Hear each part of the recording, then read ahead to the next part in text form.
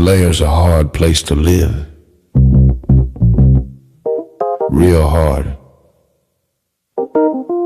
Ain't no soft landing nowhere in here.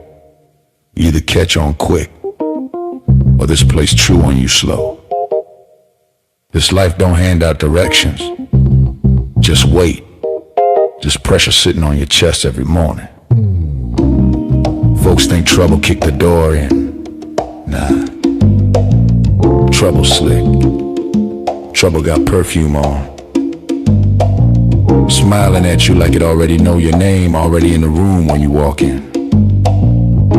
That's the slings and arrows, you don't hear them fly, you just feel that sting and wonder where it came from. Whole layer wrapped in dark mystery. Old magic in the walls. Wizards whispering deals they don't keep. Dragons watching from the shadows, counting bodies like loose change. Succubus love looks sweet at first, then you wake up lighter than you went to sleep. Heart tax, soul pawn. It's war out here. Quiet war. Betrayal wears silk and smile real nice. Same cats break bread with you. Be the one selling your name 2 streets over. This whole thing a stone cold trip, baby. No fair fights, no refunds. So whatever shield you walk around with, it better be battle tested. Not shiny. Not shiny. Not fresh out the armory, I'm talking chip paint. Bent edges. Blood you couldn't wash off even if you tried. Cause the layer don't care how fly you look in your armor. They care what's still holding when the smoke drifts off. If you still here tomorrow, still breathing, still standing on your square, then yeah, you's a bad mother. Shut your mouth.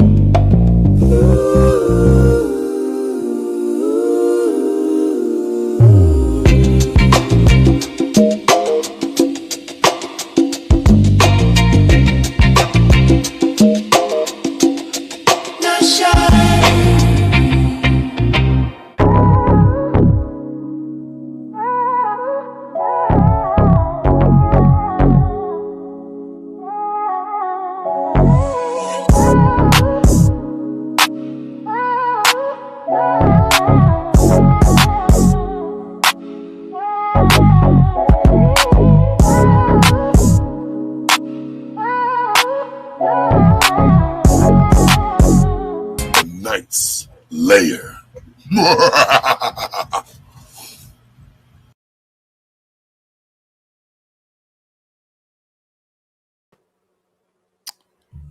Yeah, it's another one like the other one, man. It's another one like the other one. Putting in this work. We are putting in this work. Who we got over here? Shout out to the beautiful Rogue C. What up to Rapid One Fitness? It's another one like the other one. Let's change this background. I feel a little energy this morning. I'm with it. I'm with it. I'm with it. Not that one. This one. Make sure we put the banner up and get right to it. We're going over here to look at fake friends and lawsuits. That's what we're looking at. Let's full screen it up. How do I get it out of that? I don't know. Fuck it. We ain't gonna worry about that.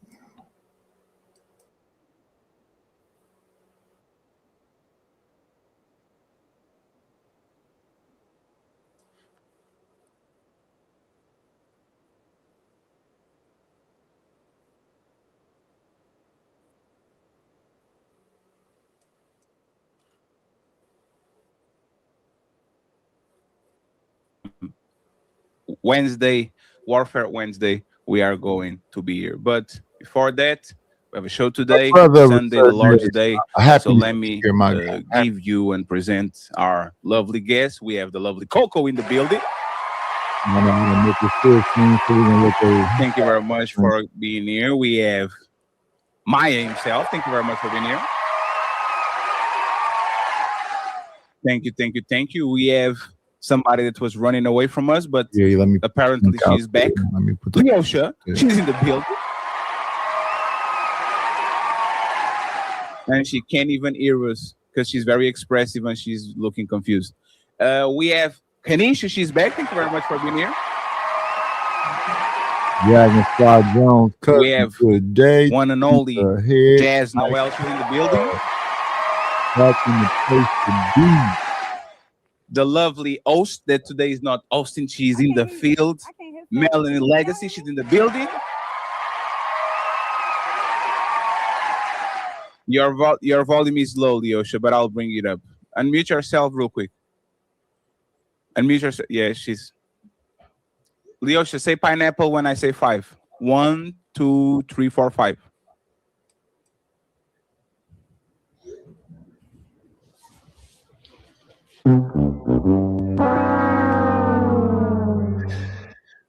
Refresh, please. Yeah, she's still not hearing this. The one and only founding father of the untouchable empire, Mr. Ilkan Ali.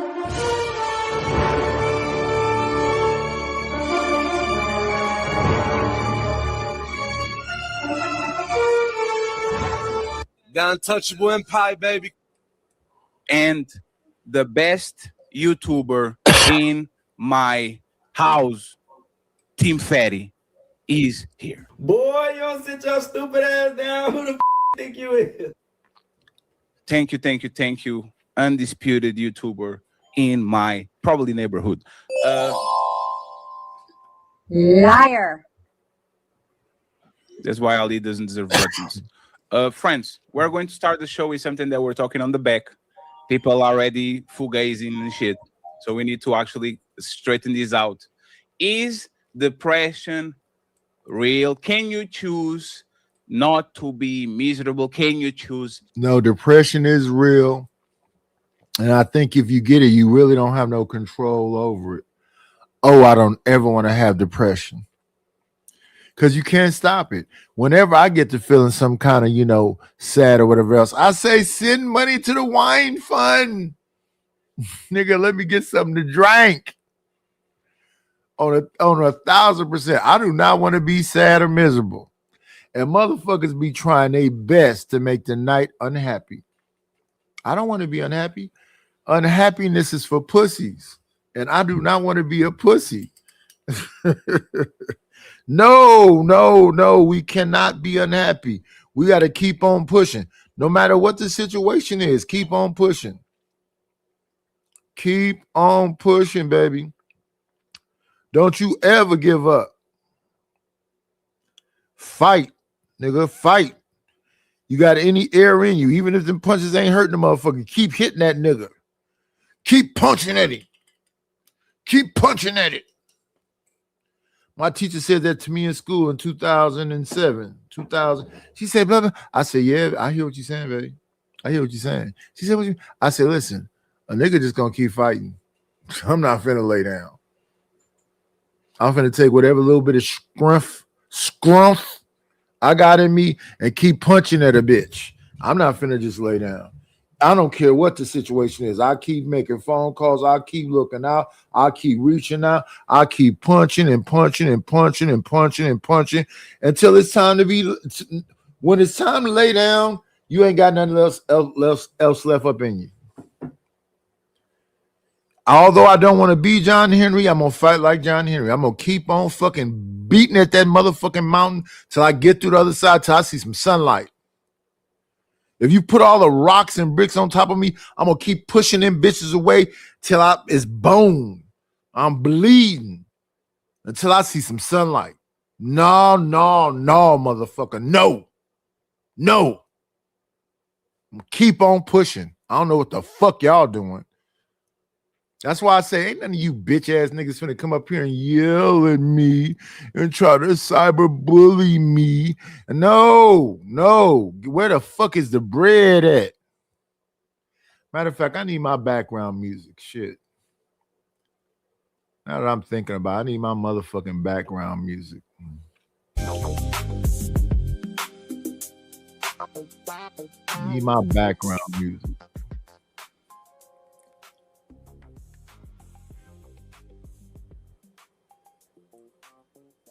Yeah, I need my background music. God damn it. Celebrate the motherfucking morning with ya. We got to celebrate the morning. We got to celebrate the life. Happiness.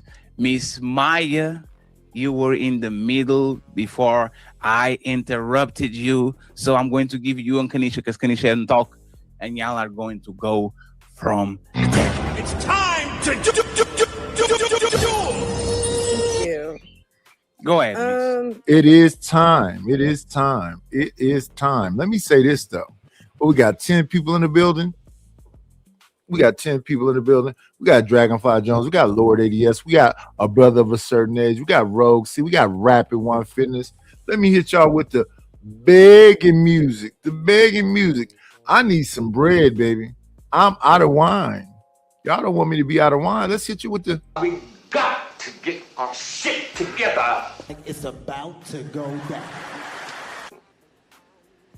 A nickel bag gets sold in the park. I want in. Tell them to bring me my money. Yeah! If it don't make dollars, it don't make sense. Oh, honey, I got to get my hands on some. And then I'm gonna get that money. I approach him with my I like that. I want to just, I need that. I take your money. Today, Tuesday, right? It's Tuesday, right? Make sure. Let me make sure. It's Tuesday. Tuesday the 14th. Listen, Savage came over here, called me all kind of bitch-ass white men. Let's make Savage angry. Can y'all send me a couple dollars? All of you fasting, a brother of a certain age, who are Dragon. Can y'all send me a couple dollars so we can piss off that nigga Savage? Cause he want me to be broke, and I don't want to be broke. I need some bread. Can y'all send me a little something? Can y'all make this phone chirp a little bit so I can make that big old black buff? What he say? He was a field nigga mad. Can y'all hit the Cash App or the PayPal, please? And thank you. I do think depression is real, and I know you can get like your brain scanned and literally see parts of your brain that are happy and depressed. So what I do think is a choice is to sit in depression and to let that take over your life for your whole life. Like to always claim you have depression, I feel like you're claiming something when you can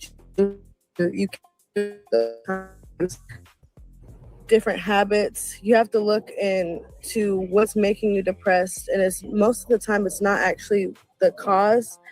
It's things that you're doing to yourself that are making you depressed over time. So a situation might happen that makes you depressed, but what you do in that depression is what either keeps you in it or you choose to overcome it. And I'll land there for now. Kanisha, do you agree that depression is a choice? No, I don't. Tell us. At the end of the day, given that I had, some personal situations that kind of put me in a state of what I guess I was in, what they say depression. I wasn't really claiming it, but I do understand that some people are chemically, set up that way where I know people that struggle with depression. I don't personally feel like I struggle with depression, but I think certain situations can make you so sad. I honestly couldn't decipher the difference. I was looking at some of the symptoms and things like that, but I don't know. I think that when it comes to depression, some people just don't have a choice. The choice that you do have is to try to find resources to make you better. Denial, is not good. So if you're denying that you actually have a problem, that those things actually exist, I think that's where the problem truly is. But yeah, I don't think depression is a choice. Mr. Ilkanali. So just so in case I'm not doing one of them shows again where I say something and I say something I didn't mean. So we know, I mean, working in mental health myself and for 15 years, is 1 in 5 people do experience clinical depression where they can't control it because of genes, because of circumstances, because how their brain is wired. So I think what we're trying to say is coming off a different way than what I think what we all been trying to say for the beginning of the show, where most people, where they're saying depressed, are typically not depressed. They're just saying it because they're having a moment of sadness and they're choosing to dwell in that. And I think every human being will experience some time in their life a place where they may not be feeling their best, where they're down, where they have a bad experience or circumstance. But I believe what you're saying, Fatty, to have good faith, is saying that the people who are actually depressed, clinically depressed, diagnosed to have depression, are actually depressed, and they can't control that, which I will concede to. But I think what I know, I'll say no. Well, I won't say no because that's being too egotistical, right? Most people who say they're depressed are choosing to be depressed, and most people who are in happiness are choosing to be happiness. So that I will say that. Miss Jazz, what do you think? Do you think that depression is a choice, or you think is not? So I kind of am in agreement with what Maya was saying. While there are things, life that can happen unexpectedly that put you in a state of depression, acknowledging that depression is okay. But once you sit in that and choose to remain in that depression, when you literally don't have to, you can make other choices. You can go about life a certain way to help yourself get out of that state. I think it's a choice to stay there. But I do agree that when you fall into it, because you don't expect it's not something that you're counting on to happen, sometimes life experiences would just put you in there. But I think your mental health, your how strong you are mentally will determine if you sit in it. Yeah. Whenever the saddest, what's up, Bolo TV? Shout out to Bolo. Whatever I've felt, the saddest I've ever felt is when my wife passed away. Man, I used to be angry. I used to be like Trey when he was punching in the sky, talking about, I'm sick of this shit. I did not want to cry no more. I cried for a year. I'm driving around crying. I'm at the school crying. I'm in meetings crying. I'm like, what the fuck, nigga? Step up, bitch ass nigga. I used to beat myself up. He's like, what the fuck is wrong with you, boy? Get the fuck up. But I couldn't do shit about it. I just like,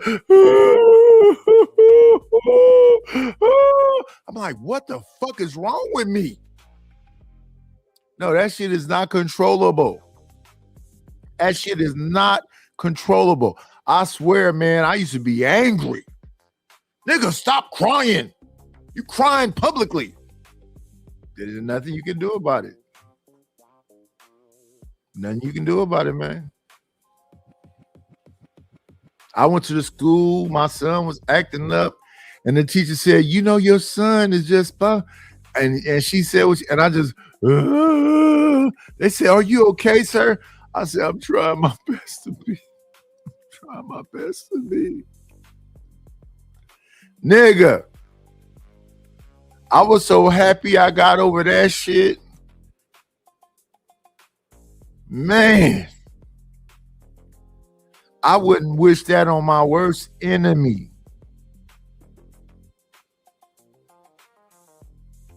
It's crazy to be angry and sad at the same time. I'm angry as fuck and sad at the same time. I'm in a similar situation now, man. I'm in a fucked up situation now. I'm not finna cry about it though.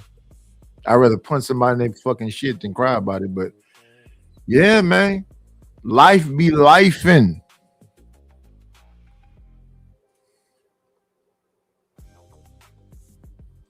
That depression, or if you decide to, move on from that depression. It's up to you.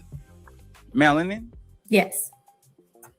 Is depression real, or is depression a choice or not? I think depression is a choice. I know I don't know if sadness and depression are falling under the same thing, but I think there's moments where you cannot be at your happiest, but I think sadness is a choice, but depression is not. I don't think you have no control over depression. That shit that was happening to me, I had no control over it. I wouldn't even call, because I wasn't really feeling sad. It just was an uncontrollable thing that was going on. I wasn't sad. I woke up feeling like, oh shit, I'm feeling good, and crying any motherfucking way. That's why I say when I hear about depression seems to be a thing you have no control over. I don't ever want to be depressed. And that's kind of like what I'm saying. When I woke up in the morning, I'm like, nah, nigga, you alive. You should be happy about being alive. You should have joy. Didn't change shit though. A nigga was bawling in tears, feeling it from your stomach, feeling it from your soul. I used to go home after that shit and be like, this is embarrassing. Wasn't shit I could do about it though. And I did my best to stay the fuck away from people, because I was at a point where I was ready to hurt somebody. I was ready to hurt somebody. Not hurt myself though. I never felt like deleting myself, but I was angry and sad and ready to hurt something or somebody. I didn't want to hurt my kids. I didn't want to hurt myself, but I was mad as a bitch. So yeah, depression, I think depression is real. I think depression is super real. Yes. Just can't say that I necessarily believe in depression. So for me, it would be something that would be a choice. Coco? So there is a state of sadness, a period of depression, and then beyond that, there is clinical depression. Now it could be shout out to Robert W. But listen, I'm not depressed now. I'm not sad now. Shit is fucked up, but I'm not sad now. I'm Gucci now. Y'all, listen, we gotta piss off Savage. We gotta piss off Jim Savage. Hit the Cash App. Please, why don't you? I need the money. Let me see. The last Cash App I got was from, let me see 1 second. That was yesterday morning. And that was from, we're not going to dox him. That was from Deucey. Shout out to Deucey. Shout out to Deucey. That was the last Cash App I got was from Deucey. The Cash App before that was from James Kills. James Kills, the Cash App he sent, he be clowning with that Cash App. Yeah, he always do that. I mean, shout out to him though. Listen, James, the dollar, I still appreciate the $1. I know you always send me that $1. I appreciate it. Thank you for the $1. I'm not gonna disrespect the $1. Kills, stalker. But yes, please support the channel. Please hit my Cash App. I need it. You know, I'm sick of eating top ramen. I'm sick of eating canned tuna. I want some fish. Due to an issue with neurotransmitters, there's not enough chemical messages going inside for you to feel happy. There's so many different factors when it comes to clinical depression, and a psychiatrist is able to prescribe medication for people who are clinically depressed, and psychologists may be able to do testing for that. Now, when it comes to outside of a clinical or a biological issue where people just lack certain neurotransmitter receptors that make them clinically depressed, a lot of people are in a state of depression sometimes. But with that, you can, if you choose to, seek therapeutic or pharmacological treatments to deal with that. But the issue is, just like with people who are bipolar that are diagnosed with bipolar can choose to be on medication, but a lot of times some of them do not, because they don't want to control the mania, or the medication has side effects. It's not only limited to mental health, it's limited to any kind of medication. You do not know the side effects of it, and you don't know what it's doing to you. If you can, stay away from all medication. Pain pills, what's motherfuckers be taking? Ibuprofens, if you can, stay away from all that shit. Really. They even pumping the meat up with different. Listen, you want to stay away from all of that shit.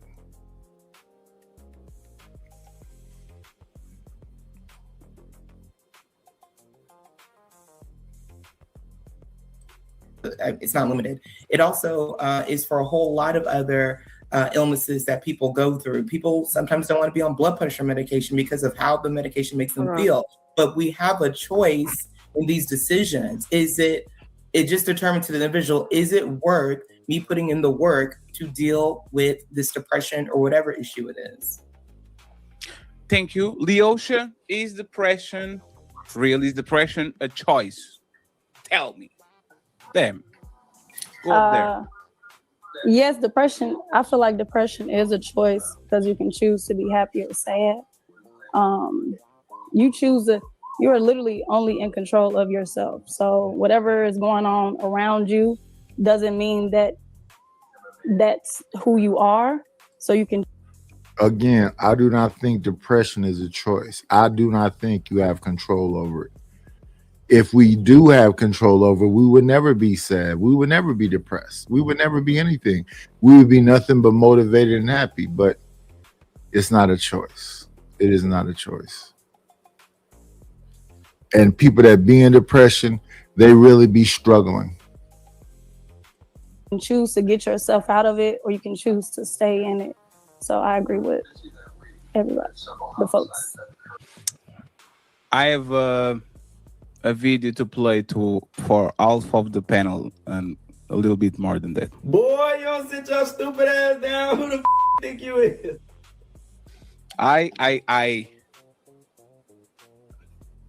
It boggles my mind, the overestimation of humans and what they can good morning, Maya Reed. Hope you're having a beautiful Tuesday morning. Control in their life. I'm sorry. Y'all team lose and y'all get in a bad mood. You sleep bad, then you get on a terrible state. Your kids are annoying. Your baby daddy cheated on you. Your baby mama took your kids away. Your favorite team lost. Y'all are moody for no reason. Y'all can't control that shit. You can't even control when you are in pain with your period cramps. You always have to lash out on somebody. The fact that y'all think that y'all can control your unconscious brain, right? What your body produces, if you get horny, if you have an adrenaline jump, if somebody confronts you, if you get your blood pressure high and low, y'all can control that shit. You only can control 5 to 10% of your bodily functions. And your feelings is something that you can control. You saying that you can do something about depression and you can walk it off is just like me saying I can twist my ankle so bad and tighten up my shoe and say I will walk it. I will walk it off. Yeah, be a big boy, fatty. Be a man, fatty. You can do it, fatty. Go to work, fatty. I know your daddy died, but it's irrelevant. We know you can chop off my legs and I can go drag myself to the market to sell some potatoes. I understand.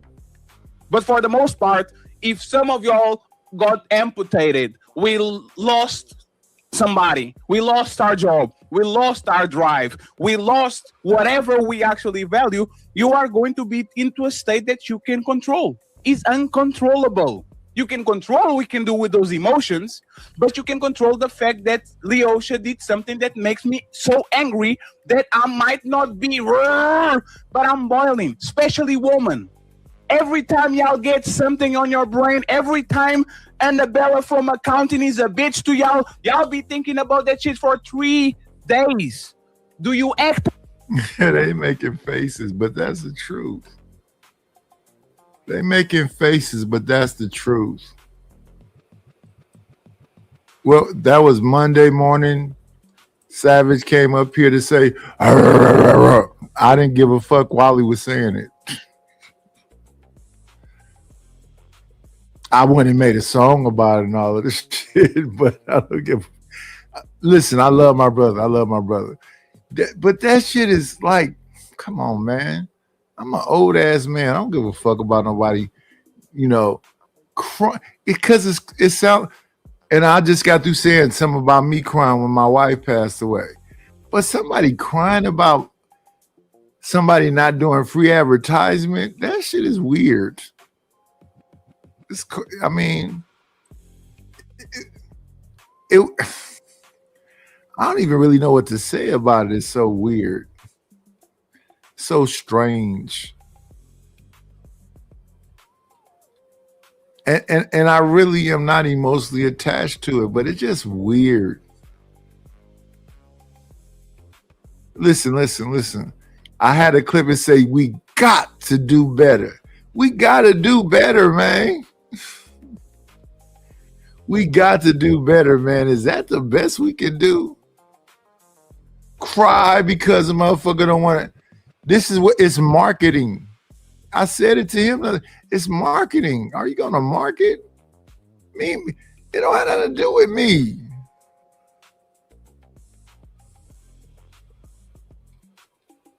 I mean, I could market it, but I just can't do it for free. But it's marketing.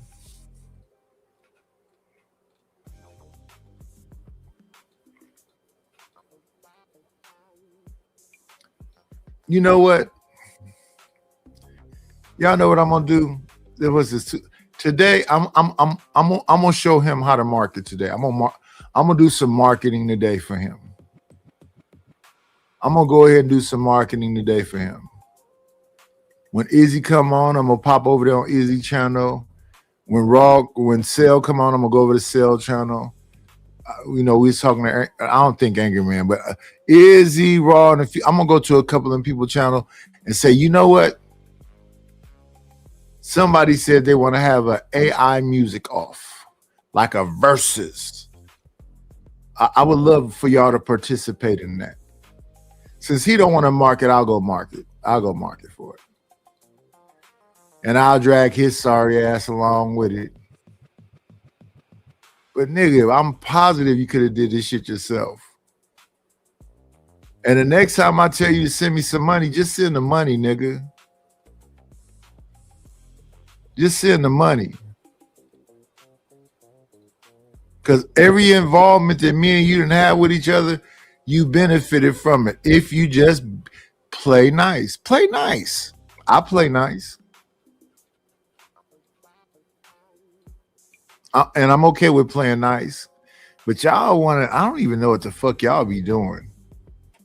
Shit don't make no sense. You be literally losing and then complaining. Just accept that you're losing. If I was losing, I would accept it. I would say, damn, I'm gonna get my ass kicked. I would just accept it. But not y'all though. And again, it's weird. I be multitasking. I be doing a show, making thumbnails, making music. I be doing 9 things at one time. What do y'all be doing? I went over there and looked at your sports show. I'm like, damn, is everything you do boring?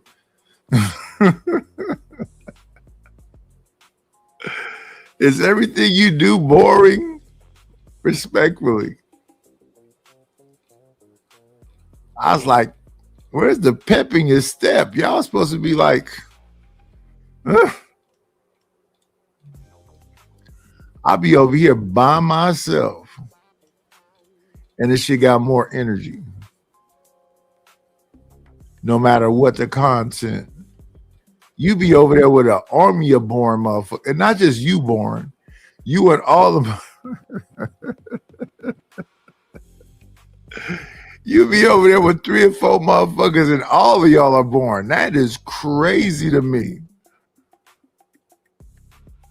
I can understand it. Like, you know, you off a little bit. You don't really know. You're not where you want to be, and whatever. But how can it be you and 3 other motherfuckers, and all 4 of y'all are boring? We talking about sports. Boringly talking about sports. Nighties, I got another show. You got a bunch of shows. I've watched a couple of them. All of them shits is boring.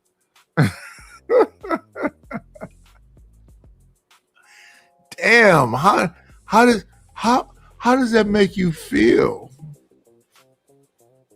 That's the real question. How does that make you feel?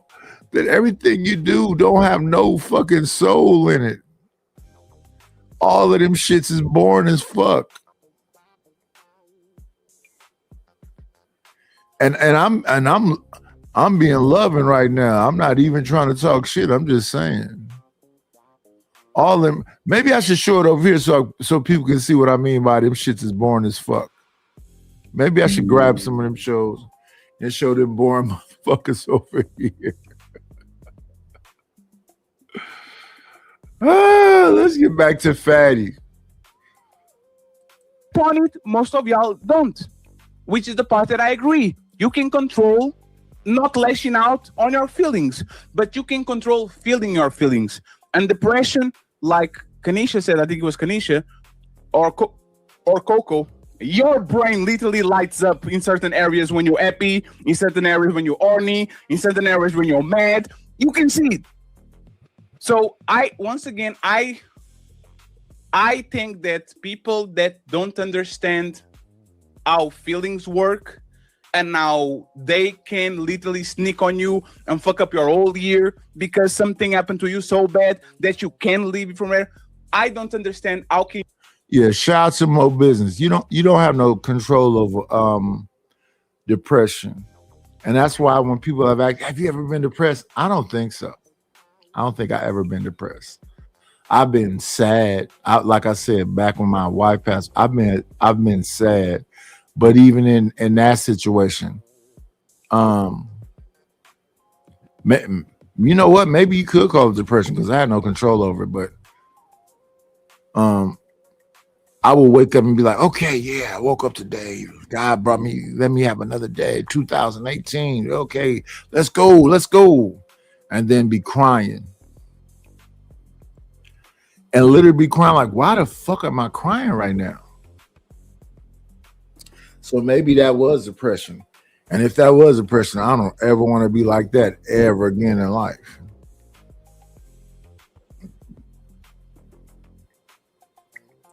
It was 2 things happening at that time. I was crying a lot and my damn legs was giving out. I'm at motherfucking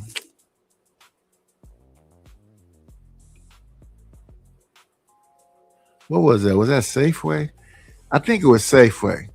I'm walking in the motherfucking stores and my legs just go out. I fall on the motherfucking ground. People, what? Are you okay? What happened? I'm like, I do not know. I just try to walk and I just could not walk. Bam, fall on the ground. That's why when I lost my car, I had a Dodge Caravan. I was okay with it. A nigga was walking around here just falling. Couldn't stand. And I mean, I can walk around right now, but yeah, literally just falling. Did you trip over? No, I didn't trip over nothing. I just fell. It wasn't nothing to explain. I'm like, what the fuck is happening right now? And even now, you know, a nigga be walking perfectly fine and just bang. I walked to the front of my house to go take my neighbor some shit. and fell in the front of my house. Damn near broke my motherfucking because it's some bricks I walked over, and I hit my shin, and I had a big ass. My shit was busted open and bleeding. Yeah, just gave out. Leg just gave out, and I fell, fucked up. I was laying down for a minute. The neighbors in my tenant in the front house was like, "Can we help you up?" I said, "No, not right now, man. I'm in excruciating pain. No, not right now. Give me a second. Let me get myself together." They said, "Can we?" I said, "Can you take that shit right there and take it to the next door neighbor?" Then when I finally felt better, I got up and walked over to the neighbor and put the shit up the right way and left a note and whatever and came back home. But yeah, completely couldn't walk.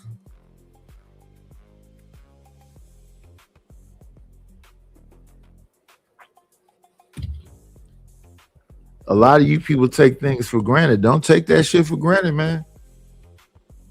Don't take it for granted. Can you go and live a day-to-day basis without understanding that things happen to you that are completely out of your control? And to prove it, I will give you a YouTube channel. Feelings or depression? Or are you just tying those things together? I'm just confused. Depression. Some of the stuff you say be right, but some of the Yeah. Shout out to A-Dub. I see a lot of wrenches in the chat. Can y'all time out SD? Time out SD for 5 minutes, please. A-Dub, can you time out SD for 5 minutes, please? Thank you.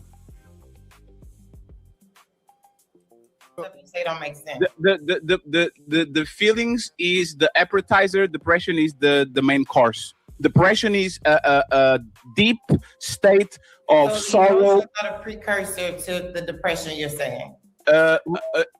Your body chemistry and how is wired, and exterior mechanisms can trigger the pressure on you. Example, a family member dies unexpected, and all of a sudden those are feelings of sad grief. Those are emotions, right? No, so let's do that real quick. That's what I wanted to make sure. Let's define depression. No, I didn't say define. Well, we should, but what I'm saying is this. Can everybody on the panel, let's do this. Let's do this before we get lost in the sauce. Let's bring my brother up here. It's only one way to come into the motherfucking layer. Come on in. Playing, it's always a treat when players meet.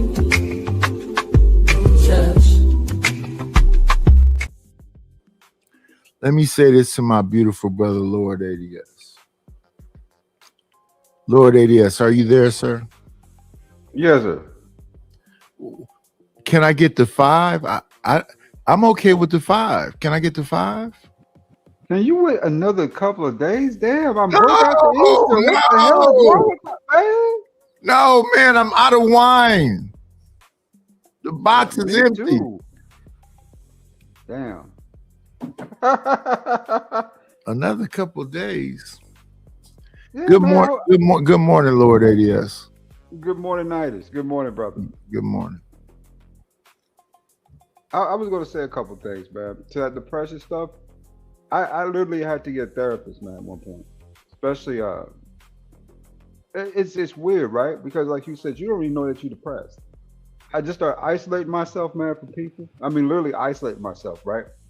I had a little girlfriend at the time, wasn't calling her. I mean, I literally didn't call her for 3 weeks at one point. She's a good woman, man. Stuck around for a little while, right? But it's just like I cut the world off, man. Like I just didn't want to be bothered with nobody. I was working from home. I mean, literally during the pandemic. And I just went to this isolation mode where time was just flying by. I didn't even notice. You know what I'm saying? I'm just working, you know what I'm saying? Going to sleep, right? Working, watching TV, going to sleep. And it was a continuous cycle, you know, and I didn't know that my mind had slipped into that point. Until thank God for good people, right? My people start checking in on me more regularly, and they got more concerned about it because it'd been like 3 or 4 months that I didn't talk to my mom. You know what I'm saying? Like I wasn't talking to nobody. So, you know, they did the little intervention thing, you know what I'm saying? Saying, hey, I don't know what's going on over here, but you got to check it. You know, so you need to call somebody up and get some help, right? So I called them up at one of the therapist sessions, whatever it's called. They booked me in for a consult, and that's when I found out. So I was in therapy for about almost another year and some change. I mean, during and after the pandemic, man. It's weird, man. It really is. It's really weird. Yeah. What they call that? An intervention. Yeah. Where a bunch of people get on your ass about something. Yeah. Intervention. What's going on, Shiesty Bomb? Hope you're doing well, Shiesty. Yeah, intervention. And you know where it came from? They got to the root of it.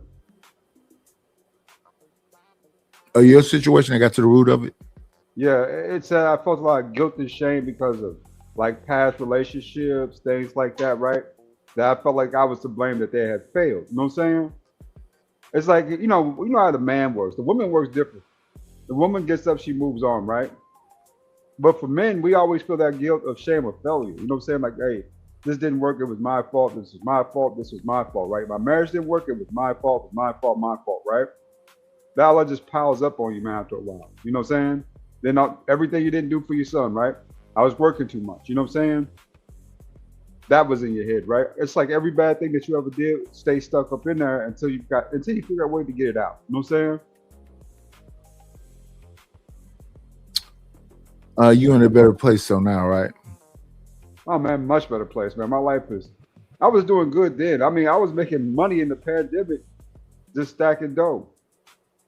I mean, I did some traveling, like, because my therapist suggested it during the pandemic. So I went to the Black Lives Matter meetups during the pandemic, down there in DC, Virginia, Philly. I went to New York.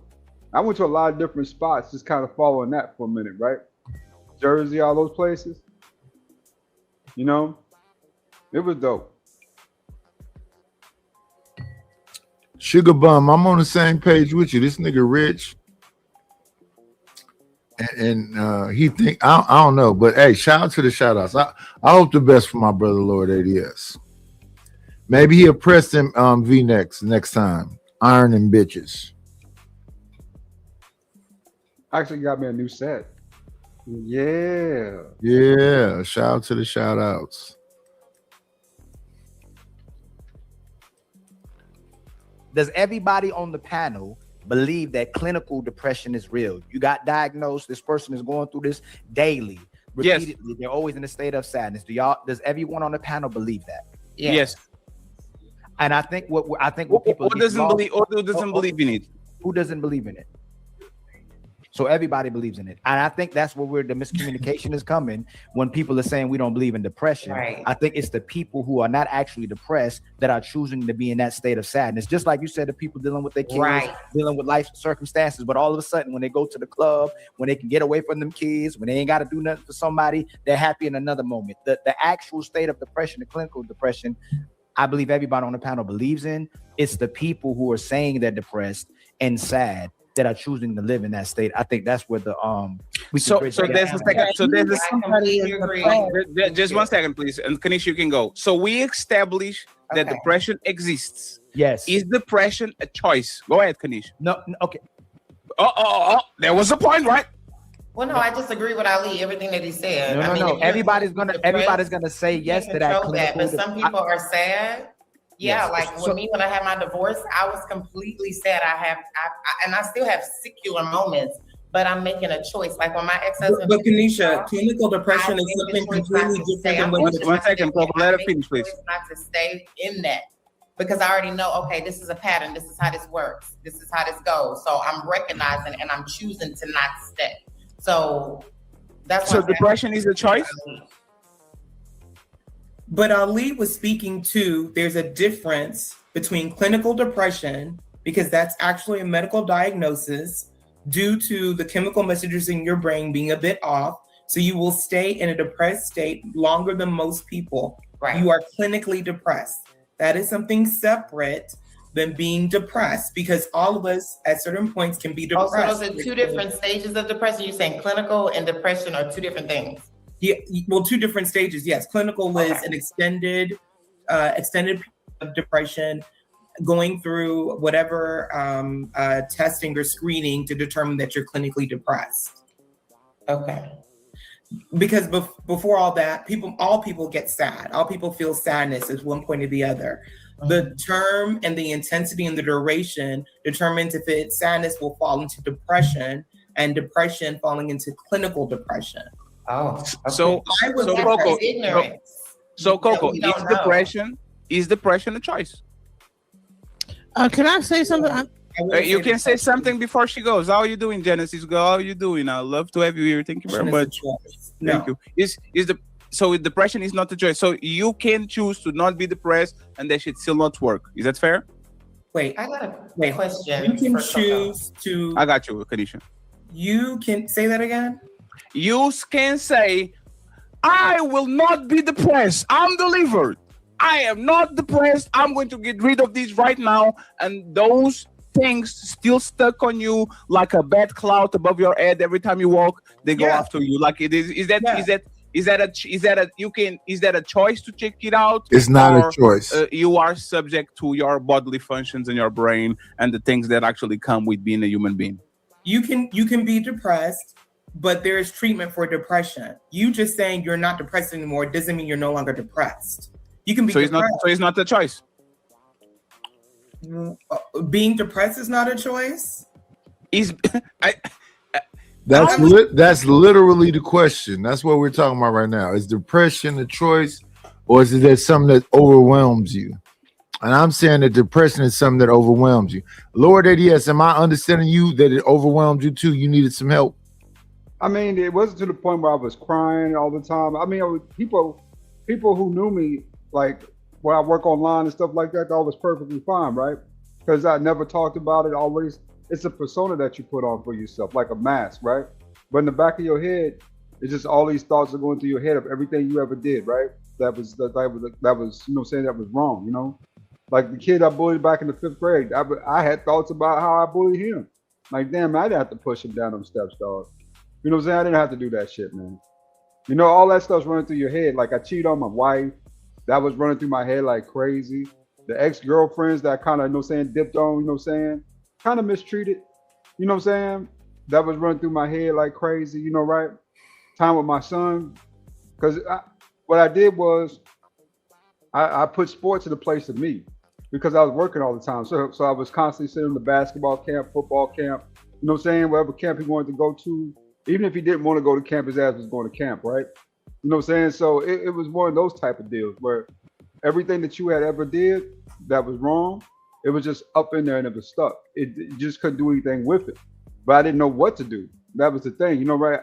I mean, you can't sleep at night because you have, you know what I'm saying, these thoughts in your head, right? Of, you know what I'm saying, that, damn, man, you know what I'm saying? I messed this up, I messed that up. You know what I'm saying? I could did better there, I could did better here. It was a constant thing for me where I just couldn't shake it. At one point, I got to 272. 272, man. You know what I'm saying? 6 foot, 272. And it was just, my health was bad.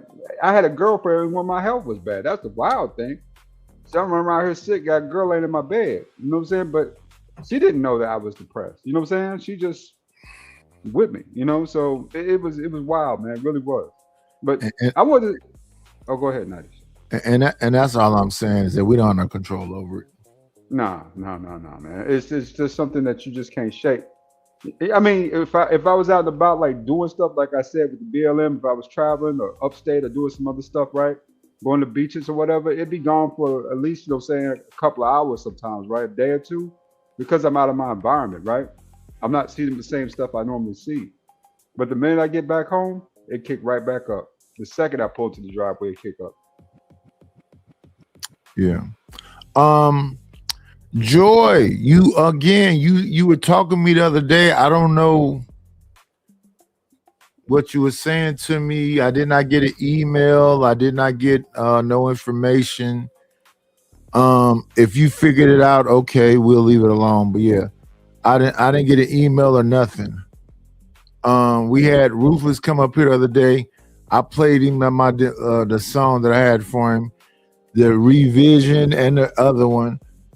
He could. I don't know what's going on. But shout out to y'all. Shout out to everybody. But yeah, depression is a real thing, man. You don't have no control over it.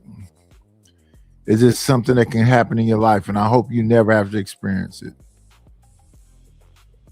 Nice. Is it just me? But 1, 2, and 3 pass for sisters, but they are fine too. All 3 of them pretty.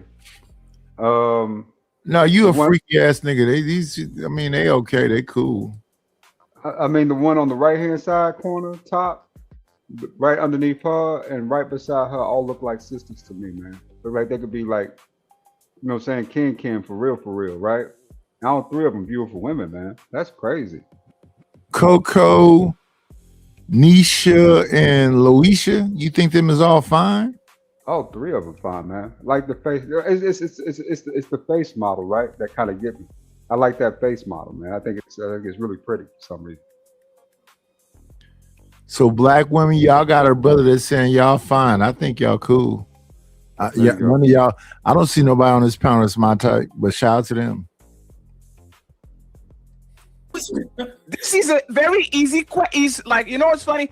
What, Fatty, is eating Burger King a choice? Is being obese a choice? Absolutely. It's a personal choice. I decide to eat more calories that I put out. So yes, being fat and becoming fat is a choice, right? A state of obesity is a choice. But 1 second. But there's exceptions of people that have thyroid problems and all that can choose. Their body literally says every Twinkie you eat, 90% is going to stay on you, right? So my question is, what is depression a state of mind that you actually can choose not to be in, or is something that is going to happen to you even if you want to shake that shit off? Depression can happen to anyone. We shouldn't be talking about this. Can I just say something? No. As a person wait, correction. Nice, correction. Kanisha, why did you say that? And then we have the Genesis. I said we shouldn't be. Not Coco, C.A. Misha. Then you know, girl, and then there was the one underneath C.A. Misha. The 2 underneath was the ones I was saying was cute. Jazz and Melanin. Yeah, I think it could be them, but it was the 2 underneath C.A. Misha a couple seconds ago, right? When they had they was kind of doing that other thing. 1 second. Those 3 is cute, man. All 3 of them look like sisters, though. Okay.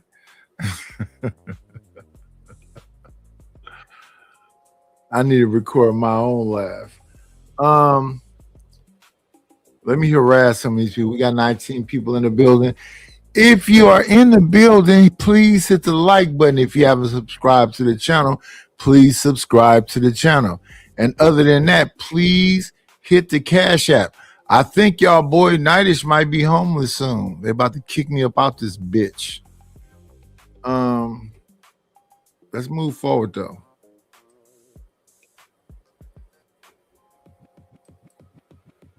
Be talking about this. This is just terrible. I mean, we haven't done no research. We don't even barely know the definition. Now I'm just finding out that there's stages.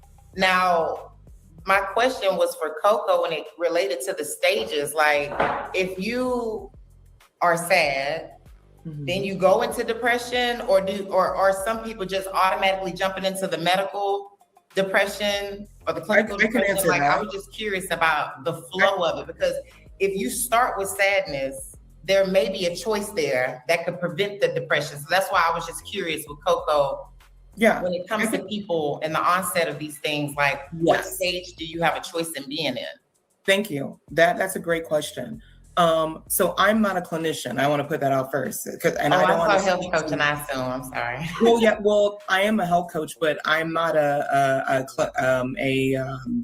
licensed certified license. Yeah, I'm not a licensed social worker. I'm not a professional counselor. But what I will say is that I had deep sadness for something that happened in my life, and then I sought a professional, and then I was diagnosed to be depressed. Now, that was only temporary. I didn't stay in that depression, but because of the life events that happened to me, and because I was in a depressive state for an extended period of time, then I was depressed. And now again, clinical depression, all of these are medical terms and all of these have definition, is if that you are in a depressive mood for a sustained period of time, and they can do additional testing to determine if there's a chemical or hormonal or something imbalance. According to my clinician friends, because I used to work with, those type of professionals. That is something different. So I understand what Fatty's trying to say, but again, there has to be, sometimes there is an event that causes a depressive moment, a divorce, a loss of a child, a traumatic life experience that will move someone to be depressed. That doesn't go against what Fatty's saying. It's just that when we get into these clinical terms, we have to be careful about what we're saying. Right. Anyone can experience depression.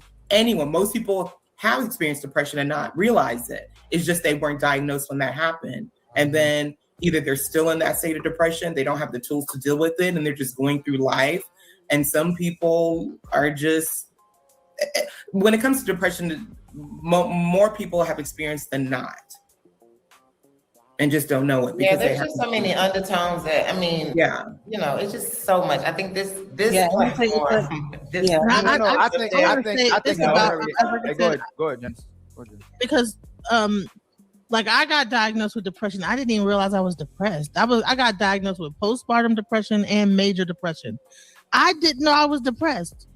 And then they took me to the doctor, and then they gave me some pills, some Celexa, and I was like, oh crap. What? I feel normal. You know what I'm saying? I didn't realize there was a difference. You know what I'm saying? I've been living it with it so long. I didn't know that I was going through a depression. And let me tell you something. Low vitamin D, like I suffer from like low iron, low vitamin D, my thyroid, like a lot of like health stuff. Like having like a low thyroid and low vitamin D. And also I was like bleeding, bleeding to death, basically. Now, didn't know I was bleeding to death. And so you'll feel like just like laying in bed and not wanting to get out. Well, now all three of them in a row on the right-hand side corner, right? 1, 2, 3. Tell me they don't look like sisters. Melanin, Maya, and C. Nisha. Yeah. Yeah, they look like. Shout out to them. They're a little rough for me. I like it, man. They kind of my type. Oh, no, I'm not taking nothing away from what you're saying. Shout out to you. But they're a little rough for me. And I know GJ Genesis. But yeah, they're a little rough for me. They're a little too hard for me. Out of bed, you don't even realize. You think you're depressed, but really, no, you have low vitamin D, your hormones are messed up. So a lot of times, that's why it's probably great to go to a doctor, get a medical professional to diagnose these things. A lot of this stuff is like chemical. It's not just a thought. It's a chemical imbalance. So it's not something like a person could choose, because half the time when you have these issues, you don't even realize it until someone pulls the blinds in your house and you realize. And even though I like DJ Genesis, she crazy as fuck. I mean, crazy as bad shit. It's crazy as shit. Yeah. You've been sleeping in your room in the dark for days. So I think this is a very important conversation that people don't have together collectively. And why I think it's important, because we have to gauge, is it my responsibility to deal with what I'm feeling and my impact on you, or is it all of our responsibility to control what happens and how it impacts each other and what we're supposed to do when it happens? Because I do believe like parts of the initial response to it, or your initial emotion, you can't control, but how you react to what you do and what you do to others is your control. So I think it's important to have the conversation, because what people are doing ultimately a lot of times is justifying what they do to other people, and not just to themselves, but to other people. So I think it's a very important conversation to have, because do you control it or don't you control it? Is the initial part warranted to the fact that maybe you can't control how your brain responds to that initial experience or encounter or an initial emotion, but you control what you do after that? you know? So because a lot of people will say hurt people hurt each other, right? But then there's other sayings, it's your responsibility on earth and how you're treating other people. Muhammad Ali, like your rent on earth is how you treat other people and how you serve other people as well too. So whose responsibility is it? And is it a choice ultimately? And what part of it is it a choice? What part of it isn't a choice? Well, when it comes to depression, do you realize a person that going through postpartum depression have killed their own children? So it's a thing where if you're not realizing that you're mentally going through something, and you might even think it's because a lot of like, especially when you get into severe depression, right? You'll think that things are happening that are not even happening. Your take on the world is completely changed from what's actually happening in real life. So you get into arguments, and you don't even realize why you're being like, you might be snapping on people and don't even realize that you're out of line. So and you Ali, have, Ali, by the way, before you go, Ali, Kanisha, I actually think there's very important to have this conversation, even if we are not doctors or well informed, because of the 500 people watching this, I guarantee you that 100% probably are on that state. Well, like this, when Ali spoke, you're right. You know, to me, we do need to have this conversation. I just think sometimes people just are so opinionated and they slang their opinion. And it just comes off so nasty, and you got to be careful in arenas like this when you're talking about mental health. So that's where my stance was. But after did Genesis Coco came up, like that was well spoken. People are really suffering. There's underlying issues. There's childhood trauma. There's so many elements that shape our mindset, and we just have to give each other grace and stop pointing the finger and saying, "Oh, you got a choice and you this." Yes. We need to be really giving people more grace. But Kanisha, I just wanted to make sure because, for example, a lot of people think that we are here 100% for entertainment reasons. But the conversation that we have here a lot of times make people think about their personal life, make them be curious to go on Google or to ask to somebody, hey, they were saying this and this and this. I feel this way. Can I get like a lot of times this is the jailbreaker for them to open the door and to go search around if there actually is something wrong with it. So pardon us. Let me just land. Pardon us if, like, for the people watching, forgive us if we're wrong. But a lot of times, somebody needs to actually open the door for y'all to search around. So if you're feeling some type of way, if you don't know if you're depressed, if you're going through something bad, don't take it as clinical advice, but make sure that you are at least curious to see what is going on with you so you actually can go get out of the state that you are, if it's possible. Let's get Coco and then vitamin D, ladies. I want to mention Coco real quick, and then Ali and Genesis because they had something to say. Go ahead. I want to mention really quick. So if you have an employer, you have an employee assistance program. Most people underutilize it, where you can get free counseling sessions. So, and that is per topic. So if you're depressed, or if you have family issues, if you have relationship issues, there are so many different types of EAP, and you get, depending on your employer, 4 to 8 sessions per issue. So I know, like Patty said, this is an important conversation to have, but if you do feel like you're going through something and you need to talk to a licensed professional, you do have EAP, please use it, because most employees do not know about it or it's underutilized. So please contact your employer, ask them if they have an employee assistance program. It's not only mental health counseling that's available, there's other things available under that program as well, but please check it out. Uninterrupted, please, Genesis and Ali. What you guys had to actually add to the conversation? And friends, by the way, like the video, friends. That's crazy. That's 400 something. Everybody should have 200 likes. Come on, man. Because this is why so I don't like where Kanisha was saying, let's be careful. Can we move away the 1 out of 5, the 1 out of 5 people who are clinically have clinical depression? Like, these are the people I don't want to talk about, right? We don't want to talk. You don't want to talk about the diagnosed. I want to talk about something else, though. I want to talk about the other things that can come off and make you because here's the thing. You have the clinical depression, but there's also like low vitamins, like lack of vitamins, like she said, vitamin D, that'll affect your moods and make you have mood swings. Thyroid, people need to check these things. And let me tell you something, women on their cycle, if you are having a heavy cycle, you need to check your blood, how much that you're not losing tons of blood. Like me, I didn't realize I was bleeding. I had to have a blood transfusion. Like, And this is how serious it could get. You think that you're just having heavy cycle. This might be something that you think that you're used to, but you might have something. And then this whole thing affects like your mood. It affects all these things affect your mood that we have in our the women have in their bodies. So we need to definitely keep track of our medical health, the reproductive, because all that stuff affects our mood, our hormones, and this, that, the other. Perimenopause, all these different things that kick in, and having kids and all this stuff. There's a lot of stuff that women, things that women go through mentally, body wise, that can cause like these types of ups and downs and zigzags. You see what I mean? What happens with these conversations when we start talking about mental health and depression? We're gonna start talking about one gender. The other gender. I thought it was ladies first. I thought it was ladies first. I was wondering why we went there. Let me finish. This is why, like, we have to have this conversation, because in one way, if Fatty says this actually exists and a lot of women keep talking about depression, then in a way, y'all can start justifying all the behaviors y'all do when you demonstrate to your man. But if men don't have depression and men are just making excuses, and then they be real men and take care of these women who are having depression when they were born to be this type of way, then we completely derail the conversation to the point that man can't have depression, men know how to control themselves, and the conversation becomes a moot conversation because it doesn't matter what the men are going through. We're going to have a conversation. No, I think. No, hold on, y'all. I'm saying respect. Kanisha, I'm not saying it that way. But be mindful that everyone that spoke so far was talking about the experiences of a woman. Nobody started talking about what men are going through. That's I thought this was ladies first. I thought it was ladies first. That's why I wasn't.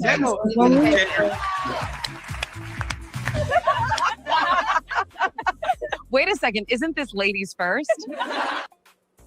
When we were discussing it, I never thought we were only talking about women. I was literally thinking we were talking about depression in general, because depression is not gender specific. Men go through it as well, probably a lot more, and we don't know about it enough because society doesn't support men in their vulnerability in dealing with depression. And I think we should support men way more, because they have mental things that they're going through and they don't have outlets, at least enough outlets for them to get it out. And there's like a stigma with men going to therapy, seeking help, asking for help, because there is like a standard that society placed on men to tell them, oh, you're not depressed, you need to just go out and make more money. You're not depressed, you need to just go to the gym. There's a lot of internal shit that men aren't supported enough to handle, which causes depression. And like Miss Genesis said, a lot of times these men are depressed and don't even realize it. And it's coming out. Most women don't care. Most women just care. And vitamin D is in men and women, by the way. Vitamin D is Jazz just doubled down on it. And Jazz, you did it. So even if you didn't do what I said you didn't do, Jazz, you just did another form of it by saying society doesn't care about men when in reality it's women. If a man goes somewhere to a clinic, maybe the doctor will care, maybe the psychiatrist will care, maybe the psychologist will care, maybe his therapist will care. If he goes to his woman, she'll end up being the victim to his problems and what he's feeling typically, Jack. Okay, so hold on. Y'all talk. Most women don't care. I'm a man up here talking that said I was been in mental health for 15 years. And the automatic reaction always like, it's already frowned upon. Are you listening to what I'm even saying right now? No, because you're making it about having your significant other be responsible for your depression. If you are really going through depression, you need to seek help. And that goes to somebody who's licensed that can help you to identify your depression. And Jazz, because I'm not saying, Jazz, no, because wait a minute, let me finish. You're making it seem like society equals the women that rejected men. No. Men created that standard. Men created that standard that men don't feel things. They don't have vulnerabilities. That's woman shit. That's feminine stuff. Men aren't depressed. They need to just go. Men set that standard up. Now, I'm not saying that women should not have a safe space for their significant other or for just men in general to be able to get their shit off. But the average person may not be equipped to handle your depression. So you should go seek professional help in order to get that. A lot of times women, they don't usually rely on, they may be more vulnerable naturally to talk about what's bothering them to that significant other, but women also take that other step to go seek professional help because it's something deeper, and your significant other, your family members may not be equipped to help you through that. And I think men should be supported more to go seek that professional help and to tell them that it's okay to go and seek that help and not just keep it all balled inside and then only relying on a woman to fix it for for you. So Jazz, you did it to me again. This is what I'm saying, right? I was in mental health for 15 years. I have personal friends of mine too who went to therapy sessions, counseling sessions, marital sessions with people. Do you know what happens every time the man and his woman would go to a therapy session, even if the woman recommended it, and then there was an issue that went to the woman had to be accountable? The sessions would end because she didn't want to go to therapy anymore. So it's not the fact the man can't go to. Anecdotal, though. It's not anecdotal. So Yes, so. So, hey, you know what? So again, you talk, you're Jazz. You keep taking the mic, Jazz. Right now, you're every time I speak, you take the mic and go the direction you want to go with it, and it's a man talking, right? Like I'm telling you what other men are experiencing. You're human. From my own experience, you were in mental health for 15 years. No, it's fine. Let him finish. Let him finish, please. Let him finish. Go ahead. Again, most men can't go to that women. It's a rarity of women who actually concerned about their man's mental health, that actually love and support through their man's mental health or what they're going through. That what isn't even clinical depression at the end of the day. It's just them going through something. They can go through to that woman and they don't even have to speak to her. She just rejuvenates them. She just rejuvenates the man. A lot of times we may not want to communicate with that to you because we guard you. We don't want you to go through what we're going through. But y'all will come to us. No, we're not like you. We're not the same. When we do have an actual issue that we're going through is when the man is expecting his woman to be there, but most women aren't. And I told you, I give you the exception of the women who are there for their men. But a lot of time, women are not understanding of a broken man, and a man that's going through certain circumstances, and she see him as weak, and she'll get away from him as fast as possible. Yeah. But the thing, I have to side with Jazz on this one, because just because Janice is explaining the woman's point of view because she went through it doesn't mean that makes her against men. Men are the ones creating this shit. Men are the ones not going to the hospital regardless. Even if they have a woman, they don't want to go. If they're single, they don't want to go. If they have foot literally falling off their leg, they don't go. If they have cancer, they don't go. If they're itching, they don't go. This is men. Be a big boy. Walk it off. Don't cry like a baby. You're not a girl. This is things that we men created. And you know for a fact, every time a woman feels something, she already called in, oh, I think I have these, please let me. And men don't do it regardless. So you are responsible for your mental health and you are responsible for the things that happen to you. Just like I can stop a woman from having postpartum depression, you being depressed a lot of times has nothing to do with a woman. This is not a gender thing or a gender war thing, or if I win, you lose. We definitely care way more about what women go through than what men go through. But this is a man's thing, because every environment that is overly masculine, men literally push other men to do shit that is terrible for their body, terrible for their brain, terrible for their livelihood, terrible for their mental health, even though there's no woman involved. Like we see this with military, we see this with bouncers, we see this, oh, you sick? Come to work anyway. No, stay at home. You're going to get everybody sick, right? But once again, even though Ali is right on the empathy level that we have regardless to each other mental health, I believe that men are actually the ones that determine that if you are a man, be a big boy, pull yourself by the bootstraps, you will go take care of your mental health. Most men are not telling men to actually take care of each other. I would say that your mama and your woman probably telling you to check on yourself more than men usually do to themselves. Is that unfair, Ali? No, I disagree with that. So I would agree.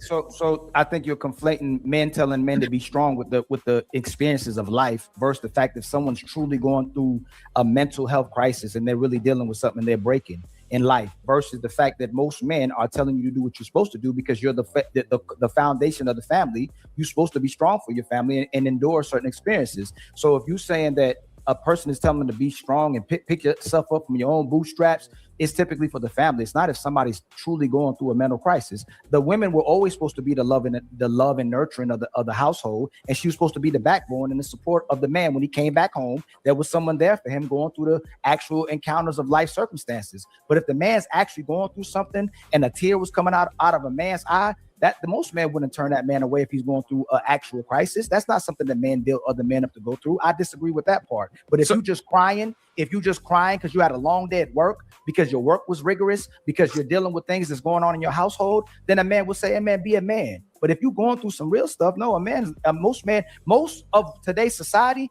a brother is there for a man.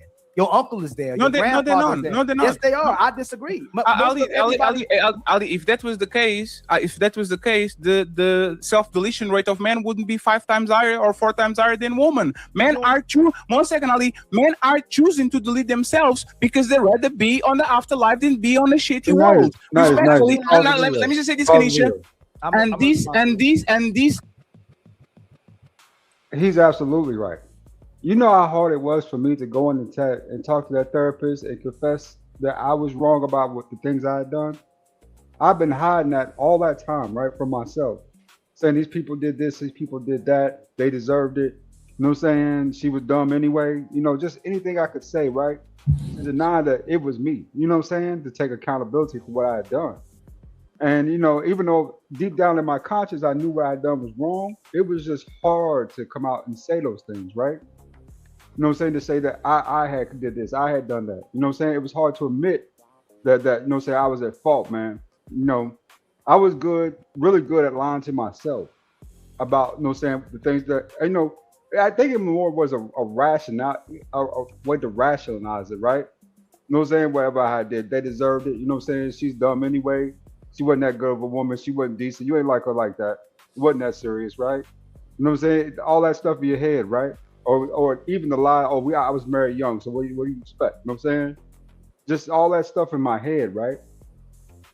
And to have to admit that, man, was like cleansing my soul, man. It really was. Getting that stuff out. It was hard though, man, to get. And the therapist I had, man, she's a pretty little thing, man. She's fine as hell. You know what I'm saying? She's gay though, but she was fine as hell. And she stuck with it. She stuck with it, bro. She got my ass, and I mean, she would like poke and pry about things, you know what I'm saying, I didn't want to talk about. And it was just like, when I left there, I felt clean, you know, right? After every session, I felt a little better about myself. So I got to a point where I felt good about myself again, you know, but it took a while to get there, man. I mean, literally having some sessions, I would just sit there, man, and say nothing. And she wouldn't say nothing, she would just keep writing, you know what I'm saying? And then when the session time was up, she'd be like, oh, you know what I'm saying, time is up, come back next Wednesday. That would be some of the sessions because I just didn't want to talk about anything, right? It was really dope, man. It really was. At the end of the day, at first, I didn't even like her ass like that because she was asking all these pride ass questions, like, you know what I'm saying? So where was this at? What did you do? You know, she even had me like, you remember what you had on? What clothes you were wearing when you was out that night?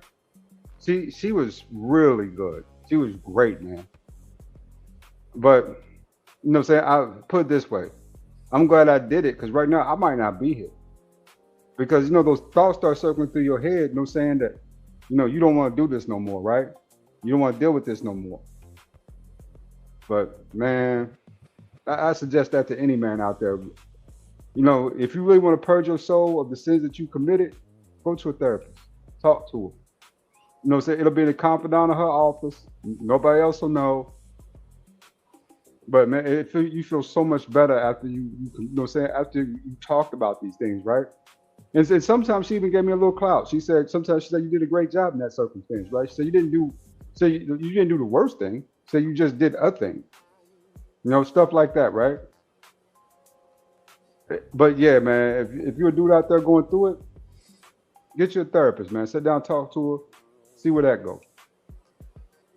And enough people to be able to tell you, know, you'll be all right. You don't have to stay in that place. Believe it or not, most of my sessions wasn't you're gonna be all right. Most of my that's not what the therapist do. The therapist is there to try to get you to understand what the situation is. I'm talking about a friend group outside of the family, outside of that. To this day, Nadish, I haven't told a lot of people. I'm really good about keeping my secrets safe, right? I don't like to, you know, saying, I'll put it this way. You know, I will hide something and I can hide it well. I'm good at hiding stuff. I learned that a long time ago. Even as a kid, I was good at being sneaky. So, you know, for me to talk about with folks outside, you know, saying that, especially family members and friends, stuff like that, the stuff I done, man, they wouldn't see me saying. They just wouldn't. Let me see. Here we go.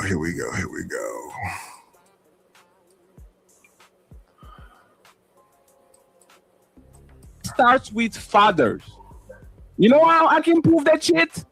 Every time your daughter does something from 1-year-old to 45, my princess, you know, we have to take care of you. We have to do this and all that. Men go fall in the park, fuck each other up, fight, be a grown man, just pull us out by the bootstraps, be a big boy. Big boys don't cry. This starts from the get-go. We make sure that our daughters are always in a state of self-preservation to the point where... Yeah. There's certain, for me, Robert, I don't tell my daddy everything about, I don't tell my people everything about, I tell them what I need them to know about certain situations. That's really it. I don't share openly like that with family, you know what I'm saying? Because I don't want to traumatize them, right? With some of the stuff that I done. You know what I'm saying? I don't want my, you know what I'm saying? I think it would break my mama heart. She probably, so half the shit I did, really, it'd break her heart. You know, right?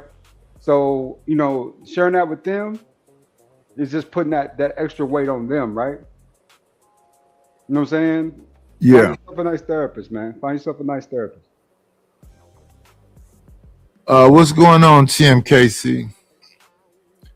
Hope you're having an amazing Tuesday morning.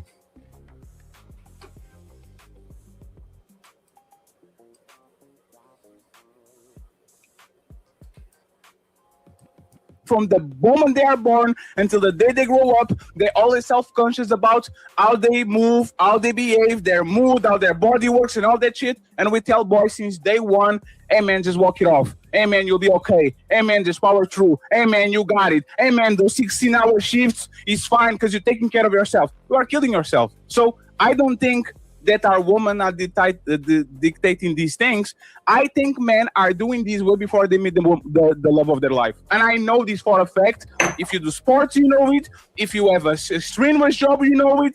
That the amount of men that literally go to an early grave because they were conditioned since babies to actually do what's best for society instead of putting themselves first is actually what gets them on an early grave. Is not a random woman that meets them at 33 and all of a sudden this man stopped going to the doctor because she doesn't love you like that. That man was not going to the doctor even before he met her. Real quick, Kanisha, that first part you said that we already rebutted, Fatty, that women try to use that against men, that we're not there for each other, and we have the most suicides. Women are the most on antidepressants, Fatty, and women attempt way more suicides than men do. They're just successful at it. You already know that. It's a cry for attention. Let me land. Because most men and women. No, we got it. Most men and women don't. Most men and women don't commit suicide or attempt to commit suicide. That's the point to go there and go, hey, man. I realize that. Hey, just 1 second, because he has to land, Ali. But Ali, who has a better support group, woman or man, on average? Women do. We already know that. So there's the point. Point. You cannot say that. No, Ali, please. Ali, no, I know you're going to ask the question, but Ali, the point is, you are saying that men support each other. No, they don't. Most men don't have. Ali, most men don't have 3 real friends. Most men don't have, like, woman could call 20 people from man to woman to a woman can literally call a random man that she met on the chat today, and that man will stay on the phone for 2 hours with her, give her supporting words, saying you can do this, I will find a place for you. Like a man, if I had to grab my phone to talk about my state of depression, I couldn't find 5 people to talk about this, and I guarantee you too, and most people don't have 5 people that they can stay 2 hours on the phone talking about their sorrow and their pain and all that shit. You call the same person 3 times and they're like, man, I hate this dude. Stop being a crybaby, man. Why are you a bitch? Always calling me, talking about how sad you are. Kanisha, please don't do that to me. Hey, Kanisha, respectfully, right? One second, Kanisha. Kanisha, I'm being tolerant of you. Keep saying we shouldn't talk about this. Slow down, you're doing faces. And now one second, please. One second, please. As a grown-up, I think we should respect each other and control the way our language, our body language is here, right? It's because you.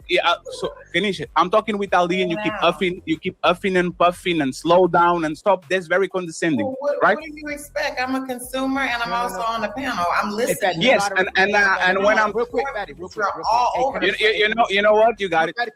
No, Ali, it's not Ali. It's not a big deal. No, Ali. 1 second, Ali. It's not a big deal. No, it's Ali. this. It's not a big deal at all. It's not a big deal. Hey, Kanisha, we're having a conversation about mental health, right? I'm trying to get to the point of what we were talking about when it came to the men and mental health. It's like he's like all of these different points that he's making. It's like he's going from one thing to the next. You can make notes and address me. Not even making any sense. You can make notes and address point for point when you're done, right? Can you make notes? Do you have a hand? Do you have some paper? Do you have a pen? You're just really like. I just want you to slow down. And I will say no. Take notes. If I'm saying too much things that your little brain can, if I'm saying something that your little brain can comprehend to the point where I'm going too fast for you, keep up. It's not about keep up. No, keep up. It's your job to keep up with me. Keep up. Keep up. Keep up. Instead of asking me to slow down, keep up. Culturally able to talk on these points? That's another question I had. Are you culturally able? What does that mean? Is mental is mental health an American problem or a worldwide problem? No, I'm asking you a question. Okay. Is depression and sorrow and suicide something that is only cultural to American people, or is something that worldwide people get affected by? Answer the question. Absolutely not. It's not. So why are you saying culturally when everybody gets depressed all around the world? Culturally, I'm talking about the things that you're speaking on. What am I saying? When you're talking about certain things that you're talking about culturally, I think you're out of bounds. Lady, tell me. Oh no, it's fine. Talking about the bold statement about depression. Yeah, that's a global thing. I am open. No, but what did he say? No, Ali. 1 second, Ali. Hey, Kanisha. I'm opening to correction. I'm going to fall back and calm down because people want me to calm down. Correct me. What did I say that showed that I am culturally disconnected? You have a chance to prove it, and I'll be quiet for 2 minutes so you can get your point. I don't need to prove anything to you, Fatty. I think the panel could agree. You're all over the place. The stuff that you're saying. Give me an example. 1 minute you make a point, and then it begets to something else. Give me an example. It's not even connecting. Give me an example. If Jazz was wrong, I would say, Jazz, you talk a lot. I believe that this is what you said is wrong.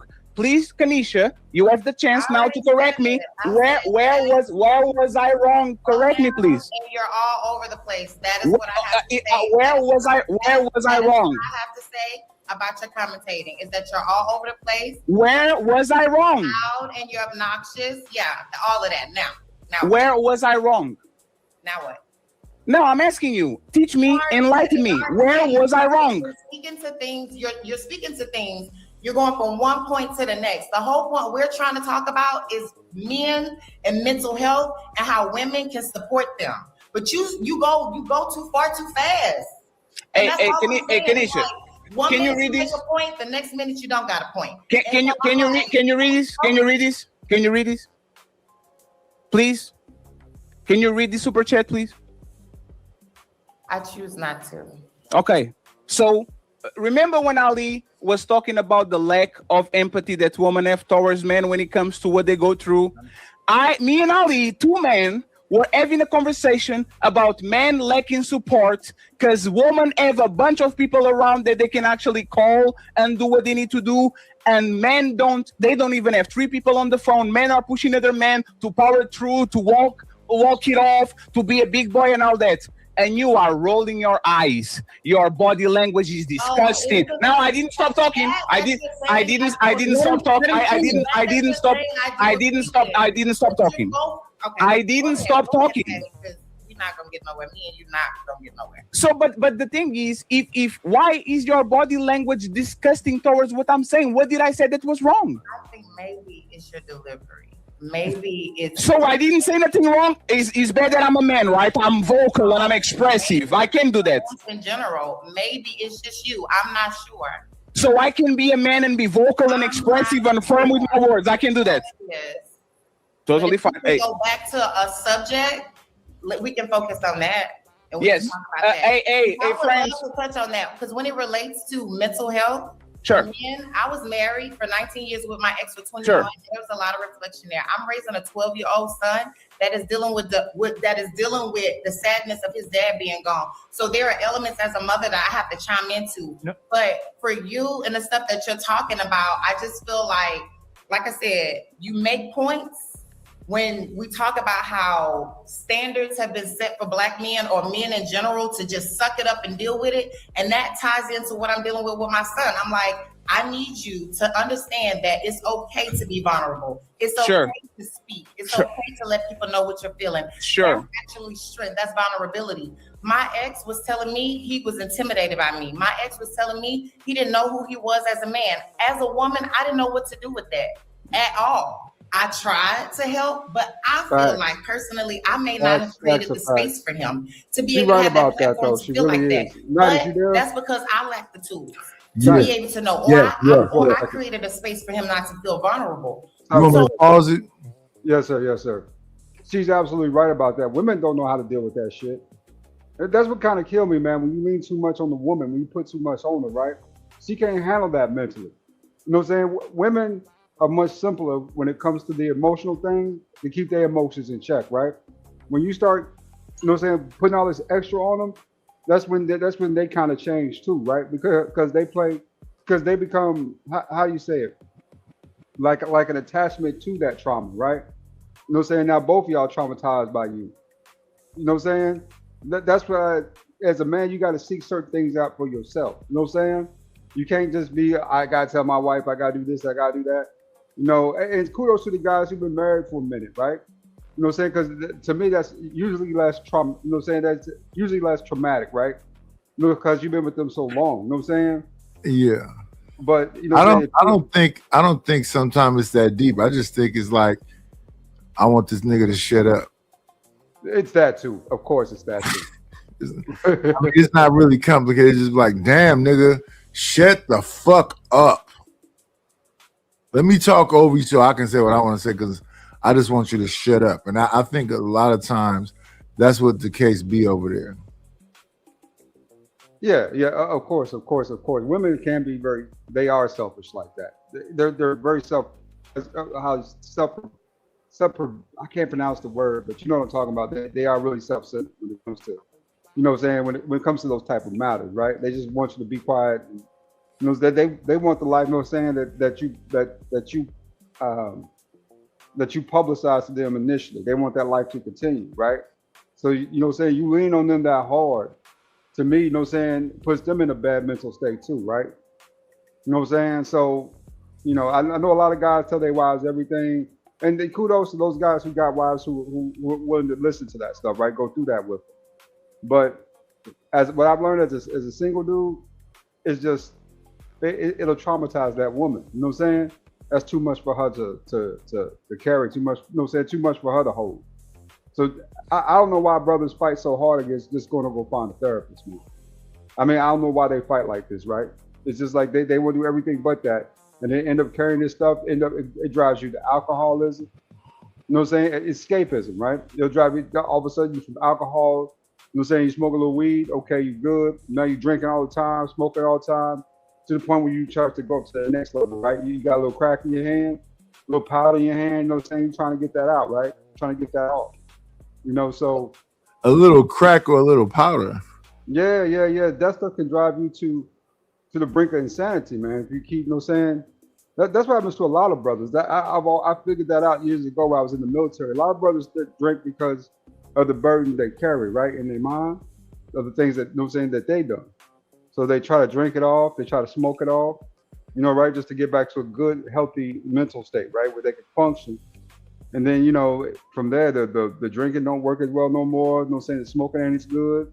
They go to that next level. You know what I'm saying? Start popping pills. You know what I'm saying? For, you know, you got a little powder in your hand, for, you know, you got a rock.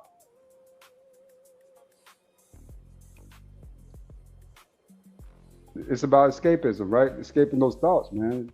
Just, you know what I'm saying? Go find yourself some help. Well, it is what it is, Nidus. Hey, brother, I got to drop down. We got to get ready for work. Good talk. Salute. Have a good day. You too. All right.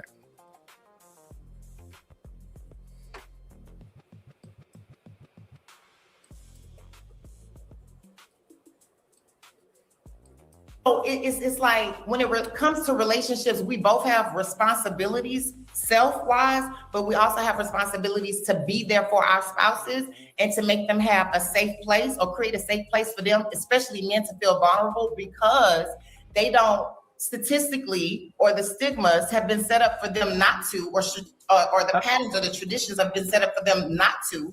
We need to change that stigma. We need to change that. Please let me say something. So why would you tell them Ali, I'll just want to say this, right?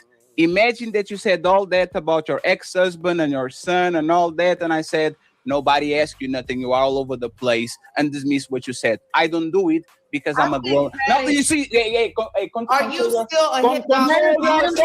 Let him finish. Let me finish. Control your. You had the chance for 3 minutes to say what you wanted to say. That's still hollering. Go ahead. What? You see this shit? Do you see this?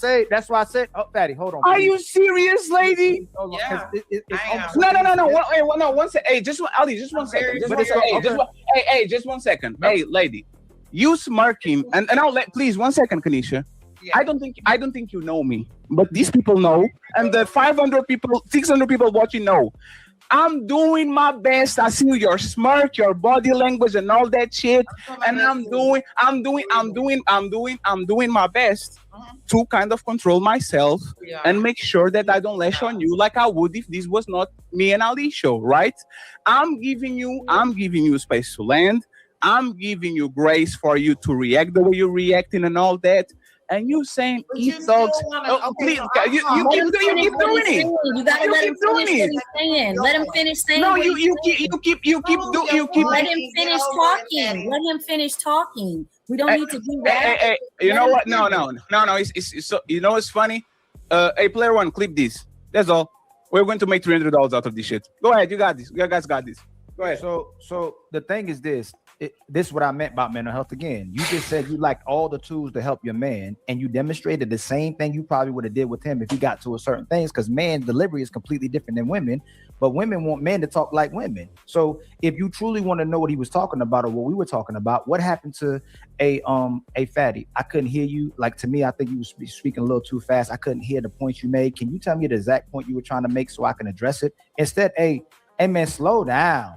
You rolling your eyes. You being dismissive of what he's saying. You say hit dogs holler, but we care about mental health. That's called gaslighting in terms of mental health. At the end of the day, everybody's going to get to a point of defense. And that's why we say certain people don't mix or match. Everybody brings different things out of people. Clearly, me and Fatty is not. No. You missed my point. No, you missed my. Hold on. Hey, Kanisha. You didn't even listen. You said there's no reason if we're having a conversation. There shouldn't be something that he has to be defensive about if we're trying to hear each other out. There's no reason for you to get defensive. He's been defensive from jump. All of his points are defensive. No, but so if we care about mental health, if someone's being defensive, we're supposed to be understanding. Do we escalate it and gaslight the person, or do we try to de-escalate it? If you feel like if I felt Maya was getting defensive, right? Hold on. You were getting defensive. Hold on real quick, y'all. Hold on, please. You were the first person that got defensive. You said we shouldn't talk about this. And then we changed, we took the tone down a little bit and said, hey man, this is an important conversation to have. And we understand why you may feel like that. But a lot of people mistreat each other because of the things they're going through and not knowing how to handle it. You were the first person that got defensive, and we took the tone down a little bit and became more understanding. And Ali, no, it's just a point. No, 1 second. It's not just that. Somebody gave their opinion. She was okay. I gave my opinion. She said we shouldn't talk about this. And then Coco and Genesis talked, and she said, you know what? I'm happy we're talking about this. So she clearly didn't like what I said. It was just me, right? She went from let's not talk about it to let's talk about it to let's not talk about it. It's just that. When I told you, hold on. There's a video I saw when we talked about the roles of men and women, right, Maya? That is your role of being the de-escalators, the nurturers, the lovers. We're supposed to come for you with the grace. If Kanisha talk like this is real, let's talk real life, right? Right. Charleston White, I saw a video before I came up here. He was talking about men don't talk, right? And men don't argue with women. They're not supposed to, right? Because in real life, when a man and man argue, we're supposed to fight. Women aren't supposed to get in positions like that with men. They're supposed to work on de-escalating and nurturing and being able to communicate. Y'all are supposed to be the actual communicators. Y'all supposed to bring our mind to our heart. We're supposed to bring your heart to your mind, right? Yeah. That's the part of our community where we're lacking, where the man is still being supportive of it, and you're trying to get the man to change the way he talks, the way he receives messages, the way he gives messages as a woman, and the woman can turn up, come down, talk how she wants to talk, and still get support and love from the person. So this is what we're talking about mental health. And look at what's happening. Just what we don't know each other, but look at who's being receptive. Look who's being defensive. Look who's being offensive. And if that's your goal, Kanisha, it's not necessarily my goal. I just think, like I say, I listen, and I listen very good, and I've been listening all of this time, and it's like I'm trying to follow. So what did he say? Personally, so what did he say that bothered you? Defensive. Let's just put that on the floor. Yes. So can you tell me? So look. So it's not that this is communicating. Women ask men to communicate, and we keep saying it's the woman who not communicating, or we're not saying what she don't want to hear. It's what's really happening. What did he say that bothered you? Okay. So first of all, just listening to him, I felt like culturally, is he on target for some of the stuff that he's saying? I think the way he talks, just to me. No, slowly, please. So let's start the culture. So the way he talks, let's say the cultural barrier. Where did he miss you or miss Black people in general or Americans in general? I just question culturally, can he speak to this? I'm not sure where he's from. I'm not sure if he was raised here. What does that matter? We're talking about it matters because like he's a man. But he's a man. Let her finish. Was it? Am I answering? No. Yes. Let her finish. Go ahead. What does that mean? So for me personally, like I said, recently divorced, right? So if I'm going to go seek help, I feel like I want to seek help from somebody that I can relate to. So I would probably be going to a Black woman or a Black man because I feel like they can relate better. But that's just my point of view. So initially listening to him, just off of his accent alone, I wondered, is he culturally able to speak to some of these points? Because that was just my first question. Then second, it's like the stuff that he was saying, it's like 1 minute I'm like, yeah, that makes sense. Then the next minute it's like, okay, we just, from the point that we were at and the stuff that he was saying, we just got so derailed. But that would be that would be a contradiction, right? You said, I don't know if he can speak on this because he might have a cultural barrier, but you said there was that's not a contradiction. That's not saying 100% you can have no opinion and none of it will be right. No, that's what you were implying, that he might not understand this, but you said you understood some of the things that he. Different topics. No, Kanisha. Can he respond? Are we really entertaining this? Aren't most doctors from India? What about their culture? Are they still able to be doctors? You cut him off to make the same point he was making, and nobody's talking about it. You brought up your son and how in men's spaces it's hard for men to be vulnerable. He brought that up. That was a point he was making. Well, so I don't see why you say that there were some things that were right and there were some things that I didn't understand and that were wrong. But you didn't even let him finish. He didn't even No. So what? That's the point, right? 2 minutes. No. Hey, 1 second, friends. 1 second. So again, like this happens a lot, right, Kanisha? I've been doing this for 3 years. Ali, just 1 second, Ali. And people say, why is Fetty talking about family and divorce? And I tell them, divorce rate in Portugal, Europe, is 70%, way higher than American divorce rate. I can talk about relationships because we're going through the same thing over here. Mental health is something that you need a brain, a body, and be human, and a society to feel. Either be in Brazil, in India, in Russia, in whatever case it is. So Kanisha, please, we are going to give you the floor. Explain to me, what did I say that was wrong so we can move along? Like we can correct each other, right? I'm not being funny. I'm not being messy. I'm not being angry. What did I say that was factually wrong so we can move along? What did I say? So like I said, and I'm going to repeat it for you one more time. Everything that you were saying, one point of it made sense. Then there were some points that was like, where is he going? You went from one thing to the next. That's all I'm saying. It did not line up. It did not add up. What are those? What part didn't add up? It seemed like what we were trying to do was highlight. Please don't, Kanisha, respect me. Kanisha, you can hear me. You can hear me, right? Talk. What point did you not understand? And you talking around everything but saying what you didn't understand that he said. You said you understood what he said on one part. You said another part. So what didn't you understand? The part. Hold on. When you say you're gonna say Ali, this is the part I didn't understand. She can't state what it was that he was saying. She can't state what he said that she didn't agree with. I'm saying that there were points that he said that made sense, and there were points that he said that did not. What are those points? When I say the man didn't make sense, I'm saying to the points that he was making. He's going from what point was it? So what are the points? What are the points that I missed? Hold on, y'all. That's crazy. This is ridiculous. Daddy, I think he was talking too fast. We're derailing No, with he it. We're getting wasn't. off the point. That's the point. That's what she said. Oh, man. Too fast. He gotta slow down. That's what he. But what we were talking Hey, hold about. on real quick. Slow She down. didn't want to hear him. Hold on, She didn't please, want to y'all. hear him. Hey, Jazz, That's what's bottom hold line. on, Jazz? What's 2 + 2? 4. Hey, Sorry. Maya, what's 5 × 10? 50. That's a difficult one. Okay, hey, Kanisha, what's 2 + 1? Now, what I'm not gonna have you No, do no, is try to Kanisha, stuff I'm not trying because to. I said that this man wasn't making any sense. What? So what was I saying? That doesn't work.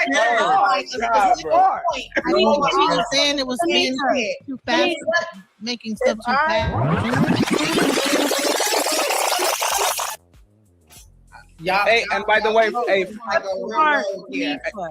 Let me ask you this. hey, and friends, by the way, hey, friends, by the way, friends, this is what men feel when they are inside of the house with a woman and they are trying to understand her. Says, please, baby, tell me what I did wrong. And it's just like, I feel like, like this is, y'all say that y'all don't learn nothing over here. This is exactly what we're saying. We are asking for her to be a good communicator, and all we're getting is feelings because she has no idea what I said wrong. Feelings. It's not feelings. So what did I say?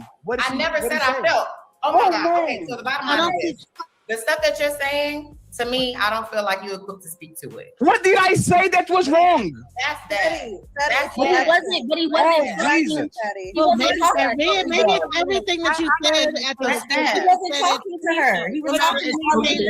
I don't even understand how we ended up getting involved in this, and he was talking to Ali. I don't understand how we got included. When two men were talking to each other about men's mental health, how did we get involved? And what he was saying didn't make no sense. And he was never even talking to her. He was talking to Ali. So why couldn't two men have the conversation? Me chiming in like everybody else is doing is what That's not it. No, that's not it. Hey, we're going to move along. And the friends, I know what it is because this didn't start today, right? This is what is happening. Kanisha has a little bit of respect for Ali. She has no respect for me. This happened before. It's like I see the room mode and then I start talking and people start to become dismissive, or they kind of like, you see, like it's just about a level of respect. If Ali said the same thing I said, she would be like, you know what? I can relate to that because this is happening to my ex-husband and to my kid and all that. Because Fatty said it, and I have a funny accent, the New York accent, of course, a Brooklyn accent. All of a sudden, she's very confused when she could clearly make notes and tell me, Fatty, this is why I don't think you are a good doctor, because you are telling me to treat a cough with baby oil. Now I understand what I said wrong. I said use baby oil to cure a cough. You can tell me what did I say that was wrong, because all of that is your feelings, has nothing to do with what I said. Let's move along. You're right. It does all boil down to my feelings. Like I said, when it relates to like relationships, you know, some people can either friendships, you can be dealing with the wrong people and it can create and bring out the wrong things. You made a great point. Ali can say something that can calm me down. You say something and it can just like make me like, ugh. And there's your choice. That's not mine. Yes, I think that's ultimately. No, but that's the point. How is that? One second. How is it my fault? I digress. I'm No. wrong. No. Hey, one second. Hey, lady. 1 second. No. That's fair. But that's Kanisha. Look at this, right? Look at this. You said your husband was a kind, like your husband couldn't get you. Your husband of 19 years couldn't get you. He was afraid of you. He was insecure. No. You said that he was intimidated. If your husband of 19 years can get through you, why should the fat fuck from Portugal can get away? Well, why should I do it when your husband couldn't? I don't know how that fuck would. But that's the point. I'm talking like you, and this is me talking with you. No. Yes, this is me talking with you. I'm talking with the wall. That makes more sense. Yes. And you know why the wall is better than you? Because the wall doesn't talk back. I digress.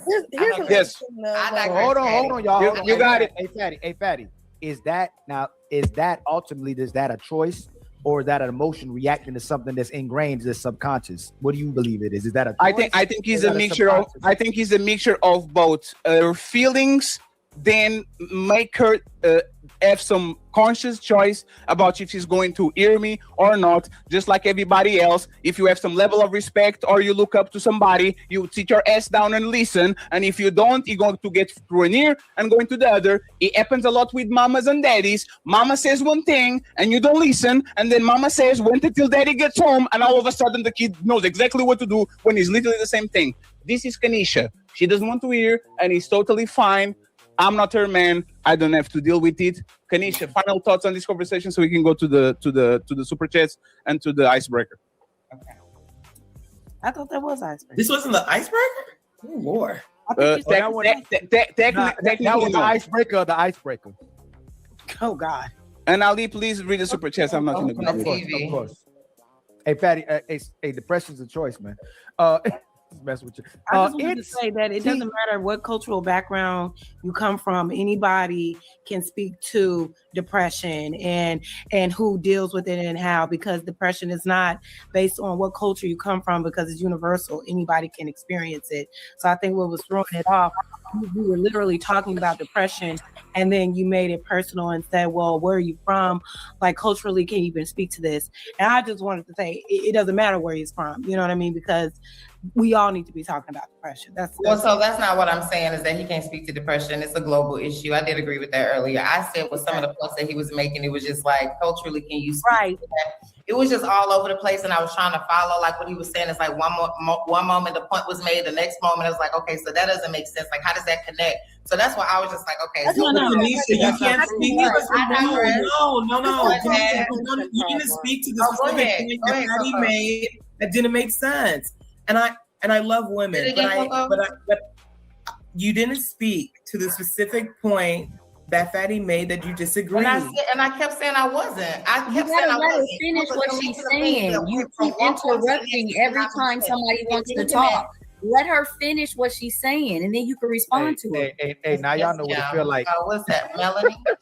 Now y'all know what it feel like every day living next to a woman. That's what a man goes through every day. Yes, it is. I don't deal with you. I'm sorry. It's the cultural barrier. It's the gender. And I think we were also confused because you said the depression wasn't the thing; it was the other points. But then when we actually, what were the other points? You never stated. Oh, I was. But that's what I said. That I'm not going to state it. It's really nothing to state. It's like I said. I'm gonna say it again. The whole this has to be my last time. This has to truly be my last time. If I'm listening to an overall collection of what this man is saying, and I'm like, okay, so that makes sense. Okay, so then how do we talk? Why are we talking about that? Well, what are we talking about? I don't have to give specifics. You're not saying anything right now. You're literally not saying anything. This is why a lot of y'all. Hold on. Hey, Kanisha. Kanisha, it becomes a stacking of gaslighting, because first they started out trying to be understanding with you, and you still not being understanding, and them trying to be understanding with you, and they in the United States of America. They don't live in Portugal. If I want to understand, let me give you an example. I know that Coco, you from Nigeria, right? Or Nigeria? You from? I was born in the States, but yes. I could say something or do something that may disrespect her, that be culturally insensitive, and if I do it, she'll go, "Hey, Ali, this is what you did." Hey, Coco, I didn't understand it. Can you show me how I can be more understanding of how I should have spoke to you, or I should have been more understanding your culture? You dismiss it by going, I don't know what he's talking about. He moving too fast. Like, you know what it is? Kanisha, I'm still talking. Kanisha, you interrupting me again. Look, you interrupting me again. I let you land every single time, Kanisha. Okay. Respectfully, okay? So it ain't just me. It's me too, Fatty. Light skin power don't work all the time. If you want to be understanding of somebody, you want to be understanding of somebody. You're not demonstrating the type of behaviors that want to have understanding. You're not even giving specifics or details to what you didn't understand, so we can be understanding of you. What you're doing is, and you did it again. No, you did it again. Right. So, Kanisha, can you stop? Can you stop cutting me off? Can you stop cutting me off? Kanisha, can you stop? Kanisha, can you stop cutting me off? Hey, Ali, somebody super chatted something hilarious. Hey, is that the African pendant on your chest? Are you on Ghana or Angola or something like that? Why you have it? So let me demonstrate one thing too. Hold on, we about to. Why you have it? We're gonna Kanisha, this is the thing that women struggle with sometimes too. Accountability, right?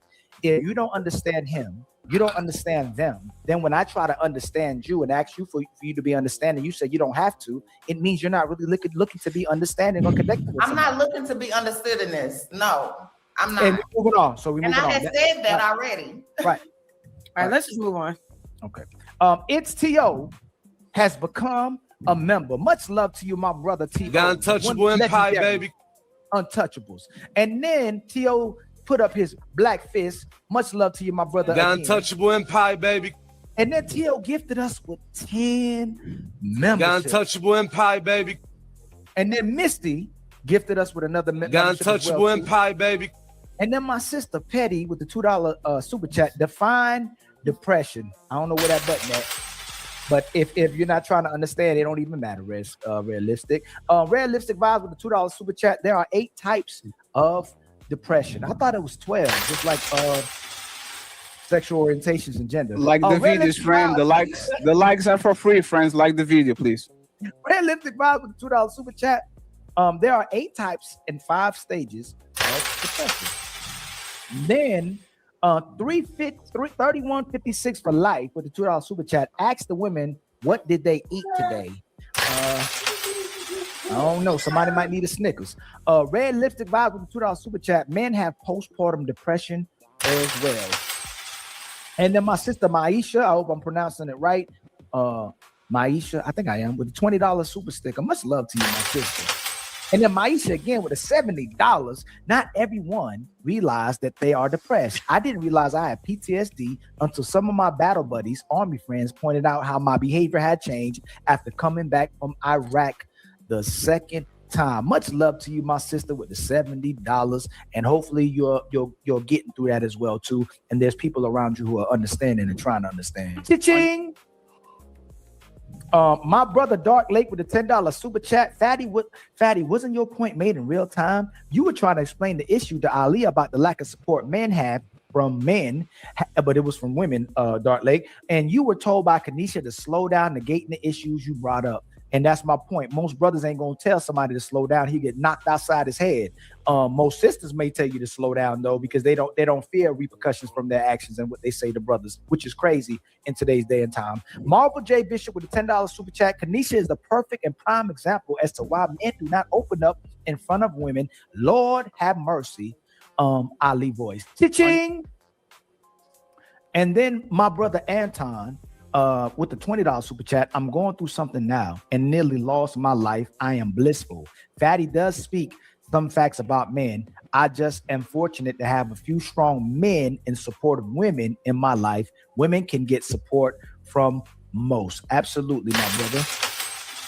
And then tells you with the $2 super chat, Coco, what you benching? 250? I saw them shoulders, girl. I put the girl in there, put some emphasis on that. My brother Ken Panic with the $10. She's on Angela Bassett. My brother Ken Panics with the $10 super chat. Kanisha is a hyena. Everything her husband divorced her for, all feelings that why she can say one thing, but how she felt about his voice, even the vibe. Mr. Walker with the been a member for 2 months. Salute to you, my brother. TM Panics with 5 more gifted The Untouchable Empire, baby.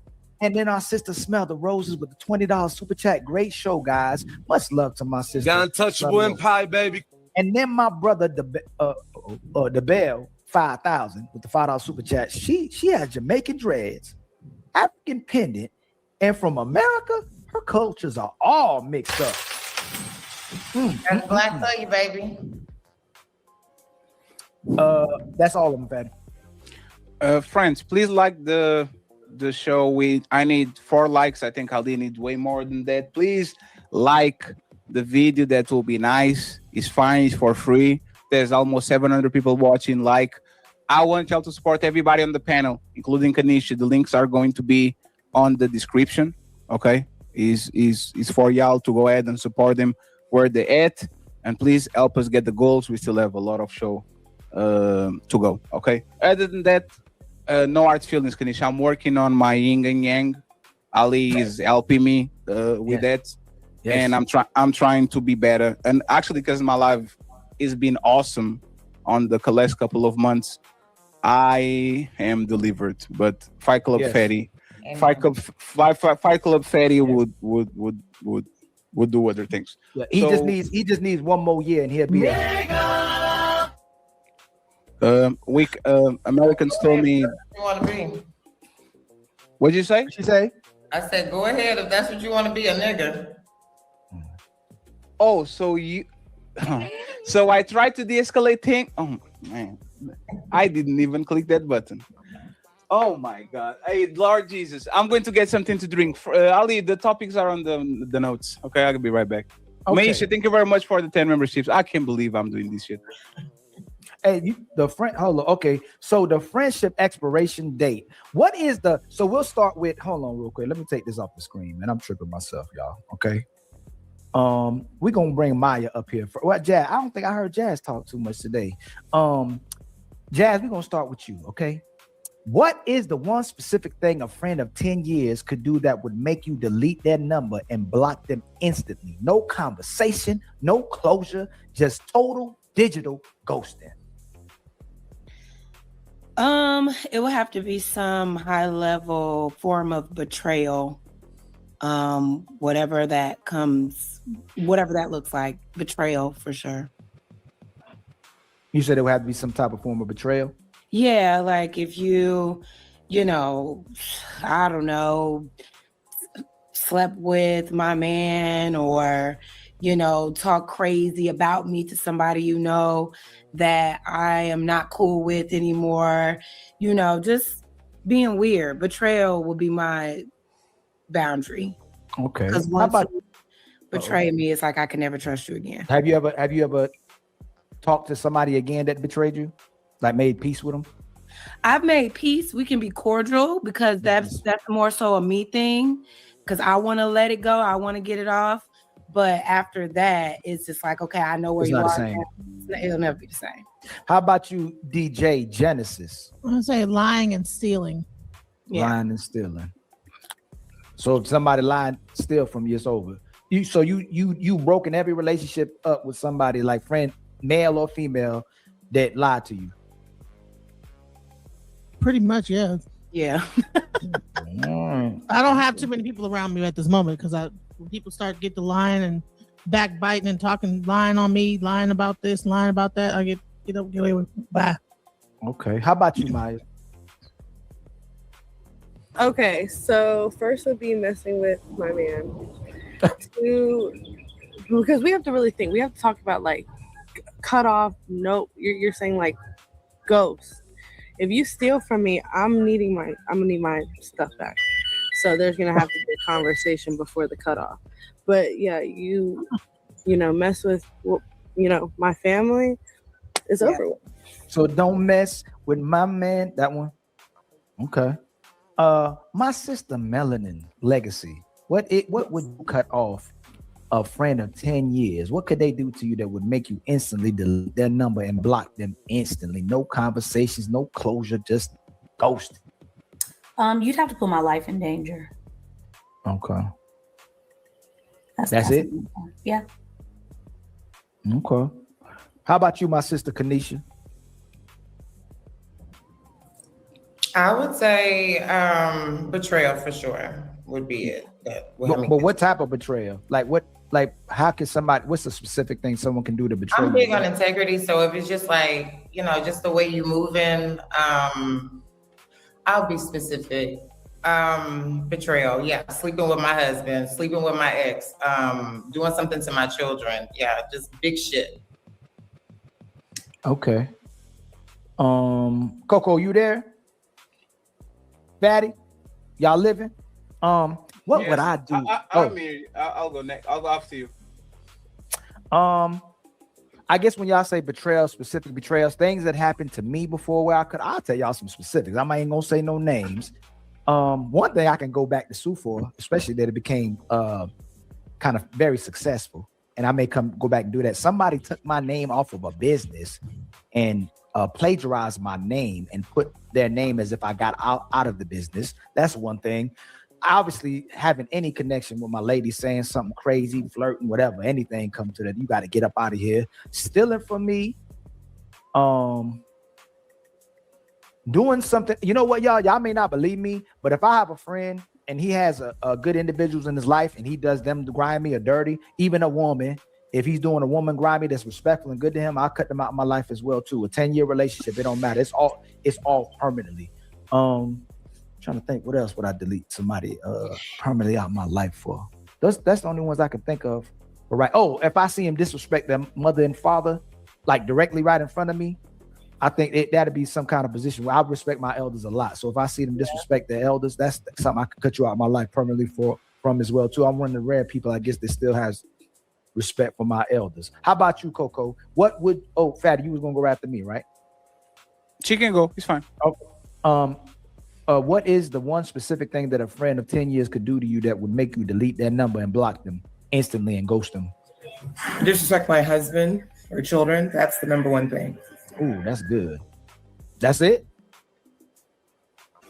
Yeah, I'm pretty forgiving, but yeah, my husband or children. You talking about automatic? Yes, like woo. Yeah, that's it. Okay. How about you, Fatty?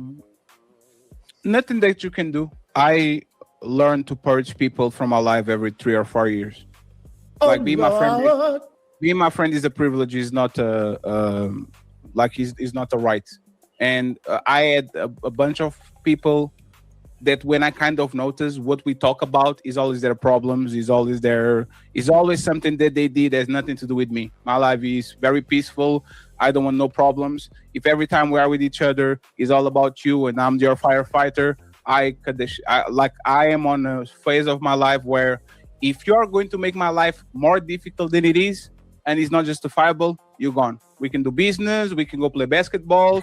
I'm not going to answer your call at 2 a.m. in the morning because you just want to talk about your problems. If it's something that is real, serious, we can do it. I'm not going to be your emotional tampon just because you want to discharge whatever the fuck you have on your brain on me. We're not going to do that. What if they're depressed, Fatty? If they're depressed, there's actually something. And this is some of my friends being depressed, especially like during the pandemic and all that, when things kind of, and I was the one that pushes, hey, let's go for a walk. Let's go to the movies. Let's go eat out. Let's just try to show a level of empathy to help them get out. But if you are a recluse, right? If you're somebody that actually takes pleasure of being the victim, that's not my job to actually try to save you. As soon as I bring you out of the building, you go right back running inside and the building is burning. Not my job. I'm the one to get hurt, just like everybody else. And if you like to hurt yourself and you pleasure yourself in hurting yourself so you can be the victim, I will try to rescue once, I will tell you twice, and when you show that you love that warmth that burning building gives you, I will clap from outside. Then when you call me, I'm going to ask you who this. It's not my responsibility. And a lot of relationships are like this. I don't like emotional parasites. I don't like emotional vampires. I was literally for 30 years of my life, I would give my neck and says, you got it, because I have a lot of blood. You can get a little bit. I'm not doing this shit anymore. Respectfully. Either you fix it, or there's something so bad that I have to sit with you and kind of baby you to recovery. But if your mama didn't die, if you're not going through a divorce, if your kids are not MIA, if there's not something very specific, don't come in crying because the Lakers lost and LeBron James put you on the bad mood. I don't give a fuck about that shit. But isn't that the fine line to what that's the thing, like, y'all, I don't got time for it no more. Like what Fatty talking about, if somebody's coming with me with all their burdens, they're always down, they're always going through something bad, when I feel like it's my responsibility through what I'm going through to be light to you, to be positive to you, to be there for you. If someone's coming to my life like that now, man, y'all, I've helped so many people in my life that they never gave back or reciprocated. Y'all seen things on these panels and these spaces. Ali lying. Ali lying. Ali will say, Fatty, I think we should. Fatty, let me help him. Fatty, I say, Ali, no. You self Ali. Hey, Ali is. I've served my time. I've done my time. And I did it for the time. Ali feeling good because he's out of the plantation, but he still can see motherfucker with like it's ridiculous. And again, I don't know if he's his mom or his daddy. Ali will try to help his biggest enemy. Literally, the biggest. Oh, the biggest. Oh, you putting dirt on my name? Let me take $10,000 to help you with your business. You know what I noticed, y'all? Do y'all know how I know why I don't have no sympathy for it anymore? I see people treat the people who love and care about them worse than the people who do them dirty. Repeatedly every day. It's the most crazy thing. People waking up every day to show off the people that don't give a damn about you, they don't care about you. They set these unrealistic expectations and standards for you. They hating on you, they're jealous of you. But the person who love you and care for you and there every single day, you giving them your behind the kiss. Ali done with those. Like those days are over because you'll understand. Oh, Jazz, you going through it? Oh, Melanie, you going through it? All right, man, I understand. That's why you did what you just did to me. Oh, Coco, that's why you did what you just did to me. But the people who can give a damn about people, they showing them their best behavior. They on their best behavior, kissing their behinds, loving them, supporting them, being on their buying them computers. Yeah, I mean, it's great. Like buying them computers just for them to come on the internet and say Ali's a bitch. From the computer that Ali bought you. This is what I'm talking about. Hey, Melanie and Jazz, I have a question, right? So we were talking before on the back, right? And I said this is the way I actually avoid pain. I just don't get emotionally attached to you. That's all. My expectations are low, so when you say you'll do something that is going to hurt me, that shit doesn't work because I didn't create no expectations towards you, right? And I read a lot of Machiavellian stuff. I like a lot of things that might sound egregious when it comes to morals, but actually work, so I can at least think about it. I might not do it, but I think about it. What makes people show more love to people that show them nothing, to people that actually with them all the time and trying to push them and all that? You probably, both of you all are going through this. You have this person that you keep putting some help them and trying to push them, and they literally don't do nothing for you all. And then there's this stranger that doesn't do nothing for them, and they want their validation and they want to do shit for them and all that. Like, what makes people get do that? Like, do y'all have any idea? I don't know for sure, but I would have to say that you respect one and you don't respect the other one, or you're trying to earn the respect of one while not caring about the respect of the other one. No, Yeah. but why? I don't know. But why? It's kind of like that thing where it's like your parents, right? Yes. Your parents, right? Where these are the people that's telling you the right thing, but you don't want to listen. But as soon as somebody else says the exact same thing, all of a sudden you listen in and now you want to follow that direction. Sometimes it's the messenger. When somebody that knows you for real and can really tell you about yourself, sometimes when you're not ready to face that, you don't want to hear it from that person. You need to see that. It's like a weird validation thing when a stranger can say it. Then it's like, okay, I feel like maybe they'll listen more to the stranger because they feel like the stranger isn't being biased the way that a loved one or somebody they know could assess them. They may feel personally attacked, whereas if it's somebody else, it's like, well, they don't know me, so maybe it is like that, even though they both are saying the same thing. But can you turn it around? Why does the guy that says I love you, good morning, gets a worse treatment than the guy that ignores you, calls you ugly? Like, I'm sorry, ladies. Like, I learned that less is more with y'all. You know what I'm saying? Like, for the most part, he's never somebody on the panel. I know y'all going to say, me? I love people that are lovely to me and bring me roses. I don't like right? that. But the grand rising queen, guys, and y'all probably have a bunch of them on your DMs. Every time you post a story, they react to everything. Oh, beautiful, great. I love the shoes. I love how you cook. I love how you this. Like, I know that those guys, for the most part, will never get the treatment of the guy that is semi-available, the guy that is nice, nasty to y'all, the guy that kind of, see what I'm saying? Like, how does that happen? Like, how, and respectfully, I go through that shit too sometimes, especially with women, because I like to chase. If a woman is hyper available, sometimes I'm like, damn, God damn, you have nothing to cook. Just leave me alone for like 3 days. It's fine, right? So I get that feeling. But how do we get to that? How do we get to repulse people that are extra kind and extra nice to me for whatever reason? Like, how do we get to their state? I think there's a certain level of manipulation with those type of guys. Like, there's like a feedback loop going on where they're probably love bombing in 1 minute, and you end up being addictive to that that fleeting emotion, and then it gets taken away, and you're chasing it just like a drug. It's like gambling, you know. You won that one time, and you're trying to win, but you just losing the whole time. You know what I'm saying? But you won that one time, so you're just trying to win again, So it just, I think men that are like that kind of, or women that are like that, anybody that's like that, it's usually a manipulation. They know that they're doing it on purpose. Jim, you calling me the person that is always at them, or the person that is receiving the person that is the woman, the person that's, or the man that's like chasing after the person that's being elusive or kind of like being like, or dissing them or whatever. At one point, they probably at one point paid attention in a certain way and did it to a certain degree that set up an addiction in that person to chase after the feeling. But then they withdraw that feeling, and then that person is chasing after them. That makes sense. It's like you break the person and then you build them up, and they thank you because you build them up. But you are kind of the person that kind of broke them. Kind of,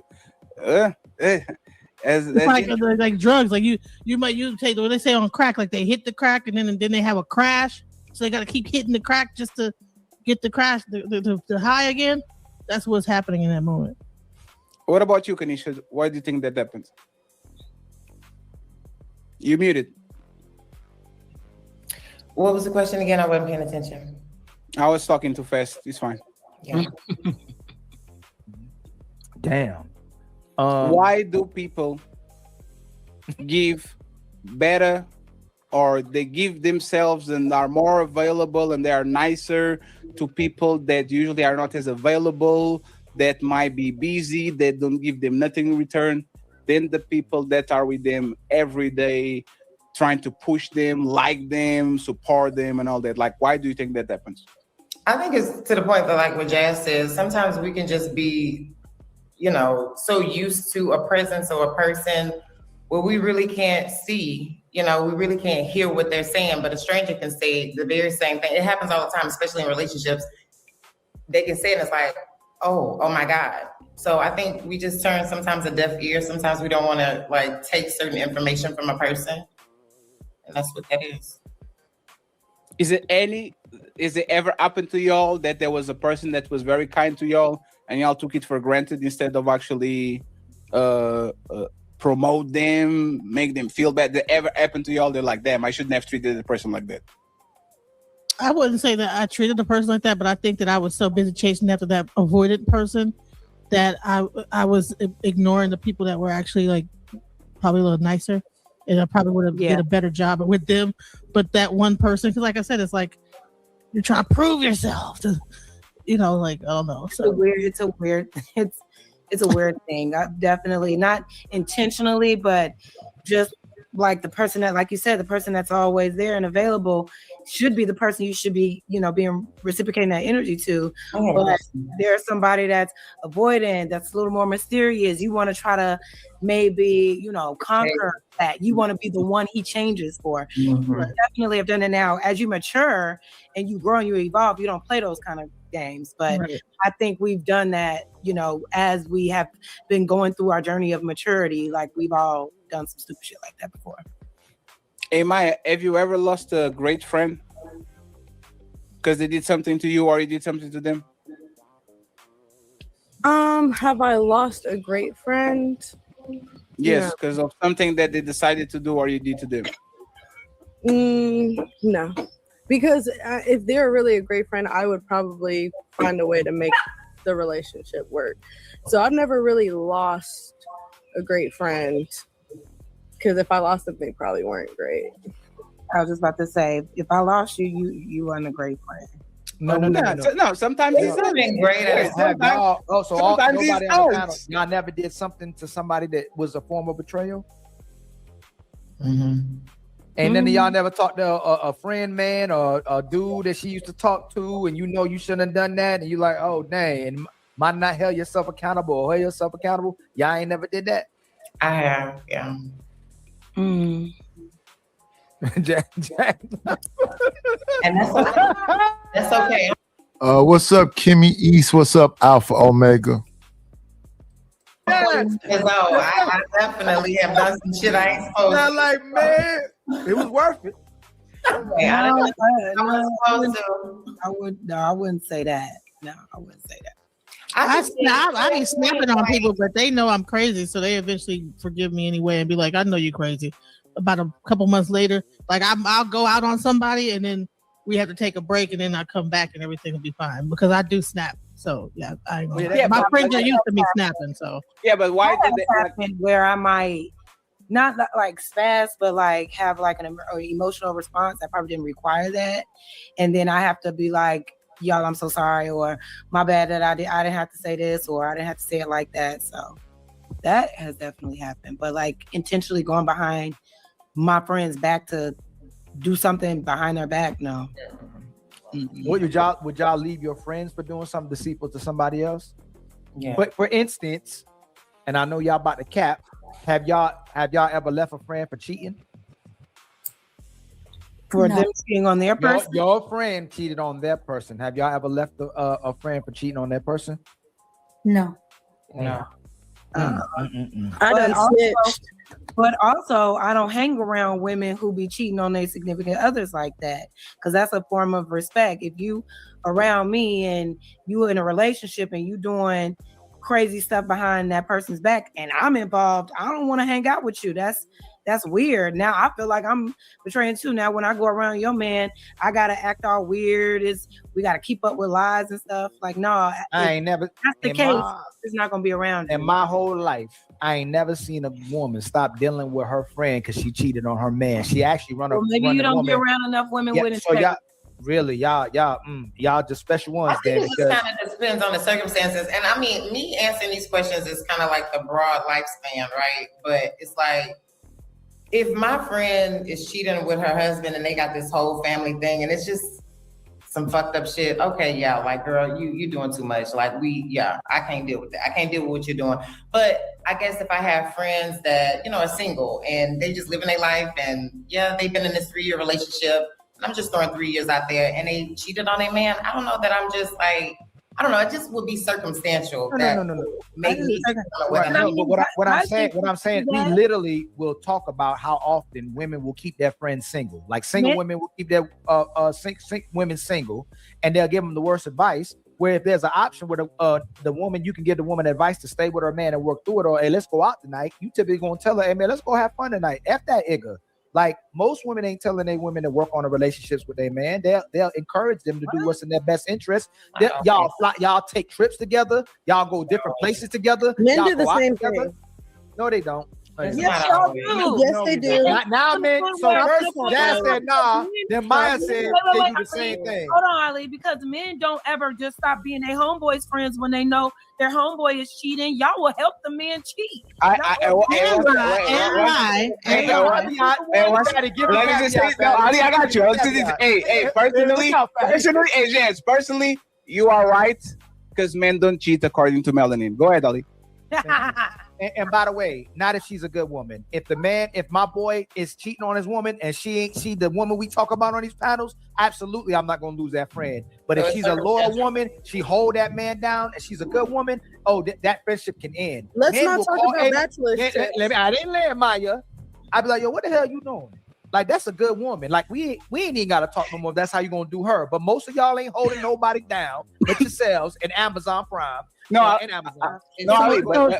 don't go to the champagne room at the strip club. No. 1 second. No, I know. Ali's telling you right. Ali will want to smell doo-doo. So Ali will be the voice of reason. But this is the Ali. But do you end the relationship because that man cheated? Even like, let's imagine, Ali, that I get a good woman tomorrow, right? We're good friends. We're good business partners. And then I was like, hey, Ali, I saw something on the G, man. Hey, it is what it is. Come back. Keep doing my job and all that thing. Is our relationship or friendship over? If she was a good woman, definitely. Is over? Yeah. I will always push you. Ali, I will always push you to do the right thing, but respectfully, I don't give a fuck. If you and Fatty, there's none of my business. I don't care. If you and Fatty went to a trip to Brazil, like the Passport Brothers. Fatty capping, hold on. Fatty capping. Listen, y'all. Hold on, listen. I'm capping. Damn. You know how you capping? Maya, defend me. Hey, even Fatty would tell you, if I didn't do right by my women and my children, Fatty would not be friends with me. He wouldn't. No. 1 second, Ali. There's levels, right? if you were a deadbeat dad, like that actually shows that you are a motherfucking loser, right? Like I wouldn't associate myself with you. If you were cheating on your woman and she's doing what she needs to do and all that shit, I'll definitely pull you, do the, you better go back, right? You better do what's right. But I will never say, Ali, fuck you. This is the Fatty and Melanin show. I'm not doing business with you anymore. Because you went to Brazil and you fell on some pussy. Like that makes, I don't think that makes sense. So it's principle to me. If a man is cheating on a good woman, and he's not, and it says to me about his integrity and how his principles. I can't deal with somebody. I don't think so. But how do you know she's a good woman? How do you know she's a good woman because she's not your woman though? How do you? No. Hey, Melanin, you could be right about that, right? I could have I'm talking about by my perspective. She might be a terrible woman, and I think she's a good woman, so I'm not friends with her no more. If I find out later that actually this woman was crazy and he was a good dude, I can be friends with him again. But if usually when we do the CIA, FBI, and I meet people, women, a lot of us have a good gauge of good women because a lot of women act a certain type of way, Melanin, on these panels and off these panels. They typically the same way. So when we meet women, a lot of men will, hey man, yo, you got a good one. Like you got a good phenomenal woman. Like she holding you down. Versus that woman right there, yo, you need to get away from her as fast as possible. She's not good for you. She's not a good woman. Guys have a very good gauge of who a woman is, even if they still deal with the woman as well too. That's all I'm saying. It don't matter either way because even if she's the worst woman in the world, just break up with her. Point blank, period. I've snitched. I sure have. I don't care. I done told. Damn, you snitched? Maya, that's crazy. Maya went to the girl like, hey. What is LeBron looking for? I went if to I the got a dude. homegirl, if I got a homegirl and she is with somebody and I see that nigga outside with somebody else, not only am I snitching, I'm sending photos. Now, what if you see her? No, 1 second. What if you see? Okay, it's fine, right? What if you? No. 1 second. What if you? This is your girl. She's cheating. Are you taking pictures and all that and send it to the guy and says, "Hey, this is what your girl doing"? Here's the thing. What I would do if that was my friend. Now it's my friend. Her man is not my friend. Oh, so you're not snitching? So maybe y'all not your friend. No. But what? But I would tell her, hey, if you're going to continue to do this, then you're going to lose this friendship because I don't want to be around you. Why are you not snitching? Hold on. That's not a question. Why not snitch? Why not snitching? No. See, this how we know y'all don't trust y'all female friends. How I feel about it. I ain't gonna say this why you're not doing it. I'm not going to. I am not. If I see my friends, my loyalty is to my friend. So if my friend's man is out cheating on her, I'm going to tell my friend. No, but wait, why can't he get the? Why can't he get the same conversation? I don't think it's my responsibility. I'm not her man's friend. But I know, but you're her. But you're her friend though, right? Her friend. Why would you? So what I would do is with my friend, and y'all can say whatever. This is just me. If that's my friend and she's cheating on a good man that I know is doing right by her, I'm going to hold her accountable. I'm not going to encourage it, and I'm going to let her know, hey, friend, if you're going to continue to do this, I'm not going to be around you. I got to move around because it's not my responsibility. Now, if his homeboy saw him cheating or whatever the case may be, or if it was like the other way around, like it will be his friend. If his friend wanted to go and say something because that's his friend, then that's cool. But I'm not going to go and tell her man like, hey, your girl is cheating. No, I'm just going to remove myself from my friend and allow her to be responsible. But so if it's the other way around, I'm going to. But she might not get snitched on, but you're going to send her pictures and photos. Why can't he have the same conversation you willing to give her and just hold him accountable and tell him stuff? Because she's not his. No, she said she's gonna. She would tell on him, but have a conversation with her homegirl. And I'm saying, why can't he have the conversation? Because yet and still, if that's your best friend, what you're telling her is gonna hurt her. First of all, second of all, does she really even believe you? You could lose out on your friend thinking that you're gonna snitch on her about her man, and like there's so many ways that. No, I won't do anything unless I have the irrefutable proof. If I see her man hugged up with a woman that's not her anywhere, I am taking a photo. I am sending it to my friend. If my friend is cheating on that man, how I would move is say, if you don't stop cheating on this man, I got to move around. Now it could be circumstances where I know you're cheating and y'all about to get married. It may be like a situation where if he asked me, right? Like if he had inkling or something, and he asks like, is so-and-so, is your homegirl cheating on me? I may say, if you feel that way, then it may be some legitimacy to it. You may get that response, but I'm not gonna just outright, oh, you cheating on your man, girl, I'm gonna tell your man. No, my loyalty is to my friend. I'm gonna hold my friend accountable and hope that she holds herself accountable and I continue to cheat. But I'm not gonna tell that. It just really feels like a sister code though, because if there be men cheating on women that you guys don't even know, and the outrage be they will see. Hey, Melanin. Women are doing groups on Facebook with thousands of people. If you saw this man, if you met this man, and they literally put in the pictures of the man, and there's hundreds of women commenting, even women that never had nothing with that man, saying, oh, I saw him on such and such, and he does this, and he has herpes, and all these shit. So it's kind of one, again, I don't think what Jess said is different than what usually happens. It just proves that it's not the principle thing. It's not about the principle. It's not about, if people shit around me, I'm going to say the truth to anybody because this is how I feel and this is a principle.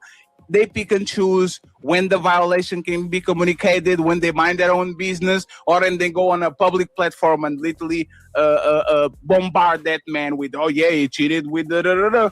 Most women, respectfully,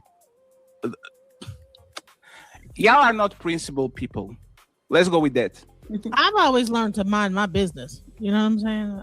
Would you mind your business if you're the first person that will get attacked? You trying to be all up in their business about what they got in their relationship, and then you end up getting all involved. Girl, you better not be doing. And then Genesis, that's fair. And now she attacking you, and now y'all fighting.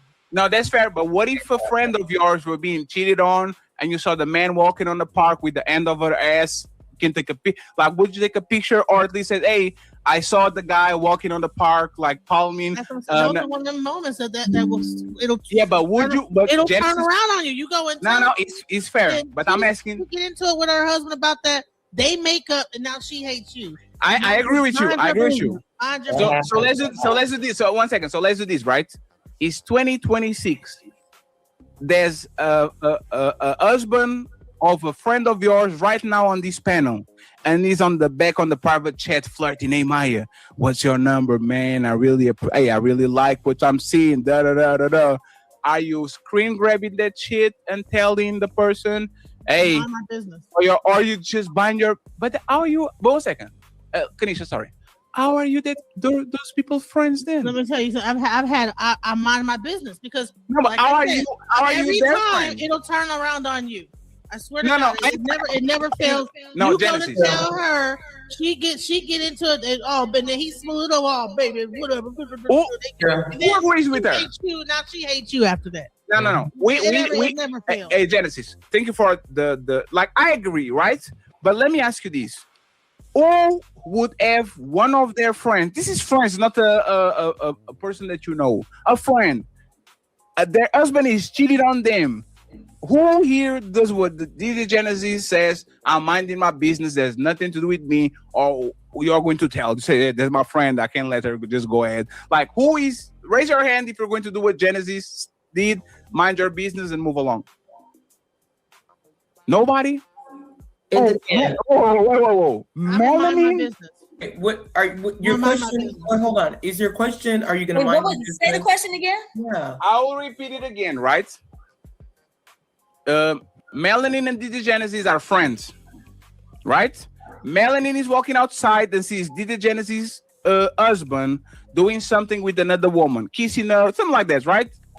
DJ Genesis said, nah, my business, because they're going to turn against me when they get back together. That's fair. That's true for the most part.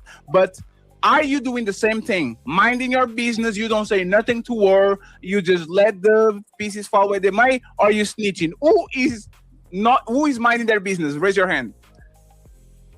Melanin and Genesis raise their hands, and the rest of the ladies, they will kind of tell, right? So my follow-up question is, how is that your friend? She gonna end up forgiving him anyway. Trust me. No. You are jumping and to Genesis. Hey, Genesis. Let me give an example, right? If Ali woman was cheating on Ali and I knew, I will give him the information And if he wants to be a sucker and do what he needs to do and turn on me, that's your problem now. That's not my problem. I will feel bad letting him walking around with something on his. See what I'm saying? I'll like, hey man, see what I'm saying? So I have me as a friend. I think I have the duty to tell you, and then you as a friend, as your friend, husband to that person, whatever, you have then the duty to do whatever you want to do with it. That's your consequence. There's nothing to do with me. Yeah, I'm not accountable to consequences. So if I lose a friendship because you can't handle the truth, we weren't meant to be friends. But I'm not hiding behind something I know because I'm fearing of losing a friendship. No, if I'm going to tell you what I know, and if you choose to not mess with me for it, we were never meant to be friends. But I got that off my chest now. So, Melanie, why are you not telling Melanie? Because for one, in my mind, I'm trying to figure out if he is with another woman, why you don't know that he's with another woman. Melanie, don't do that to her. I'm not telling her. That's none of my business. What are you paying attention to? You don't know what's going on. Hey, Melanie, you look. You don't know if they might be It's your friend. You don't know if they might be swingers. They might have an open relationship. You don't know what they got going on. And then now you jumping in, putting your 2 cents when you know he was out there doing that. And you know what he's going to do? When they making up and she said that you were cheating on me. And he's like, girl, don't listen to her. I told you she wasn't your friend. So-and-so told me. He going to get that's in with with the first thing out their mouth. And you're going to be out of there.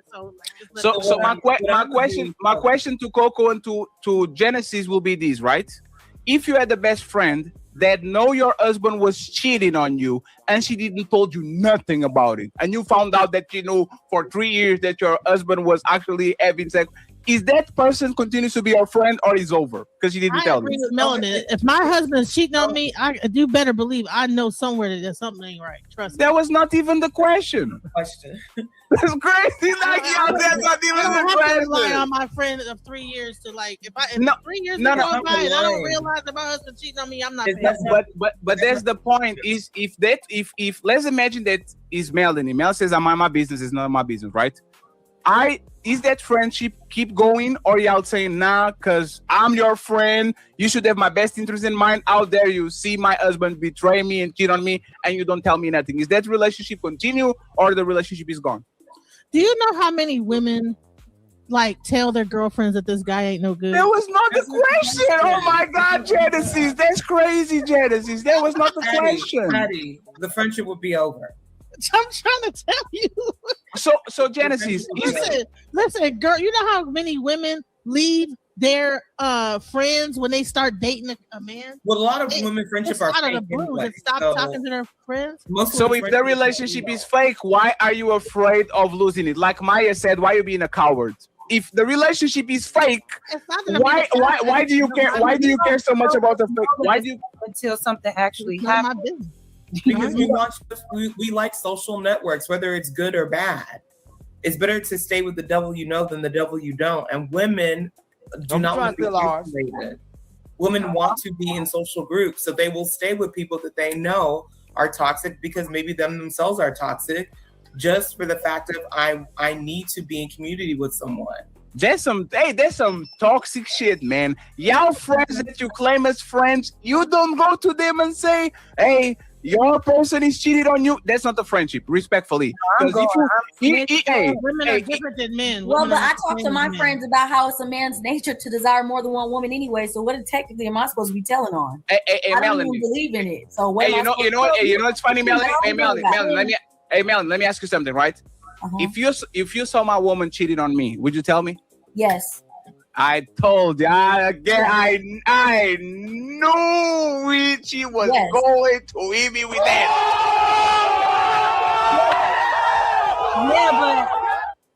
But I will give 1 second. That's what I said. I will give 1 second, please. So her loyalty is to you. So if she sees you getting cheated on, she's going to tell you immediately. Okay. So let's do this, right? She said she will not tell her friend. Jazz. It was not the other person. Her and Genesis. Her and Genesis. But how you would take it is different than how a woman would take it.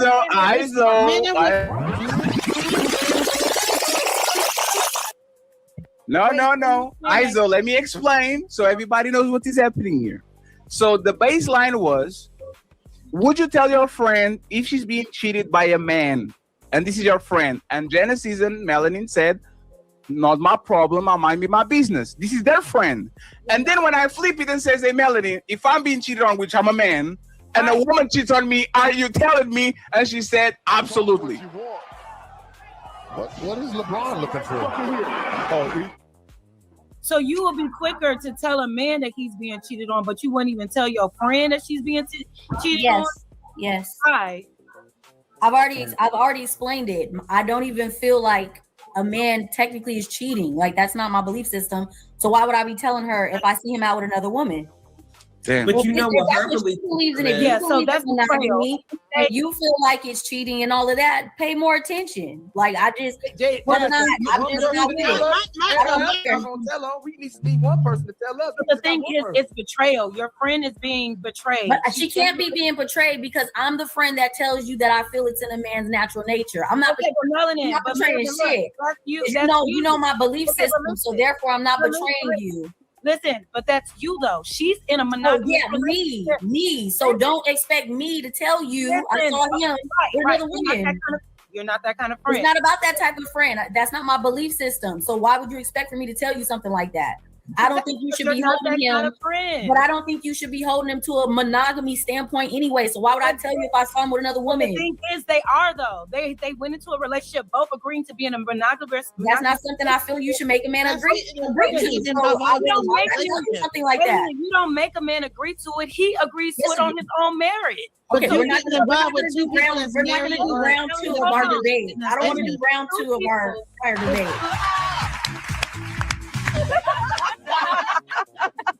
Wait a second. Isn't this ladies first?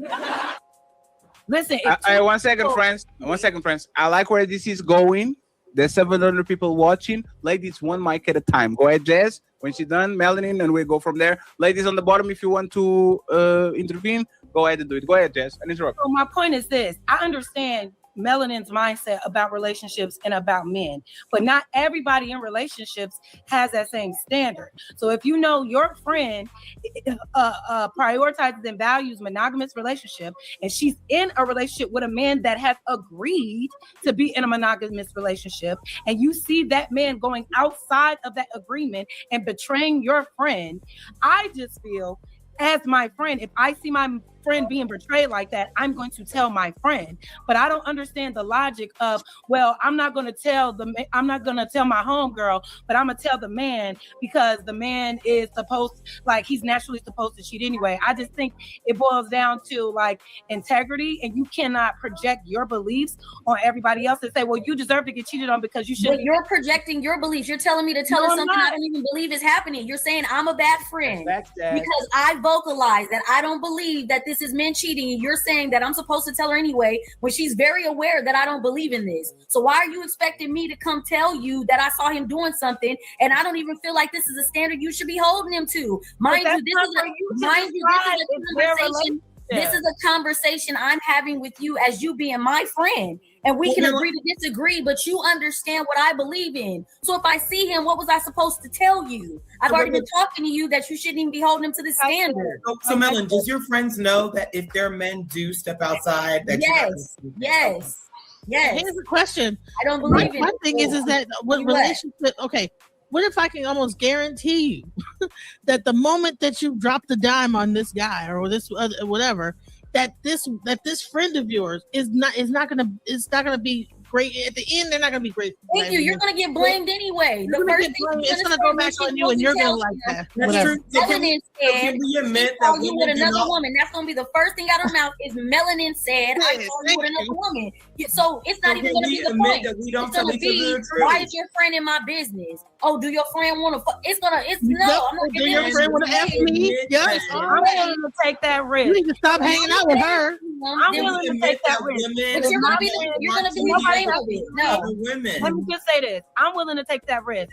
If my friend is being betrayed and I see it and I have proof, I'm going to tell her. If my friend then chooses to not talk to me anymore and to not deal with me, then fine, fuck it. At least you know. At least I made you aware, and then sooner or later you'll start to believe it too. But I'm willing to take the risk just because of my loyalty. That's your choice, though. But I'm not being unloyal. I'm not trying to. You're right. I'm just saying. saying Yeah, there I'm are not being different type of friends. immoral. There are different type of friends. You're just not the friend that will tell your homegirl. You'll tell the man before you'll tell the homegirl. But this is something that's established. This is established, though. You know what I believe in, so therefore you can't tell me I'm being a bad She can friend. rely on you if she's being betrayed. I got it. Let me see. Who is this down here? Sticky. Who is that? I don't know who that is. Oh, okay. I see what it is. Let me see, y'all. Give me one section.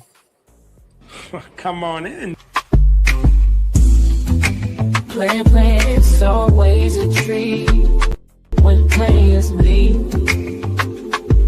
Judge. Good morning, Smitty. How you doing, sir? I ain't gonna lie. I was in the back. I said, let me see how long this nap lasts before he notice I'm here. I said, I ain't gonna type shit. I'm gonna just sit here and see if he notice. I'm gonna play some golf while I wait. No, this is I ain't gonna lie. This is a pretty interesting convo. So that's why I popped up. You know what I'm saying? It caught my attention. You know, as far as like telling a friend, I don't know. Can I tap in real quick? Is it okay? Yeah, go ahead, sir. All right, okay, bet. So it's all right. So I actually get where both of them are coming from. There is that part of you do want to stay out of people's business. You know, I had a circumstance like that. Let me just tell my short story. So this is what I told Shorty, right? I found out one of my homeboys, we all like in the same group, same circle, so we all know each other. This girl started trying to mess with one of our other homies. My homie who she was trying to mess with was kind of on some little snake shit. It wasn't no loyalty there with that. He's like, I'll FOB. Me, when I found that out, I said to her, even though it's none of my business, I said, you gonna have to tell Ron. I said, if you don't tell him, then I'm gonna get him here. But I believe you need to talk to that man. And the reason why I said that, because I know for a fact how much Cuz was investing. Like when we talked, the way that man eyes would bubble up and how he felt about her, I'm like, nah, man, that's just man. I can't sit back. So I get jazzed. I can't just sit back and let that shit happen. It's like the equivalent if I knew some dudes was plotting to hit you, Nightish, and I don't say nothing, well, that ain't none of my business. And then you get whacked, bro, I'm gonna feel like, come on, man. Like, if you really are that person's friend, no, you should tell me. I don't think that's gossiping. I don't think that's being messy. I believe that's really honestly what friends are like. If you're really my friend, dog, then I would like to be protected in that way. I don't really get to land it where Melanin, I guess that's the sister's name, her. Yeah. I don't know where she's going with the whole, I would tell the dude, like, nah, my friendship is with my homeboy. I'm just letting his girl know, if you don't tell him, I will. And she wound up talking to him. She actually talked to him because she knew I was dead ass on that. So I said, I think it's better you tell him than it comes from somebody else. I think you need to have that talk with him. And I said, I will check in with my boy. He's going to let me know that, you know what I'm saying? Because he's going to talk to me like, guess what? And I'm going to just act like I never knew. But that's where I'm at with it. I digress. My mic is muted and I don't want to talk too much. Yeah. A lot of time people allow things to go on, they ignore stuff, and they should feel some kind of way, but I don't know. I think we should speak up more. We should be more involved instead of just letting everything just go by. Yeah, let's listen to the ladies. Let's to the ladies. Let's see. No, it's not a betrayal because I don't believe in it. So you can't word it like that. But she believes in it. If she is in a monogamous relationship and the person she's in a relationship is not being monogamous, and you know that he's not being monogamous, and you can tell her, hey, friend, I know I don't believe in this, but I know you do, and you're with a man that is making it seem like that y'all are in a monogamous relationship, I'm going to tell you right now that he's not. But if you were my friend and we're talking about this, friendship, though, if you were my friend and we're talking about this, I'm telling you, I don't even understand why you're trying to hold a man to a monogamous standard. Like these are stuff we're talking about as homegirls on a regular basis. Like you're not friends with me because I'm pretending, girl, team monogamy, fuck these things. And then the next minute a dude face, no, dog, I never snitch on you. No, you knew the whole time I was your friend that I don't believe in this. So that I'm not doing nothing wrong. Right. But why would you be willing to risk your friendship over telling your friend something that she's not going to leave him over anyway? Because that's her friend. Because that's her friend. I'm with Jazz on this one. It's not gonna change anything. They're gonna still be together. No. Hey, Genesis. Hey, Genesis. Genesis. Think about it, Genesis. If me and you are on a diet and we being trained by Coco, right? Okay. And we go to the gym every day and we put our effort on and all that shit and we're eating well and losing weight. And I see you on the Burger King line when I know you told you I'm snitching on you. I'm calling you. Hey, no. Hey, Coco, Genesis. No, that's not the point. No, that's not the point. 1 second. Let me land. This is not the point. The point is this, right? You might think I'm a snitch now and you can trust me with nothing and never tell me a secret again because I snitch on you when you said you were on Burger King. It happens all the time. You go to a person, you say, hey, I'm telling you this is a very small thing, but you don't say it to nobody else. And then they kind of spill the beans and all of a sudden, you know, for a fact, I can't talk with you like that anymore because I know you are kind of a flight risk. If I'm your friend, and this is something that I vehemently disagree with Melanin. If I'm your friend, your standards is what makes you be your friend. Me and Ali don't have the same worldview, but I understand what makes him tick. So I know there's certain things I will never say to Ali, even though for me, if Ali said to me, it's kind of fine. See what I'm saying? Like, I don't have a problem with that. So if his worldview and his standards is, I believe that man should be monogamous. And if my friend sees you cheating, you don't say nothing to me, you are not my friend. I don't care if you, because a friend has to tell you the hard shit that you never would hear from nobody. If my friend can correct me and tell me, hey, this is what you're doing or this person is doing to you, like, what is the friendship about? You see what I'm saying? Like, what? Yeah, it's a fake ass friendship if y'all can't say shit to each other. That's the whole thing right there. What's going on, CMO Stats? I hope you done got over your emotional shit you was had going on.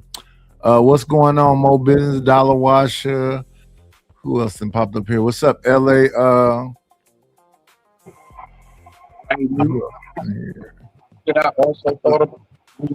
Yeah, go ahead. What's up, Gemini? Kimmy East. SD is always confused. Yeah, what's going on, everybody? TMKC. What she say? 181, all good. We all have to.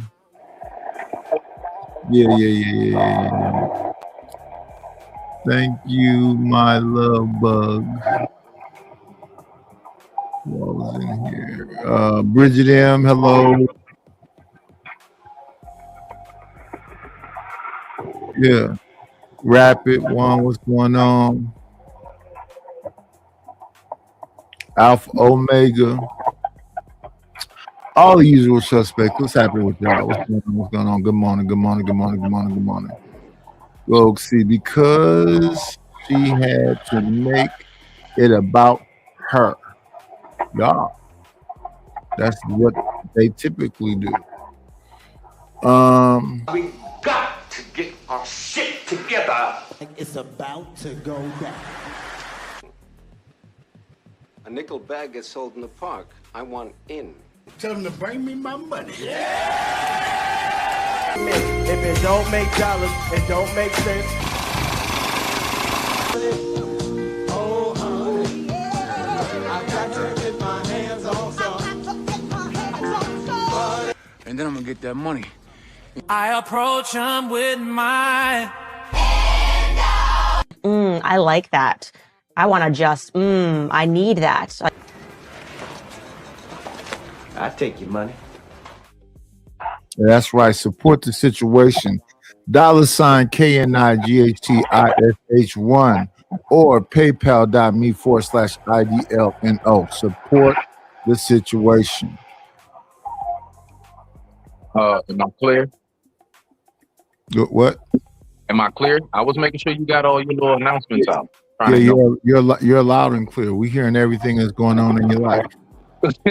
All right, so I think that was wild night. I don't know where they do that at. How you gonna tell everybody good morning and turn right around in the same breath and be like, "Oh, y'all suspect"? That's wild. But nah, I was gonna say to the topic, huh? You said what? Easily. Sounds like you getting ready to go down for the council. Let me get this out. No, I'm not going nowhere. Oh, you good? Okay, all right. I don't know. You sounded drowsy for a second. All right. Nah, I was gonna say it's kind of wild. Like, think about it. Say you that best friend, right? If you don't say anything, and then it does wound up happening, who you think they're gonna be calling, boo-hooing, and needing a shoulder to lean on for at least the next month, bare minimum? You. So it's like, I don't know. It's like, do you really not want to say anything? Because all you're going to do is turn around and be the very person that they call about this shit 24/7.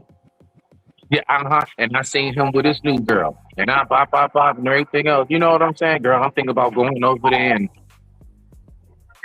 so it's like, I mean, I don't know. It's like either way, if you're really the friend, you're going to be involved. Because once shit hits the fan, they're going to want somebody to talk to. It happens every time without fail. I digress. My mic is muted. Yeah. Let me see. Why are we friends anyway? If this is something that is dangerous to me, can cause me trauma, can cause me a bunch of bullshit. If you are a woman, and every man I think on this panel agrees, if the bestie, other than Melanin and Genesis, for whatever reason, if I know the best friend of my girl see me in Miami doing some nasty shit, I know when I get home, she has the full report, the GPS data, the pictures, while I was dressing. The fact that y'all saying y'all won't do it, it kind of make me question, like, how is that a friendship? But most women are friends. It's a friendship because you knew who I was the whole time. I'm not pretending. You know what I do. But you'll tell the man though. If it's about just snitching, then you shouldn't tell the man. You know what I believe. I don't feel like women should be sleeping with multiple men though. I don't believe that women should be doing that. Okay. You as a woman, I don't think you should carry yourself like that. I don't feel like women can do what men do. So I'm on code with how I feel. I'm not saying shit wrong. And mind you, you know this, or don't be my friend. Don't ever be my friend. Don't give a fuck. Don't be my friend. Yeah, but one second. Please, 1 second. Hey, one second, friends. No. Hey, Melanie, 1 second. Melanie, I'm not your Melanie.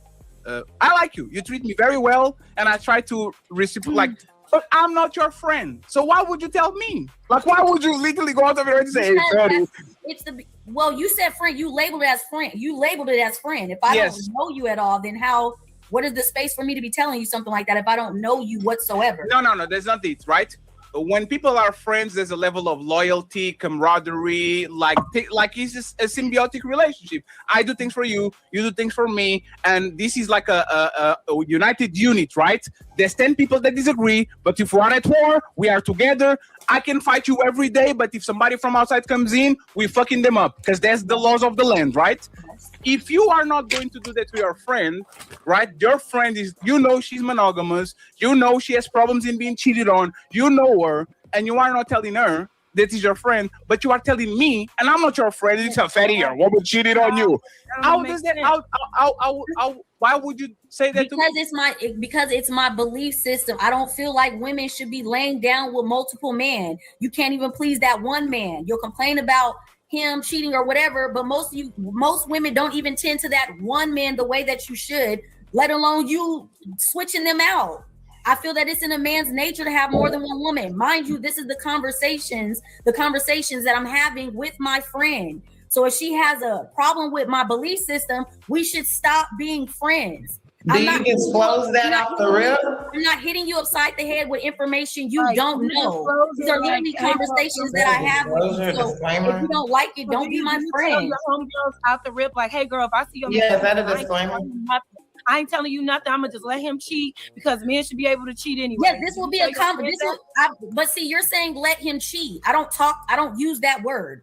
You know what I'm saying? I don't use that word. But if she approached me and she said, would you tell me if you saw him with another woman? No, I wouldn't tell you. But Melanin, how about if the man was in agreement that he was going to be in a monogamous relationship with your friend? Fuck up. God damn. I'd be irritated. I would be irritated with him and talking to him. Why are you even doing that? Like, what pushed you to be telling her that you're going to be monogamous? Like, is this how you feel? Is this something that was she pressured you to say, or is this really your belief system? Nobody. I just think they choose it. I'm putting a gun to a man's head and say, you gotta only be with me. If that man know that he got this insatiable appetite for multiple women, then he needs to be honest about that up front and allow the women. I say that as well. That as well. So what? By the way, friends, but if he does not, and he enters a relationship under the premise of being monogamous and he steps outside of that, he should be fucking exposed. And if your homegirl is being betrayed by somebody who promised monogamy and you know he's betraying her, I just think, I hear what you're saying, Mel. I just think if that's my friend, I'm going to tell her, and I'm willing to risk the little moment of time where she may not believe me or she may not think I'm telling her, or whatever the case, I'm still gonna tell her. I'm already telling my friend to have common sense enough to know that men like more than one woman. These are conversations I've already been having with you. Why you want to go all upside his head if you saw him with somebody else anyway is irrelevant to me. And I really don't even care. I really don't care. One second. Left the building. Yeah, 1 second. I just want to make sure, friends, thank you very much for blessing the Cash App, made the printer ring. We still need a couple of ways to go there, so I appreciate the 800 people watching. Okay, Kanisha, you can go ahead and pick up from the conversation. Angry Man, Ali made the thumbnail and chose the title. I don't know nothing about this. I wasn't even here. Okay, it was his fault. I don't know why he decided to put you on the thumbnail. And we're talking about friendships. It was Ali's fault. Go ahead, Kanisha, you got it. Well, I mean, Melanin or Mel, I definitely understand what you're saying. In a sense, it just seems like your point of view is just. It just seems like from an experience, and you just jaded and you're tainted. And I'm not jaded or tainted. Well, y'all mad that I'm not being a girl's girl. That's all. I don't care. I don't need to be no fucking girl's girl. You understand? If you're gonna be around me, you understand that I don't think that you should be sharing your body with more than one man. This ain't even about your nigga. You as a woman, I don't think you should be fucking him and him too. Your body's not designed for that. I don't care. It's not something I believe in. I feel like men should be able to have more than one woman. You know this, or don't be my friend. But wait, I have a question. Why Wait. I'm not damaged. I'm not tainted in none of that. I don't believe in it. Quick question. So your point of view is shaped off of what? Wait. Born with it. So where was your point of view? How do you know? Hold on. Wait. Let me ask this one question. You were born with that? Wait a minute. Kanisha, hold that thought, baby. Okay. You said that our bodies as women are not supposed to be taking multiple men all the time. Are our bodies made to take a man that's going around with multiple women behind our back and then coming back to us without knowing it? No. If you create it. No, to answer directly, no. So that is why we should know that we are being betrayed. But you should know that a man is going to be with more than one woman. I don't know that. You're trying to make me agree. You're trying to make me agree with cheating. I don't look at it that way. You're not going to change my fucking mind. If y'all so you don't believe in monogamy. Kudos for y'all. I don't feel like a man is cheating when he's with more than one woman. If y'all do, that's great for you. But internalize it. It's all your fault. You're getting cheated on. You're the bad girl. It's all your fault. Go do better, sis. Internalize the cheating. I don't believe in it. I believe it's nature. I'm not internalizing none of that. Mel, what is your specific, what do you agree with? So you don't agree with monogamy? I don't feel like it's in a man's natural nature to be with just one woman. So what is your belief? What is the category? You know, they got different categories, poly or whatever. What do you believe in? Well, I guess I would believe in poly, but I don't like when we go personal because we're having a conversation and this is my response to it. You guys feel like it would be cheating. That's great for you. That's great for you. You know, I'm not asking you guys, have you been cheated on before? How many niggas didn't cheat on you for you to constantly keep saying every man is cheating? I'm not asking y'all none of that because I don't care. Personally, what y'all believe in. Just for clarity for me, for my takeaway. So men by nature can't be monogamous, and then women shouldn't be with multiple men. So what are we supposed to be doing? You're supposed, technically speaking, you're supposed to be with the person that took your virginity. You're supposed to marry and be with the person that took your virginity. No. What? Angry Man, I'm gonna let Angry Man go first. But what I want to say is it's very hilarious to me. As much as y'all say y'all know man and woman's nature, that throughout history the woman gave the man fidelity. Like you knew that he could deal with as much as women he wanted to, and he would deal with as much as women he wanted to. And if we actually treated it the way we would, and y'all had to earn her love, we be dealing with as much as women as possible. This system is for y'all, and you still can't honor monogamy. So it's one thing that you can't honor polygamy, but you can't even honor monogamy. So shouldn't a man deal with multiple women because one can't still make y'all happy? Where if Angry Man had 5, I had 5, Fatty had 5, Pastor Wayne had 5, we'd be happy with it. It'd be crazy. No, hold on. They already do that. They already do that. What do you mean? They already do that. Hold on. For y'all both speaking for men. Jazz, no matter if you make a man mad or happy, he still want to smash you at the end of the night. When y'all get mad, hold on. When y'all get angry in your feelings, the relationship is almost about to end. We still want to have sex with y'all when we mad at y'all. Y'all ready to leave a relationship and give up on your man. We are when you're in different. your feelings. We don't just let me land again. If y'all are so hypergamous, supposedly too, where y'all always looking for the better deal, again, you can't keep one guy. It would make sense for men to deal with multiple women because most of y'all leave. So women make us happy, and y'all not happy regardless if you have a man or not. Go ahead. But women don't make y'all happy. No, it's Angry Man turn. I say Angry Man right after me. Oh my bad. Sorry. Yes, this is mental health clinic where we supposed to show that y'all care about mental health too. Y'all didn't hear the man talk, But it's ladies first. Oh shit! Y'all been ladies first the whole show, Jazz. Wait a second, isn't this ladies first? Or is it? Hey, Jazz, that was a good comeback. That was a good comeback. But my point is, every time we say something, y'all try to make it what y'all believe. That's not true.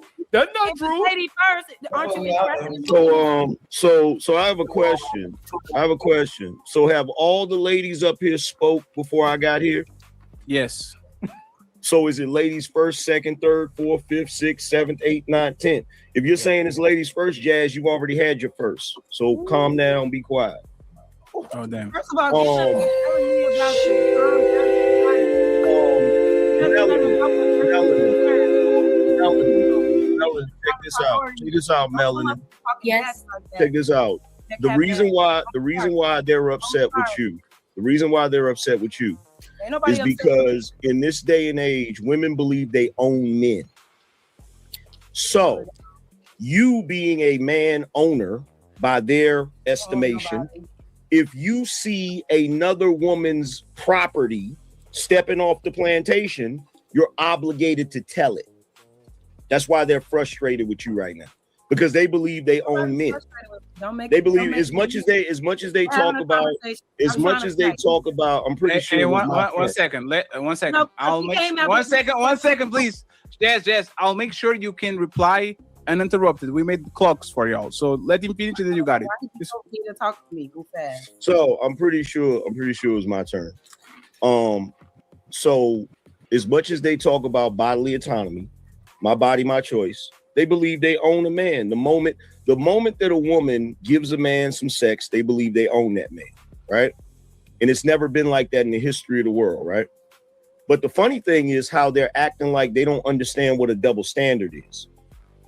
If you're saying that you're not going to tell a woman that's your friend that her man was stepping out because that's your belief system, but you would tell a man, that's a double standard. And they're acting like they don't understand that double standard. If I'm standing there and I'm watching a woman slap her man, I'm not going to intervene. But if I see a dude getting ready to slap his woman, I'm going to intervene. That's a double standard. We both, as men and women, benefit from double standards. The double standard that Melanin just said a man would benefit from. The double standard I just said a woman would benefit from. That's just what it is. Jazz and interrupted. One second, Coco. Jazz and interrupted.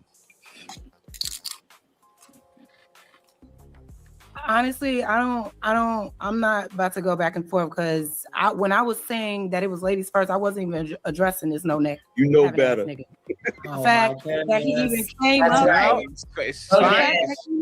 The fact that he even came up here addressing me at all is weird as fuck, but y'all got it. Yeah, that was disrespectful. Okay, first of all, I didn't address you. When they was getting ready to give me my turn, you said something. That was in reference to me. And I was talking so to when them.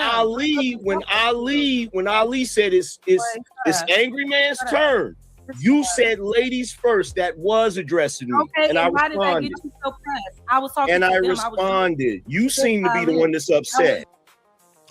Yeah, you said it's ladies first. Shout out to Jazz. And they said it's angry man's turn. And I don't know why anybody's excited.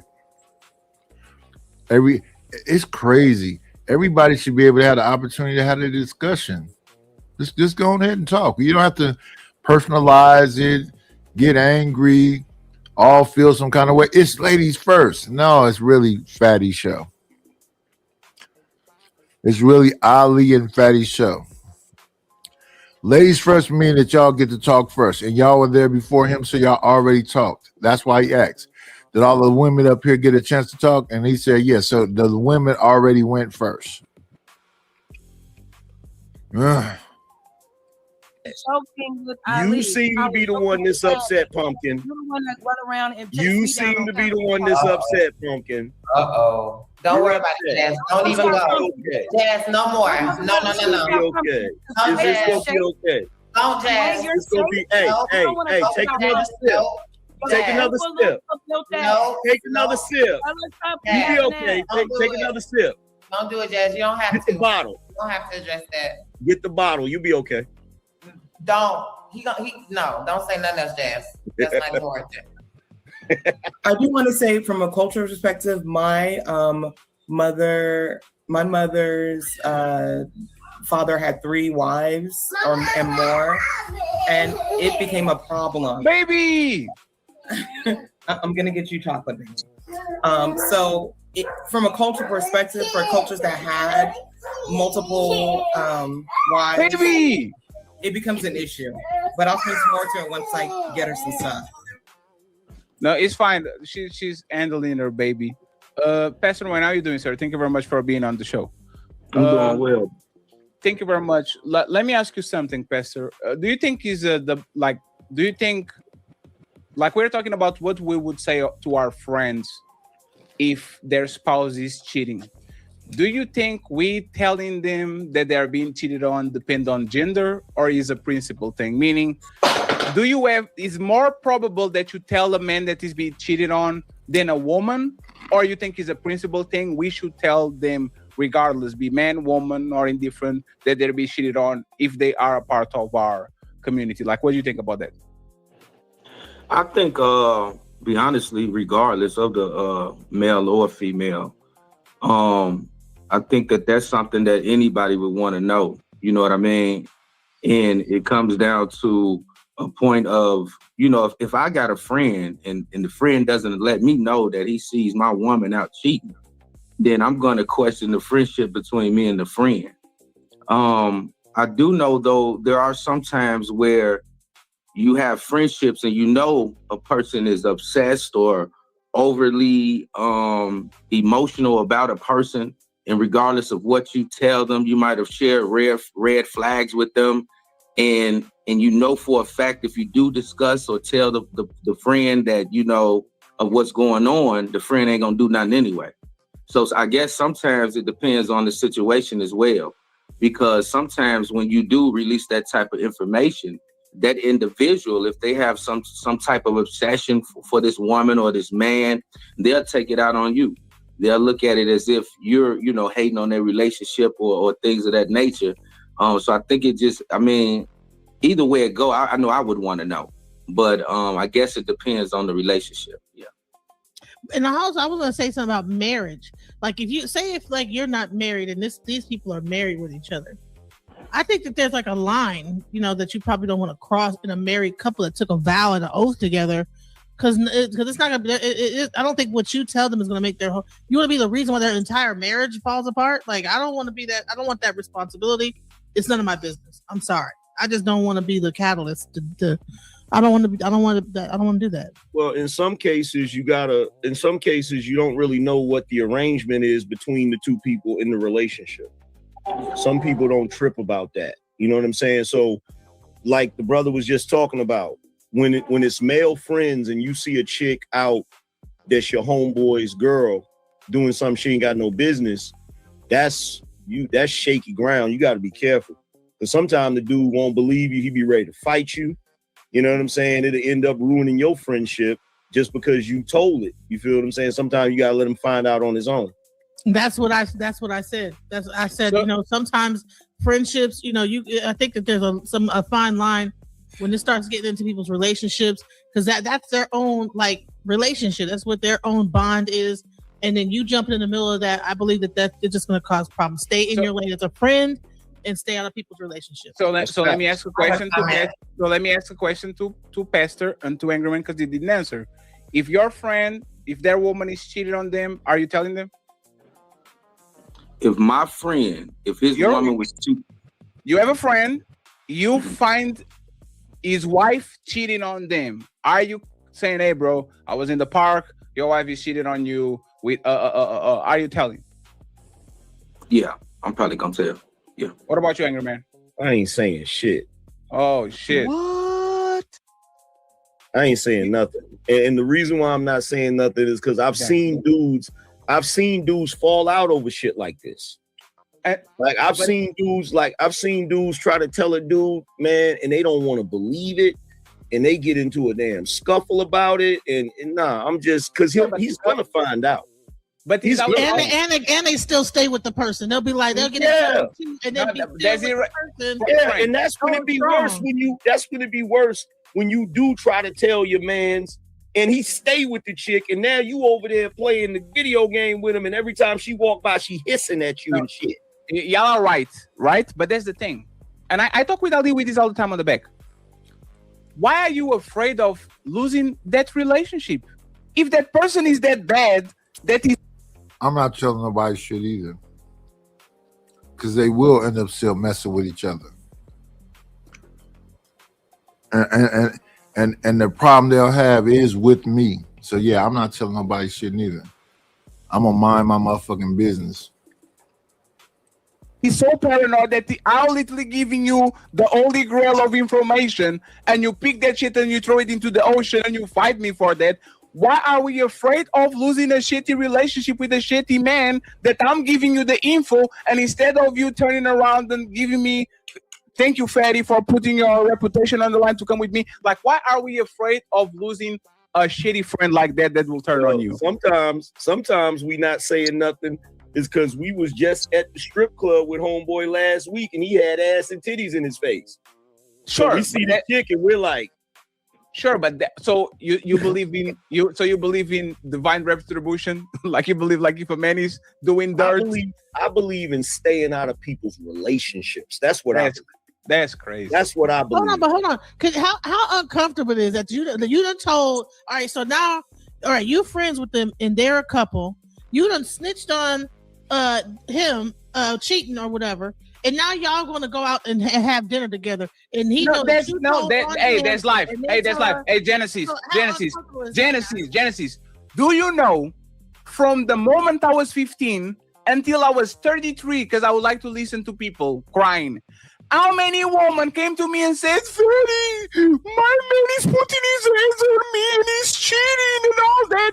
And we would have a conversation, and then 2 weeks later they will be with each other, and I'm looking at her, you motherfucking dumb bitch. Like, it's fine. I'm okay with Genesis. Did you punch the guy out? Let me land the parachute. Genesis. She showed me who she is. She's a dumb bitch. I don't want to be around dumb bitches. You are dumb. You are a person that is not worthy of my time, because I spent 3 hours of my day with you crying on the phone just for you to get back to the man that is abusing you. So now it's a choice. conscience is clear. My conscience is clear. If one day we're talking about this and it's weird, it's going to be weird for you. It's not going to be weird for me because I did what I needed to do. So it's about But you. the difference is that it's principle. if you tell someone selfish shit. that this guy cheated on his girlfriend, Huh? and you can't be in the midst of them at any point because he knows that you were the friend that ratted him out, and now that's uncomfortable. Okay. Mind your business. Mind your goddamn business. Hey, 1 second. Maybe Kanisha was right about cultural differences, right? So I'm actually going to say something that might prove that's right. Y'all Americans have this no snitch clause, right? Oh, if I didn't see nothing, I didn't see nothing. If you're on the street and somebody runs over on purpose, you saw the plate, you have everything. They ran over somebody or they committed a crime and it's affecting somebody of your community. It's not a stranger, it's your community. Are you going on the next day and at least putting the photos on the post office so they can open that shit that says, oh, this is the person that killed my son. This is the person that robbed my establishment. If it's your community, let's imagine it's your barber shop. You've been on the barber shop for 20 years, you know, everybody inside of it and all that shit, and something happens. Are you telling? And when I say telling, you don't have to go ahead or are you saying, I'm minding my business, it's nothing to do with me, here we go. Like, what are y'all doing? I think it's all circumstantial for me. I've been in several situations.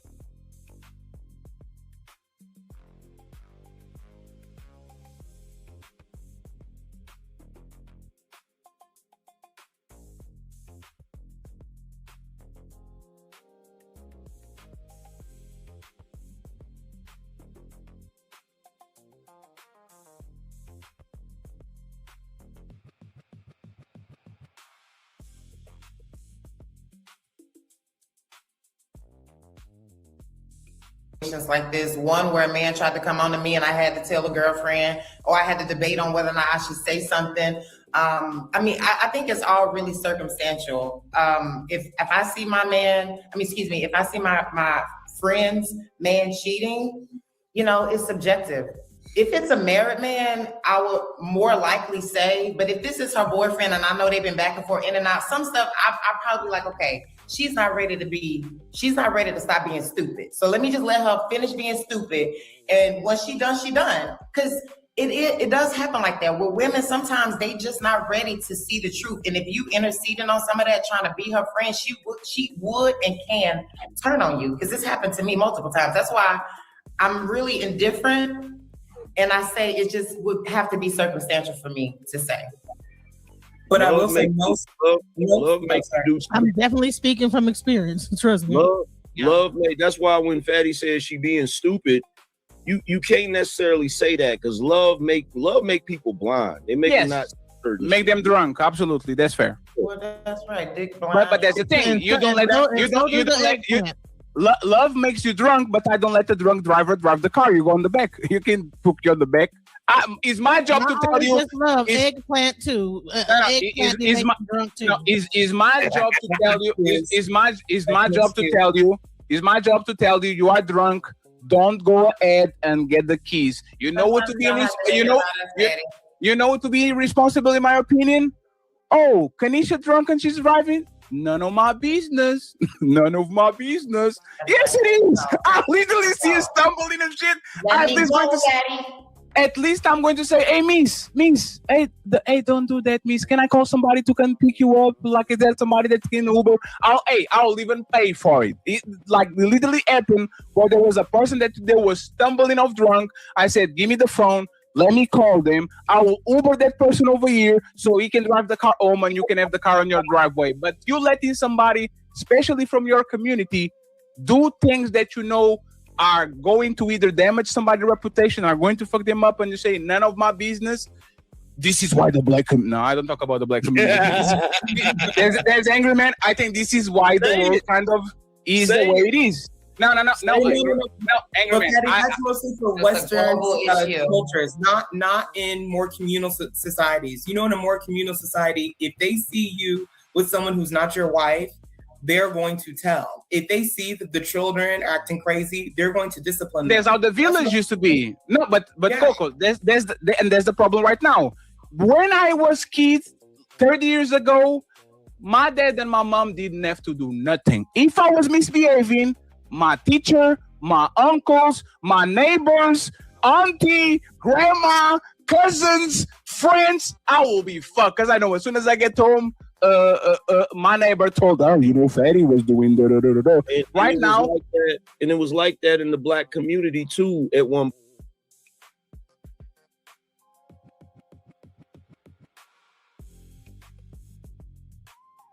That's over with. That's a time that don't exist no more. We don't even have community like that. We don't even deal with neighbors like that. We don't deal with people like that no more.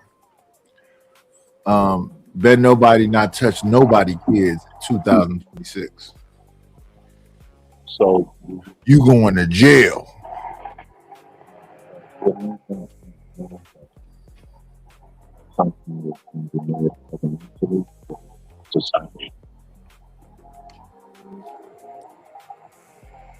We don't know what's happening with Smitty. He got a bunch of different odd sounds coming out of his speaker.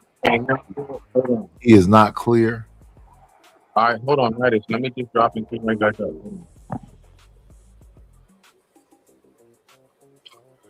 Yeah. Shout out to Angel Earth Love. Shout out to Sin 7 Sin. Shout out to Hola Rolls. Yeah. You're not finna do none of that shit no more. Not in 2026.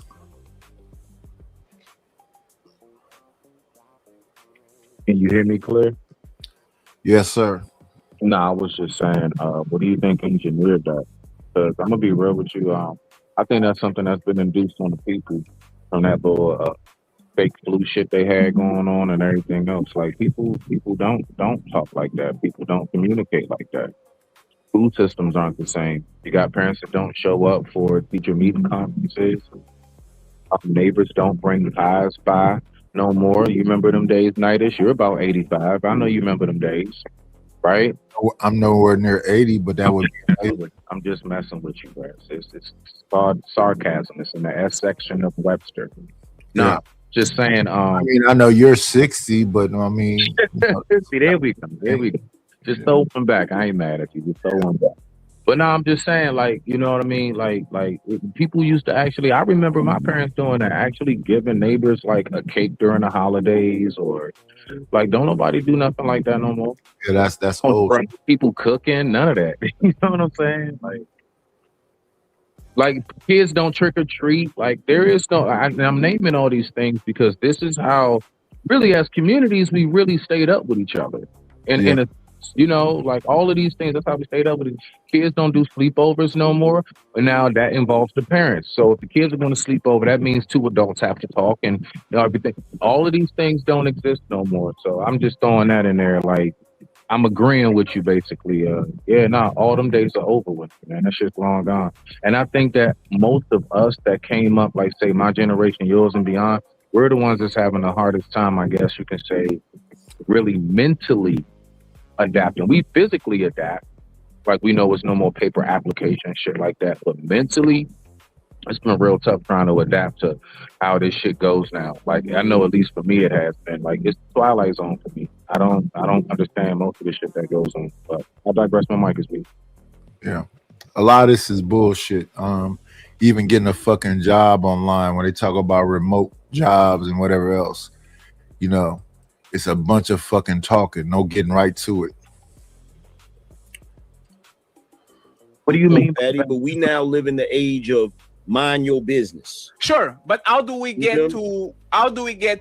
We need the village. Ali says, "What did Ali? It needs a village to raise a child, or something like that." It takes a village. It takes a village to raise a child. Right.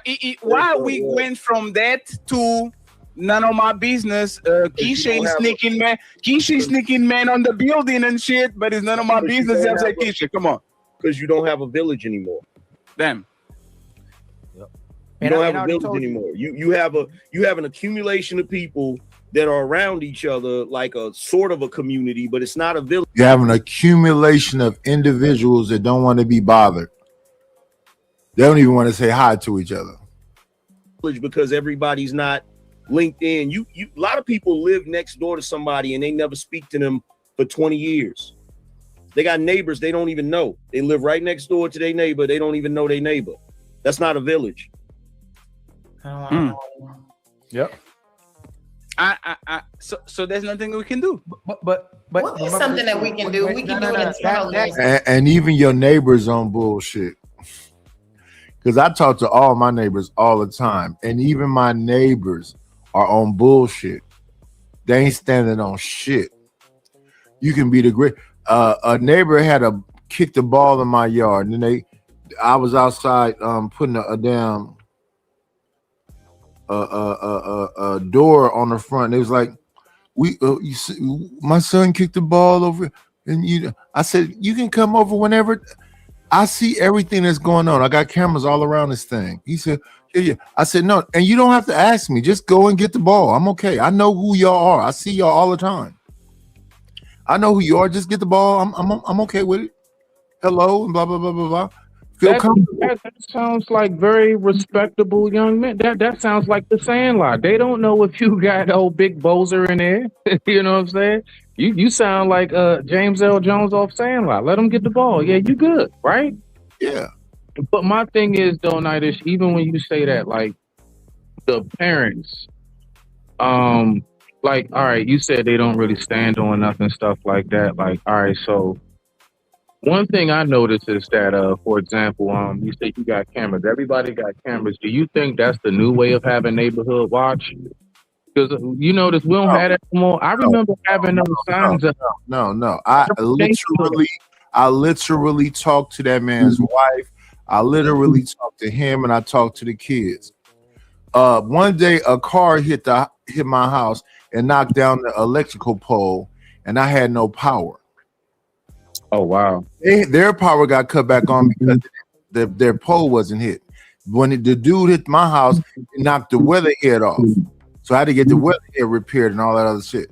So I had to ask them, to charge my phone. And my other neighbor gave me some extension cords so I can have some power in the house while it took the time to fix the shit. Yeah, we talking to each other.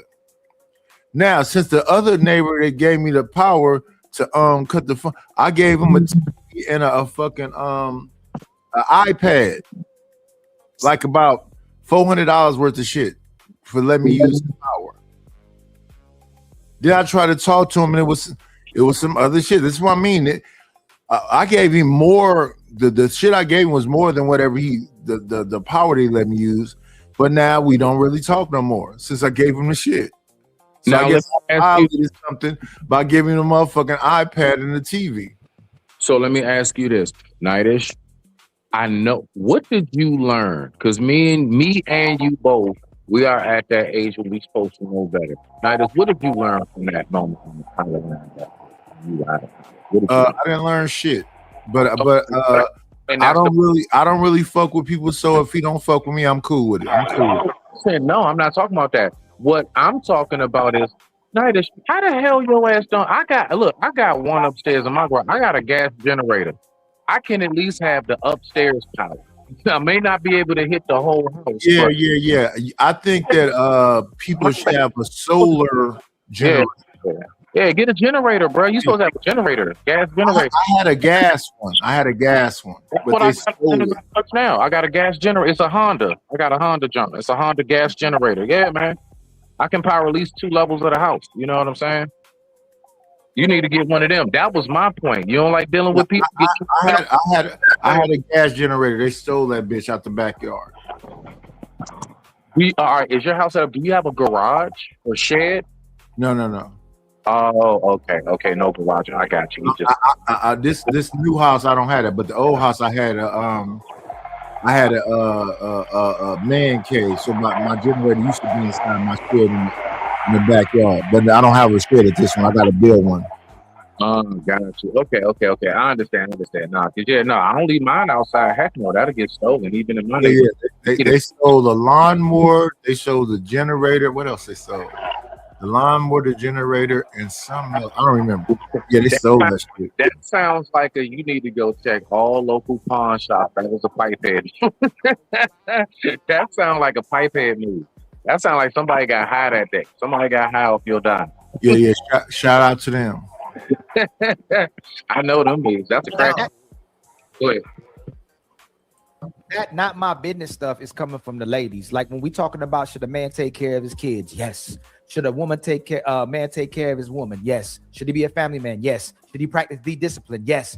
Hey man, should she watch what she does with her body? That's none of my business. Should she cheat on a man? That's none of my business. Should she go on a girl's trip instead of being home with her family? That's none of my business. It's none of y'all business when it comes to the sisters because y'all live vicariously through them and you don't want to be judged because you probably doing the same thing still. Until the sisters become the righteous woman they're asking men to be, then it's not gonna be none of your business. But soon as it's time for a man to pick up his kids, it's everybody's business. That's what's happening. And y'all know that's the truth as well too. When we come up here, y'all can assess and break down every situation with what makes a man a good leader and what makes a man righteous. Soon as we ask about what a good woman, a bad woman is, it's subjective. It's not, and it's none of my business. No, that's not about being a woman and a man. This is about relationships, but not nobody's business to be jumping in and telling and snitching and getting. It is about a woman or a man. You can always check a man and talk about what a man is doing. You can't say shit about a woman. That is what it is. Because y'all want what y'all say, body autonomy, sexual liberation, all this other shit. You're not finna. You see that woman out there cheating. You see that woman out there violating the game, but that's your girl. Not up in the middle of it. Now, this ain't got nothing to do with an individual. Oh, you know what? Hey, should a woman be loyal to her man? Yes. Should women have children? It's their choice. Should women get married? Should women get married? If she wants to. Yep. Should men get married? Or should they have sex with women? And this is what I'm talking about. Y'all tell men, here we go again. Nope. And every time we switch it, y'all tell men to practice the discipline. I said if a man chooses to get married, that's his choice. He shouldn't. That's what I said. Choice. He's not obligated to. And there are plenty of men out here that are. Hold on, before y'all take the mic. No, y'all jumping. Hold on. You didn't even let me land. So you're okay with men piping down women nonstop? Y'all okay with that? That's his choice. If he's being honest and I hurt nobody, what's the problem? Yeah, but this part of the show, y'all saying that when y'all talk about how men are maneuvering with Ali. You want Jazz, please stop doing Jazz. I didn't do that. Hey, Jazz, come on, Jazz. No, it's not what I want to believe. Y'all are coaching men on their manhood every single day and where they should put their penis. I'm not coaching no man. Jazz, you see what you're doing? You see what you're doing, right? That you see what you're doing. And Ali, and this is why you don't ask questions. You make I don't coach men. Even to make statements, it happens as well too. But again, we communicate to y'all exactly what's happening, and y'all refute logic and run away from it fast as possible. There's never any accountability. Communication doesn't always have to be we're trying to demean you, Ali. Hey, Kanisha, y'all don't support men that exercise their rights with their manhood. If I'm piping down the whole community, you'd say this man is reckless. He needs to practice dick discipline. Please stop. But y'all go support your girl on OnlyFans. You'll support your girl. You'll support your girl twerking at the club. You'll support your girl, be all up on Chris Brown taking pictures. Y'all are not genuine when we have these conversations. And y'all always say men. Y'all don't need, and again, y'all don't need men. Y'all don't need men. Y'all don't need men. Hold on. Y'all don't need Jazz. Let me fit Jazz. Why not let me land and respond to it? Let's let me finish first. Y'all don't need men till y'all need them. Y'all can have sex with whoever y'all want till you're 29. Then you want somebody to marry y'all. Y'all can have PTSD, gotta heal, be all these righteous women, but you don't want to deal with a broken man or a man who ain't got no money. Y'all lie consistently about these conversations that we have. The man has to come to you complete, but he can take you at half the finish line. Y'all want a full man, but you want a man to support you no matter what you're going through. Just keep it real. Okay, so I'm gonna keep it real right now. If a man chooses that he doesn't want to be married, and he doesn't want kids, and he wants to live his life to be single and have sex with whoever he wants, he should have that right to do that. Nobody is mad at men for choosing that life. What we may have pushback on is when a man acts like he wants just one woman, gets in a relationship with one woman, and then behaves like He just didn't act like he wanted to be in a relationship with that one woman. What we're saying is just be honest about what you want. If you're a man that's out here that's saying, I need a bunch of sex from random women until the day I die, then just say that. Don't approach the woman that you know wants monogamy and then get into that relationship and then go and cheat when you could have just been single. I'm here for men having their way. Have your way. But if you got a lie to kick it, if you got a lie to kick it, then you're a coward, because nobody is forcing a man to do anything. Nobody is forcing y'all to be in marriages. There are plenty of men out here that say, I don't want kids and I don't want marriage, and nobody ever has pushback for them. But as soon as a woman Nick Cannon, I don't want kids. You guys have an issue with Nick Cannon. You guys have a problem with Cam Newton. Angry Man, I got you. Don't forget what you want to say, Angry Man. I got you. Let me land. Calm down. Thank you. So what I'm saying is, have your way. Just be honest. Nobody is mad at y'all. Like if a man wants to just fuck everything for the rest of his life, do that. But if you gotta lie and cheat and creep around, then you're not moving with integrity. You're not even being honest with yourself. Have your way, but just be honest about it. Don't go into situations with a woman that you know values monogamy and you don't. That's selfish and that's dangerous to both of y'all, because now you live in a double life when you could literally just be honest about it. And when you're honest, there are a lot of women out here that will appreciate that and be like, you know what, fuck it, I'm with it. I'll be one in your rotation. Woo. Now maybe the woman that you actually want, because usually the guy that be out here slinging all that dick around like a nice little wholesome woman at home base that he could just rely on when he done throwing that dick around in the street. So he not willing to be upfront and honest with that woman. So he has to lie. And that is the issue that I take in. It's not about you having your way. It's about how you're doing it. Let's get Angry Man and then Melanin interrupted. Okay, so that is, let me preface this because she's gonna think I'm attacking her. That's your opinion, Chaz. The truth of the matter is men have gotten attacked for not doing the typical thing that they're expected to do, which is to get married and have and get married and have the 2.5 children and the white picket fence. You literally had a few years ago a movement called MGTOW. Those dudes were shamed relentlessly. They had news articles, they did freaking news clips about it, all types of shit. They said that if men don't do what they're supposed to do, they acted like the whole society was going to collapse. You even see that with the passport bros. They're getting shamed constantly for what they do. And just like they said a second ago about Cam Newton and Nick Cannon, they get shamed relentlessly. Every time their name comes up, they talk about how irresponsible they are and how they creating broken homes and all that type of shit. You can rebuttal and then Melanin. All I'm saying is I don't know why it's so hard to understand. I don't know why it's hard either. If you are a grown-ass man, you are in control of everything. You are the leader, right? No woman should be able to conform you or contort you to live the life that you want. If you are a man out here that want to have a bunch of kids out of wedlock and you want to do all of the things, if you're not harming anybody and being upfront and honest about your lifestyle, I have no problem with it. The only issue is when you lie to get to where you are, when you betraying people to get to where you are, because there's no reason to do that when you could just be honest. My whole preface is just be honest, and I don't know how anybody can have pushback on that. Go ahead, Mel, and then Ali. So I agree with what the Angry Man said. I would just like to pinpoint that if he's not being monogamous, everything that she's choosing to describe the non-monogamous man is negative talking points. You know, he's sleeping with anybody, he got kids everywhere, and things of that nature. So that's all I would like to say. But Angry Man, I agree with Angry Man. Can I say with the thing with all the kids thing, we may have the way Cam, like for instance, Cam Newton, right? The fact that he has said things like, oh, women are devalued every time they have baby, but have a slew of baby mamas, contributing to that problem, right? When you say certain things, but that's like you just getting offended. It's a fact that your desire level is no longer the same. Well, when you as a man, why are you devaluing all these? You're listening with ears to get offended, right? No, Melanin, that's not even the point I'm making, girl. Nobody's the but that is the point. Your value is not the same if you have your value with a woman with no children. That's not what I'm saying. A woman with though. children, the value is not the same. So his talking point is not to offend you. It's just a fact.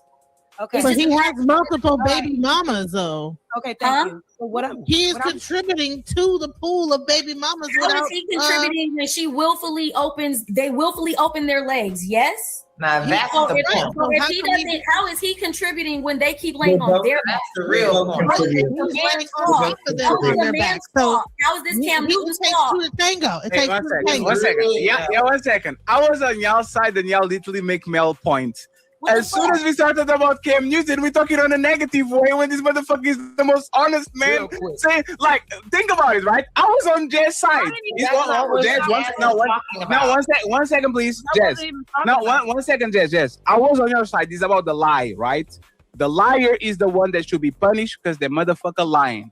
But Cam Newton is actually telling the truth because he has multiple baby mamas and everybody knows what type of time it is. And as soon as we put the focus on him, society and Genesis, look, he's contributing for the baby mamas and all these. Like, okay, that's what we're talking about. Yeah, I'm not okay with it. It's not. No, I was just saying if there is pushback on Cam Newton, just in general, it's because of the things that he says doesn't align with his actions. How can you say women are devalued when you have a baby, but then you because it's a fact. Because it's a fact. It's not the same way I can say a Ferrari is devalued every time he goes out of the stand, but I keep buying Ferraris. I know every time I get one. One second, please. I know every time I get the car and I drive it off the lot, that car will be devalued. I'm not being hypocritical just because I like another one and another one and another one. That's a fact and be liking cars. If a man says a woman is being devalued by having sex with me and having kids, and I keep getting more woman, that has nothing to do with the situation. I just like woman, just like I like cars, just like I like food. What's the problem with it? Another thing is the fact that he doesn't.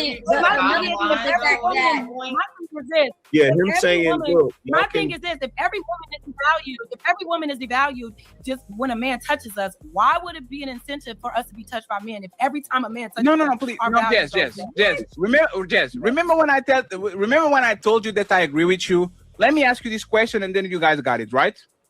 Is the girl Lily Phillips that? No, but let's talk about right. Lily Phillips got banged by 1,000 dudes, I believe.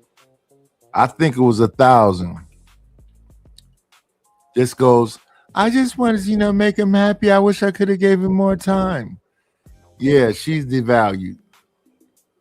Is the girl Lily Phillips that had sex with 1,000 men in one day less valued than she was before she had sex with 1,000 men in one day? Is she more valuable or less valuable? Absolutely, she's less valuable. Okay. So Jess, that's the point. I think health-wise.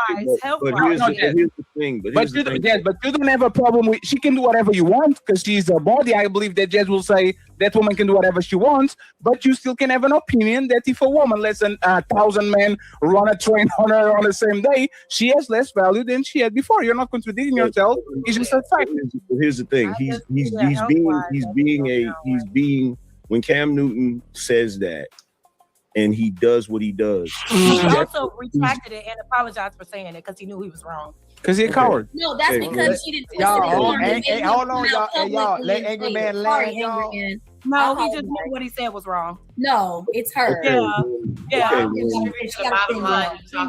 y'all see the lady right now. The men aren't cutting y'all off. Y'all realize this, right? It's ladies first, once. right? For once in our lives. Just saying, no, that's okay, Jazz. That's cool. No, we don't be. This is what happens and why you start getting cut off. This is what y'all do. Y'all invite if we cut you off, there's no need for it, Jazz. Today you're being unfair, Jess, because we Jess, you saw the show Friday, then Ali talked the whole show. Today we chilling. No, Jess, today we chilling. You know what's funny, Jess? Everybody comes to the end of the show says, Ali and Ferry talking a lot. And my question is like, who didn't not talk? Who didn't got their thought off completely on the show? And the answer is nobody. You are saying what you need to say.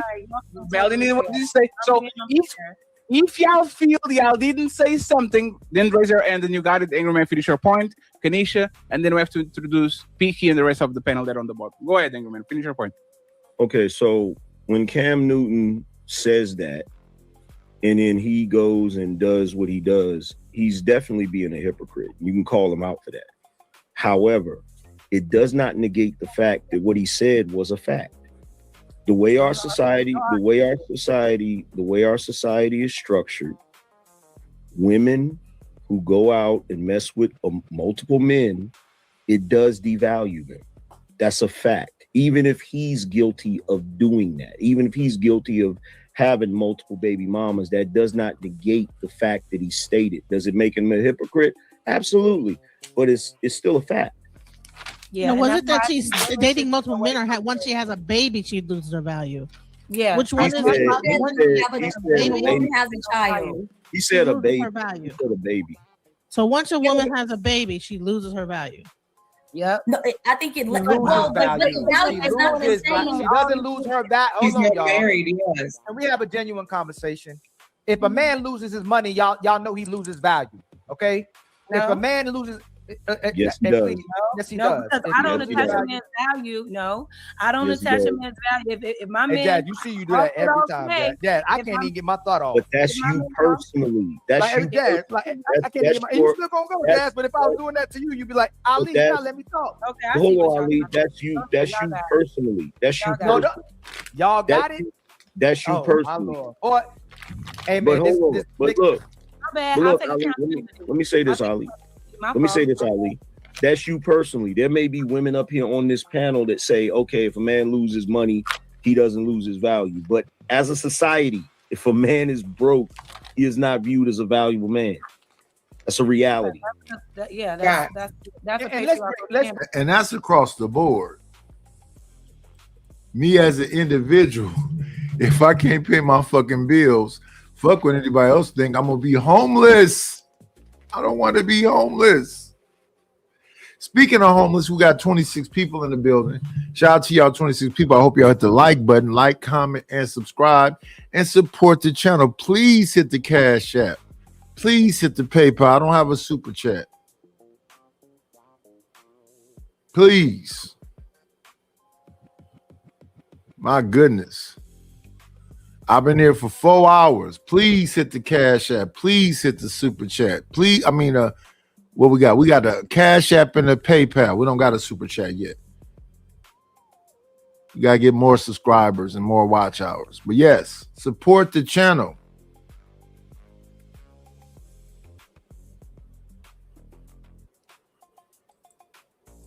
break. Hey, y'all want to keep it real because y'all don't like the truth. Y'all not loyal. Hold on, Jazz. Please stop talking, please. Y'all are not loyal.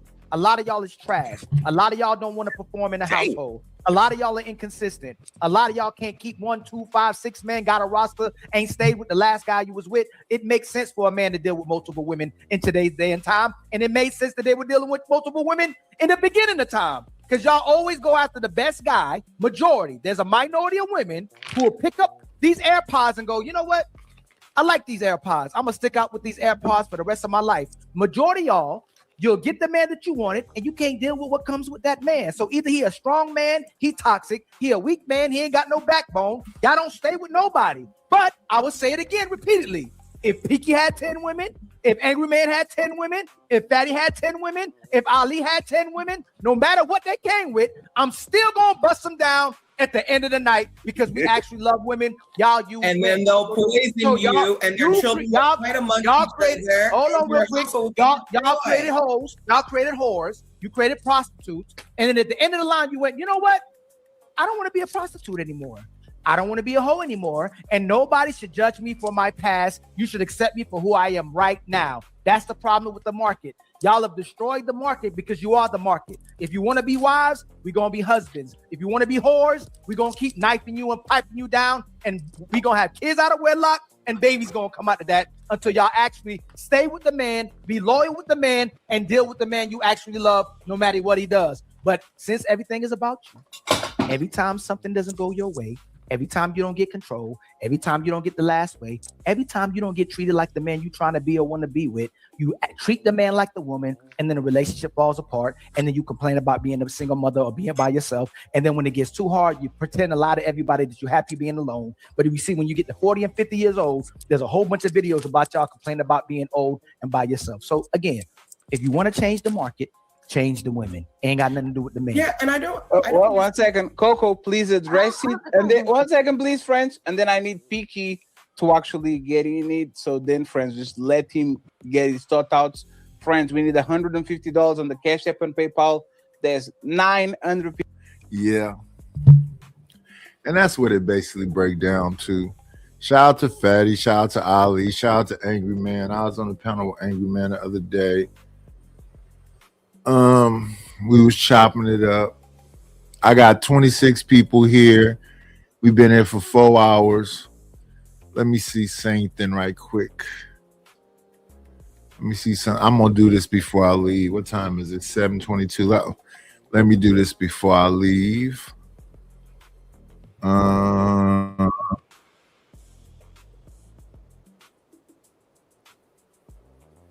Let's go ahead and grab this up.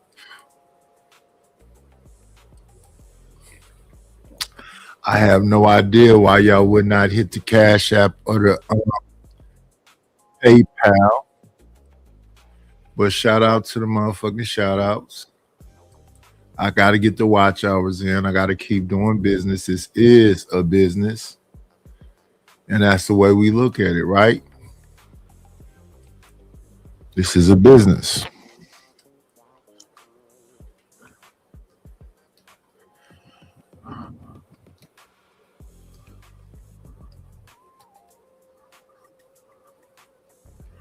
I think everybody going through something, and I hope that they get through that,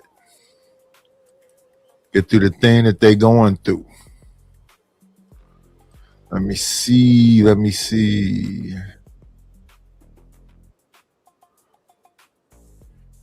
Let me see. Let me see.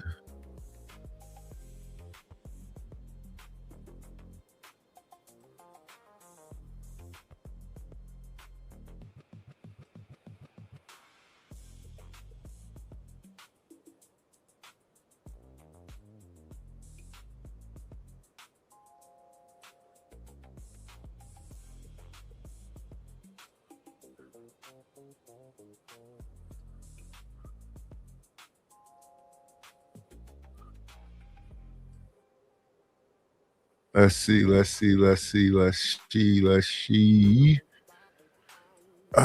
see. Let me see. Chopping it up.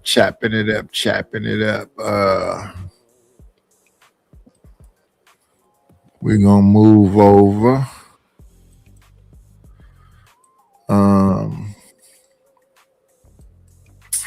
We're gonna move over to this. Here we go. Let's see. Fake friends to Ashley. That's where we want to go to, Ashley. Let me see. Ashley. Let's get here. Widescreen it up. Bring it on stage.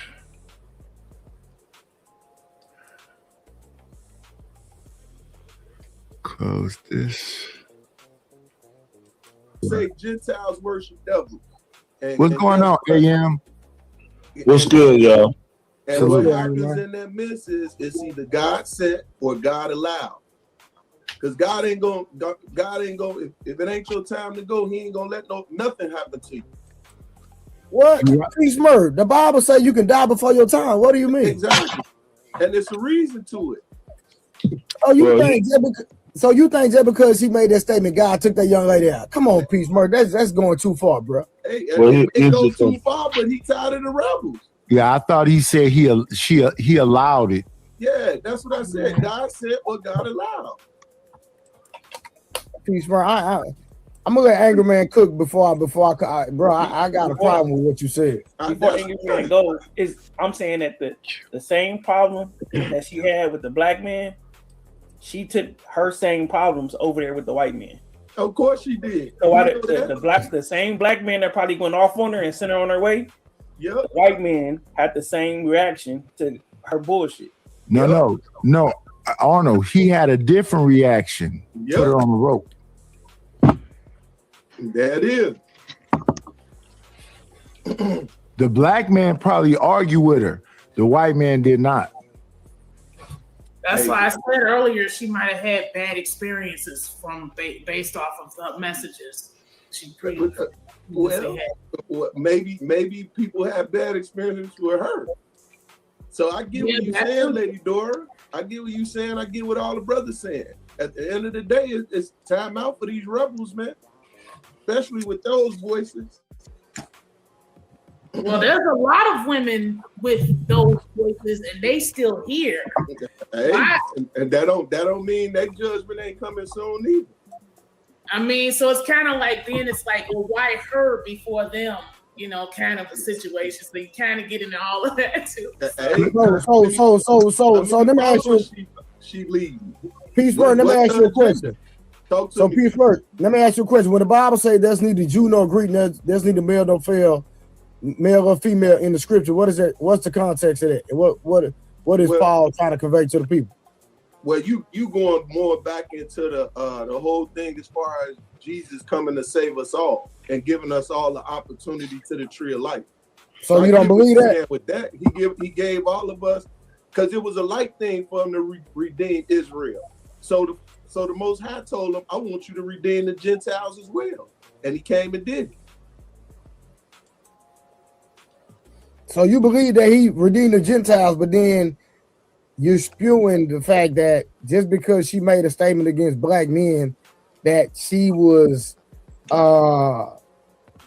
doomed because she went against the grain. I would say. God Matthew said or 15, God 24. allowed. I'm gonna let y'all have it. I think y'all taking the scripture out of context. Hey, I kept it in context. Nah, you on the Hebrew Israelite stuff, bro. You on that Hebrew Israelite stuff, bro. I'm on biblical stuff, bro. That's what it is. But the Hebrew Israelites take the Bible out of context all the time. I'm not those. Remember, I told you those are the Pharisees and the Sadducees. They was extreme. Yeah, but you still not. They the ones that hung the Most High. I mean, not the Most High. They the one that hung Jesus on the cross. It wasn't the Gentiles. Let me see something right quick. Let me look at this comment right here. Hola Raw said, oh yeah, Rogue, I subscribed to your channel the other day. Your ass look amazing. Okay. Her ass look amazing? What? Get off the gas, brother. Her ass look amazing?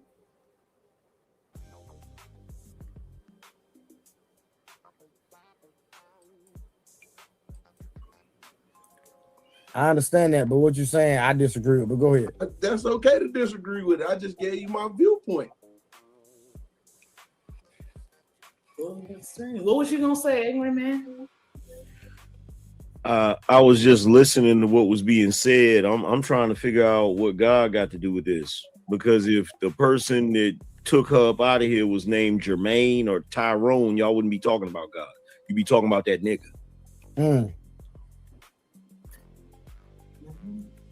Hey, don't he use man to punish man? Man, look, check this out. Y'all gotta stop deflecting away, because whenever there's this thing going on, right? Where whenever a black man is guilty of taking out a black woman, there's a whole conversation around black men deleting black women. Whenever it's a white dude that does it, whenever it's a white dude that do it, we got to talk about everything except that white dude. Who is man, when we do that, then it ain't all white men. They get to protecting them, so you know how that. So once again, he the devil. I don't mess with him. I don't like him. Don't want him in our group. But if a person decide that they greater than us and decide to go on that side, guess what? You get what you deserve when it comes to what happens in that scenario.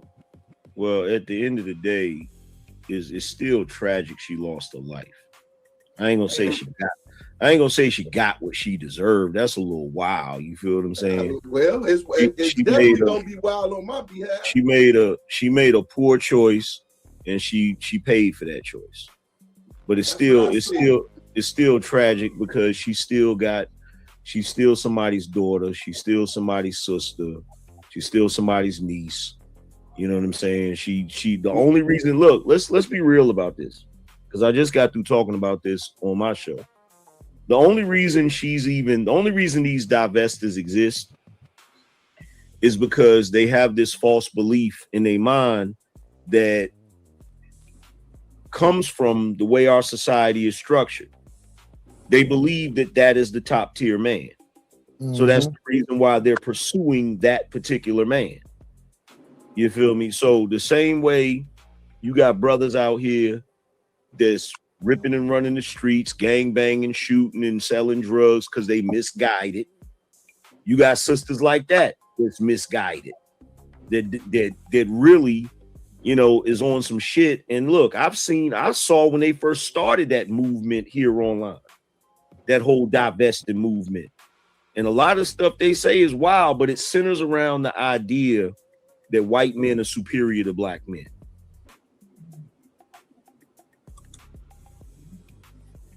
Agree. Hey, that's they stupid ass thinking. We tell them the government got them. That's their retarded ass thinking. Program them to think that way. Don't nobody want to talk about they feel like. So let me ask you. So let me ask y'all a question. So how is the government programming black women to deal with white men, or black men to deal with white women? Do y'all like let's count on both sides of the spectrum? Is it the government? Is it the white man, or is it just people's personal preference? Wait, say that one more time for me, Trey. Okay, so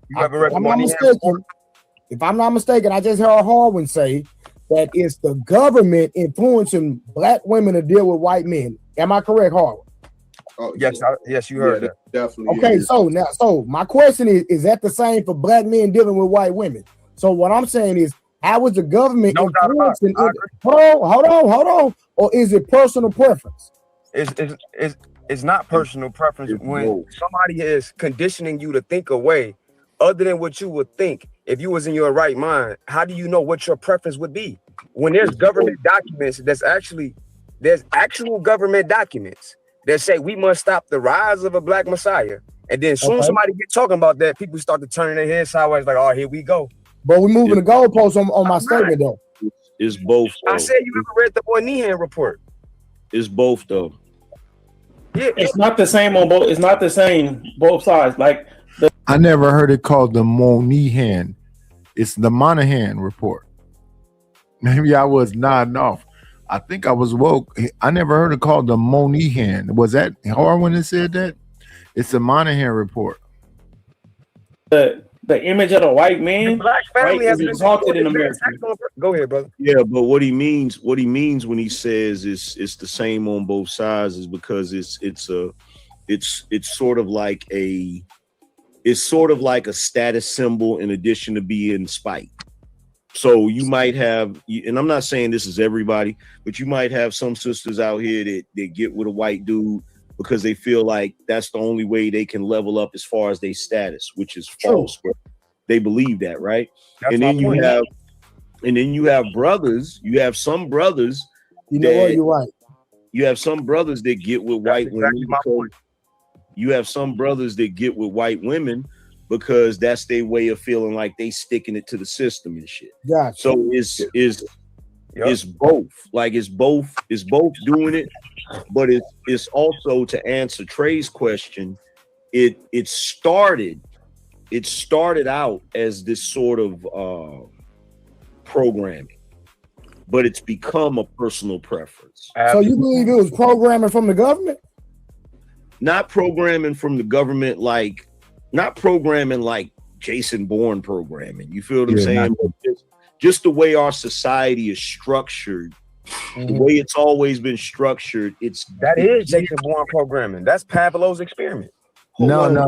Like the media, the imagery that they it's like they has a liaison The CIA has a liaison contract with the media. No. That's a fact. No. That's a fact. The CIA has a liaison contract with the media. No, I understand that. Okay, But- so what did I say?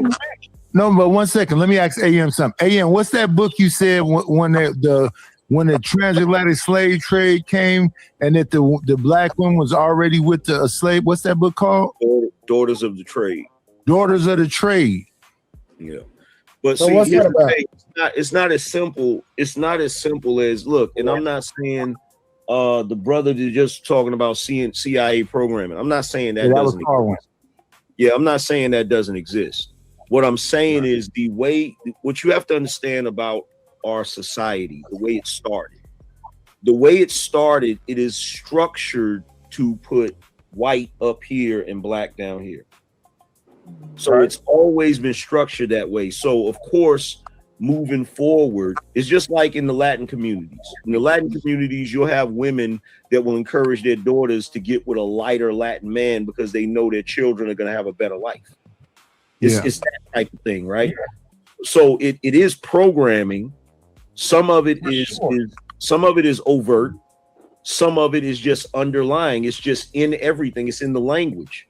Yeah. You look up black and white. Black is always attributed to some negative. White is always attributed to some pure and good. It's the structure of the system. And not only the structure, they're currently still pushing the structure. Well, when we think about flour and sugar, I disagree. But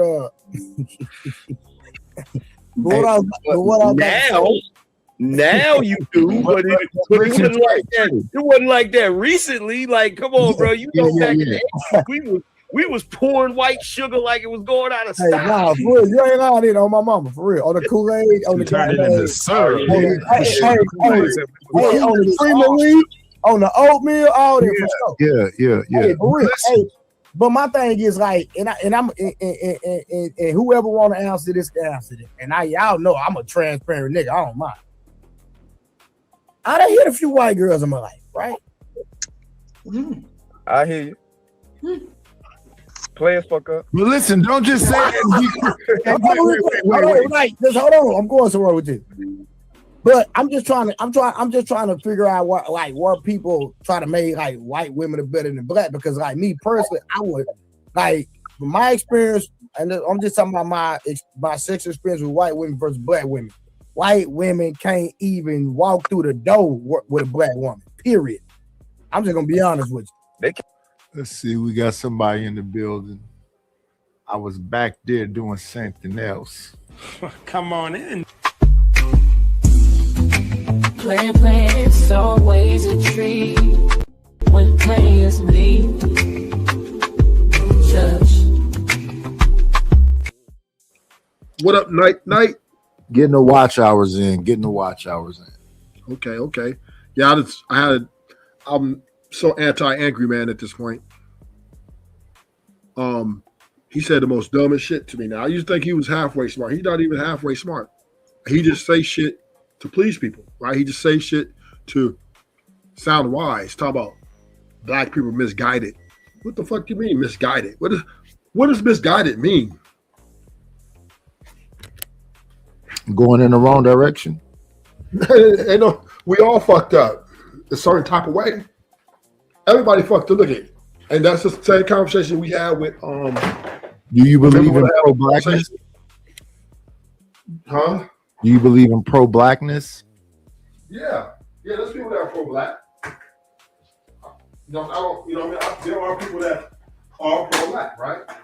But that has nothing to do with whether you are going in the wrong direction or the right direction. Everybody has a different purpose on this earth.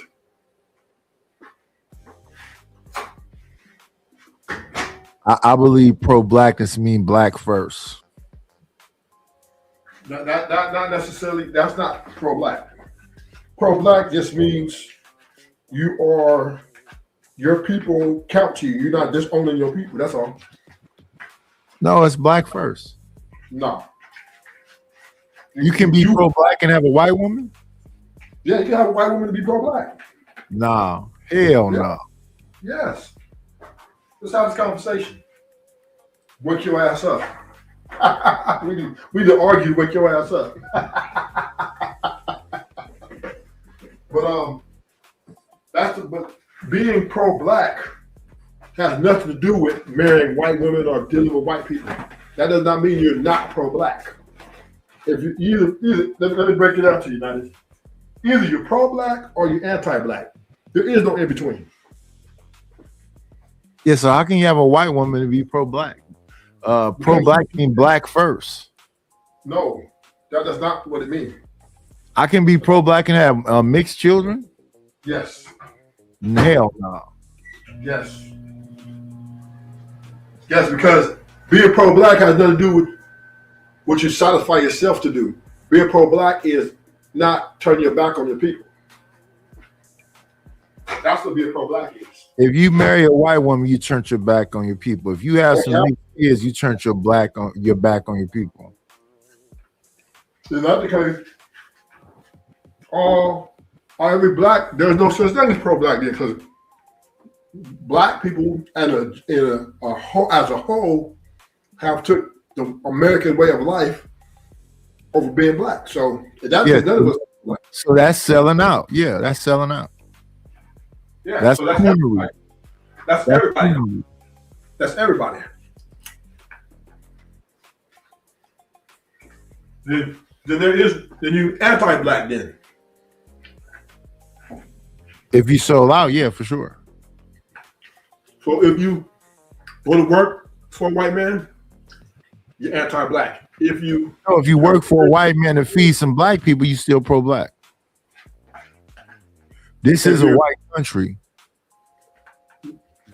But what I'm saying is, just because you work for a white man or do business with a white man or be friends with a white man or befriend a white girl or marry a white girl or go to a white school.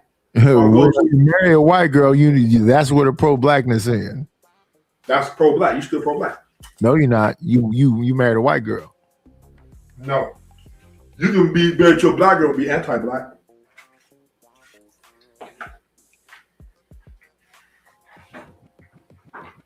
Right? Because you and your wife moving on up to the sky, to the apartment in the sky high, right? You can be married to a black woman and be anti-black.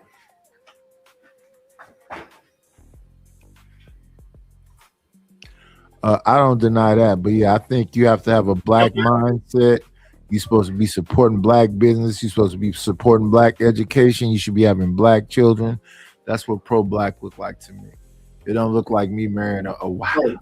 It's not pro-black. Just like, I'm gonna give you an example. What's pro-white?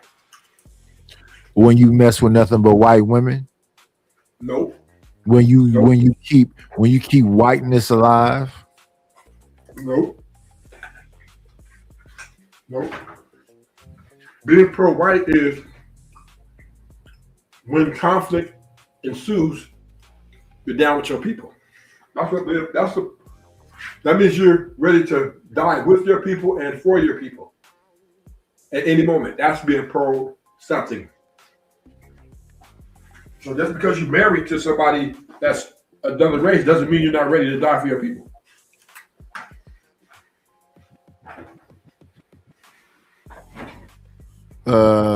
Deacon Day said he must be anti-black. You are. You don't have to guess about it. You are. If you ain't got a black woman having black babies in the black community, putting your money amongst the black people, yeah, you something else. You doing something else. But you're conflating being pro-black with being against preference, right? I prefer to have sex with a white woman, but I will still die for my black people, and I will never forget my black people. See what I'm saying? You're conflating two different things. Preference and preference, what I prefer to have sex with, sexual desire, has nothing to do with, because everything about being pro-black is where your heart is at with the black people. It's not necessarily in your sexual functions. It's everything you do. No, it's not. It can't be. That's impossible. That did everybody hate their race. Everybody hate their race. A lot of white men fuck with Asian girls. If white dudes fuck with Asian girls, they're not pro-white. They're very pro-white. No, they I don't know what the fuck you call it. If they got an Asian woman, they white men. No, they're not pro-white. So, question: was Trump pro-white? I've never seen him mess with nothing but white women. Who? So what is Ivanka Trump, his wife? What is she? Some kind of white. No, she's not white. She's not right. I think she's Russian or something. Deacon Dave, if you put your dick in a white bitch, that kid is not black. Yes, it is. That kid black because it's where his heart is at. It's mixed. It's where his heart is at. Listen, there are white people. A Latina, it's mixed. There are white people who are pro-black. Not black. There are white people who are pro-black. So can a white Like person me, I like a dark skin, big lip, big nose, African chick. That's clearly black. Can a white boy be pro-black? Let me go to sleep on her breastises. Are you refusing to answer the question? Can a white boy be pro-black? And what makes it black is because it's all black. When you start dibbling and dabbling and doing all other shit, yeah, that's not pro-black to me. I don't know what the fuck you call that. Can a white boy be pro-black?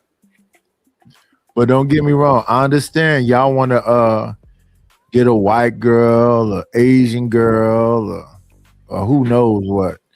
Shout out to y'all.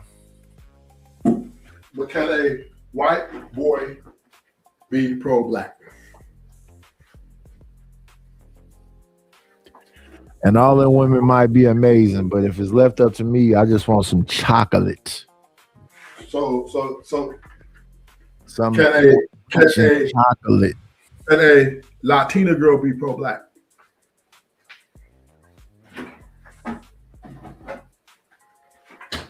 Can a Asian woman or Asian man be pro-black? Deacon Dave, you can have whatever you want to have. Shout out to you. Peace and blessings. So are you gonna answer the question, Nidus? Or are you scared to lose? Huh? Can a white man be pro-black? What'd you say? Can a white man be pro-black? No. Oh, you gotta be crazy. Can a Latina or Latino man be pro-black? No. Can a Asian people be pro-black? No. So you saying you can't be pro-black if you're not black? Yeah. Can a black man be anti-black? Yes. So then if a black man can be anti-black, then how come a white man can't be pro-black? They can support blackness, but they can't be pro-black because they're not black. Pro-black means you're for black. You're for black. Pro-black mean you are black and you support yourself. But you could be black and join a white gang or a Latina gang. Yeah, then you're not pro-black. Then you're not pro-black. But right, because you're ready to go against your people. Yes. Being anti-black is ready to kill your own people for the sake of accepting another race, being accepted by another race. Yeah. But another race who joins a white boy who joins a black gang and is willing to go against the white race to be with his black brothers is pro-black, sir. Not at all. Yes, sir. You have to be the thing and love the thing. The action of pro-black is in heart, not in preference. So if it's not in preference, then that proves my point. Huh? No. That proves my point. No. Prefer to have sex. sex. A white man prefer to be with black folks, that don't make him pro-black. He prefers to be there. No. If he just want to have sex with black women, but still claim the white flag, he is anti-black. But if he separates himself from his race to join the black race, he is pro-black. That means he's talking black, he's walking black, and he's ready to die with the blacks. That is being pro-black.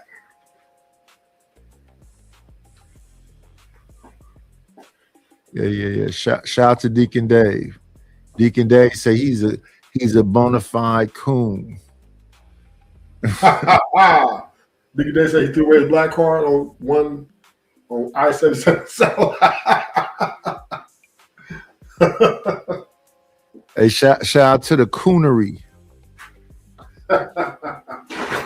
Now that is, but but Deacon Dave is not necessarily anti-black though. He may not agree or feel accepted or maybe through experience. No, he embraces it. See, he said, "I am a coon."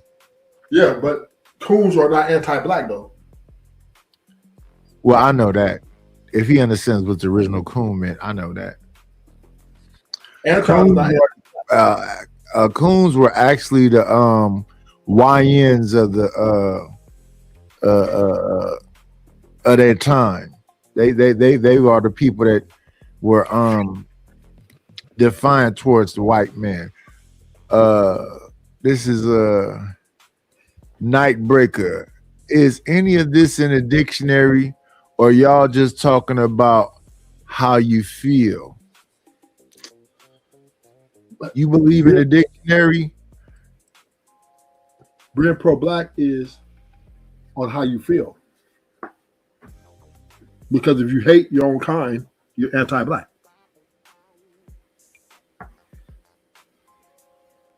If you just hate them because they're black and you're black, you're anti-black. But if you love them because they're black and you revere their culture and the people, and even willing to deny yourself from another and others, you are pro-black.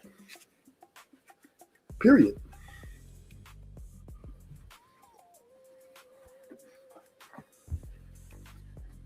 Because pro-black is described by act. The words of ruthless truth are the words of ruthless truth. No, but you listen, black people, if you're black, let's say you black and you come out just I hate all black, all y'all ain't shit, and fuck all y'all, right? And you marry a black woman, but yeah, you hate black men and other people your kind. People are gonna deny you. You guys, you're anti-black. People will deem you as anti-black. But if a white boy comes in, move in the neighborhood, and starts to build with the blacks and I would say open up his heart to the blacks and be for the black race, he will be considered pro-black. Now, he won't be considered black by skin color, but skin color does not determine whether you're pro-black or anti-black. Because you sleep with black women don't mean you're pro-black. Just because you sleep with Asian women don't mean you're anti-black. Being anti-black is denying your people, denying who you are. Or from the outside race is racism, right? So if you don't like black because they're black, because you just don't like them, that is anti-black. But if you revere them and respect them and embrace them, you're pro-black. Hey y'all, what we got 20-something people in there. I told Ruthless a month ago what he needed to do to get over the hump. And a month later, from 414, he up to 415. Why won't you just do the shorts and get the thumbnails and do the little shit?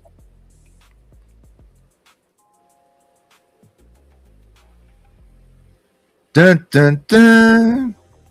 Let me hit him with it.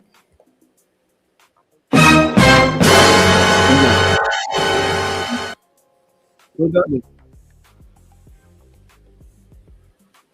What does the sound effect mean? What the fuck does that mean? She said, Ruthless, everyone in here, you know you're going to tell. What the fuck that mean? Who said that? If you're not my blood in here, no, you're gonna more business. What does that mean? Yeah, what does that mean?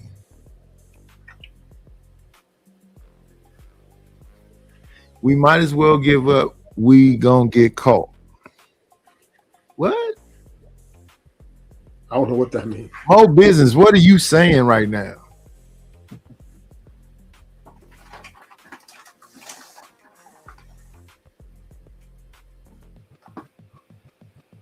If you're not my blood relative, if you're not my blood relative, are you really my people? If you're not my blood relative, are you really my people? People may not think so. Nightbreaker, people might not think so, but we are our brother's keeper. We be getting each other up out this bitch quickly. We serial deleters. But how? So that means everybody hates everybody. Then everybody hate they own race. Then, right? Oh, for sure. Okay, then so because everybody in this world is going to die at the hands of their own race, no matter what race you are. Yeah, most white people are going to die at the hands of white people. Yeah, for sure. Most Asian people are going to die at the hands of Asian people. Yes. That is very normal. Yes. That's normal. That's the way it goes, right? Yeah, that's very rare. Another race kill another race. It's rare. Yeah. So black people aren't doing nothing abnormal. That's the way of life because you're around the proximity. Yeah. Happen. Yes. Yeah. So that's so no matter where you go, if you go or where there's a majority of white people, you'll see white people taking white people out. That's just the way it goes. I don't get why everybody said it. Oh, black people hate black people. Then everybody hate everybody. Then white people hate white people. Asian people hate Latino because they take each other out. I agree with you. That's a fact. So we got to get away from why do black people? Because it's the way of life. It's how life goes. Just like when you say when people go in the wrong direction, you've been misguided. Ain't nobody being misguided. You are what you are. Either you're going to be a lawyer or you're going to be a deleter. Is he going to be a doctor? Or are you going to be a doughboy? Is he going to be a football player? Or are you going to be a school teacher? Right? We all have different purposes. We all ain't going to, 100% of people ain't going to be alike and have the same purpose, do the same thing. Even 85% of people who are average Americans have different things they do. And they still have imperfections. So being misguided is the wrong word. We just have to accept that life is like a box of chocolates, right?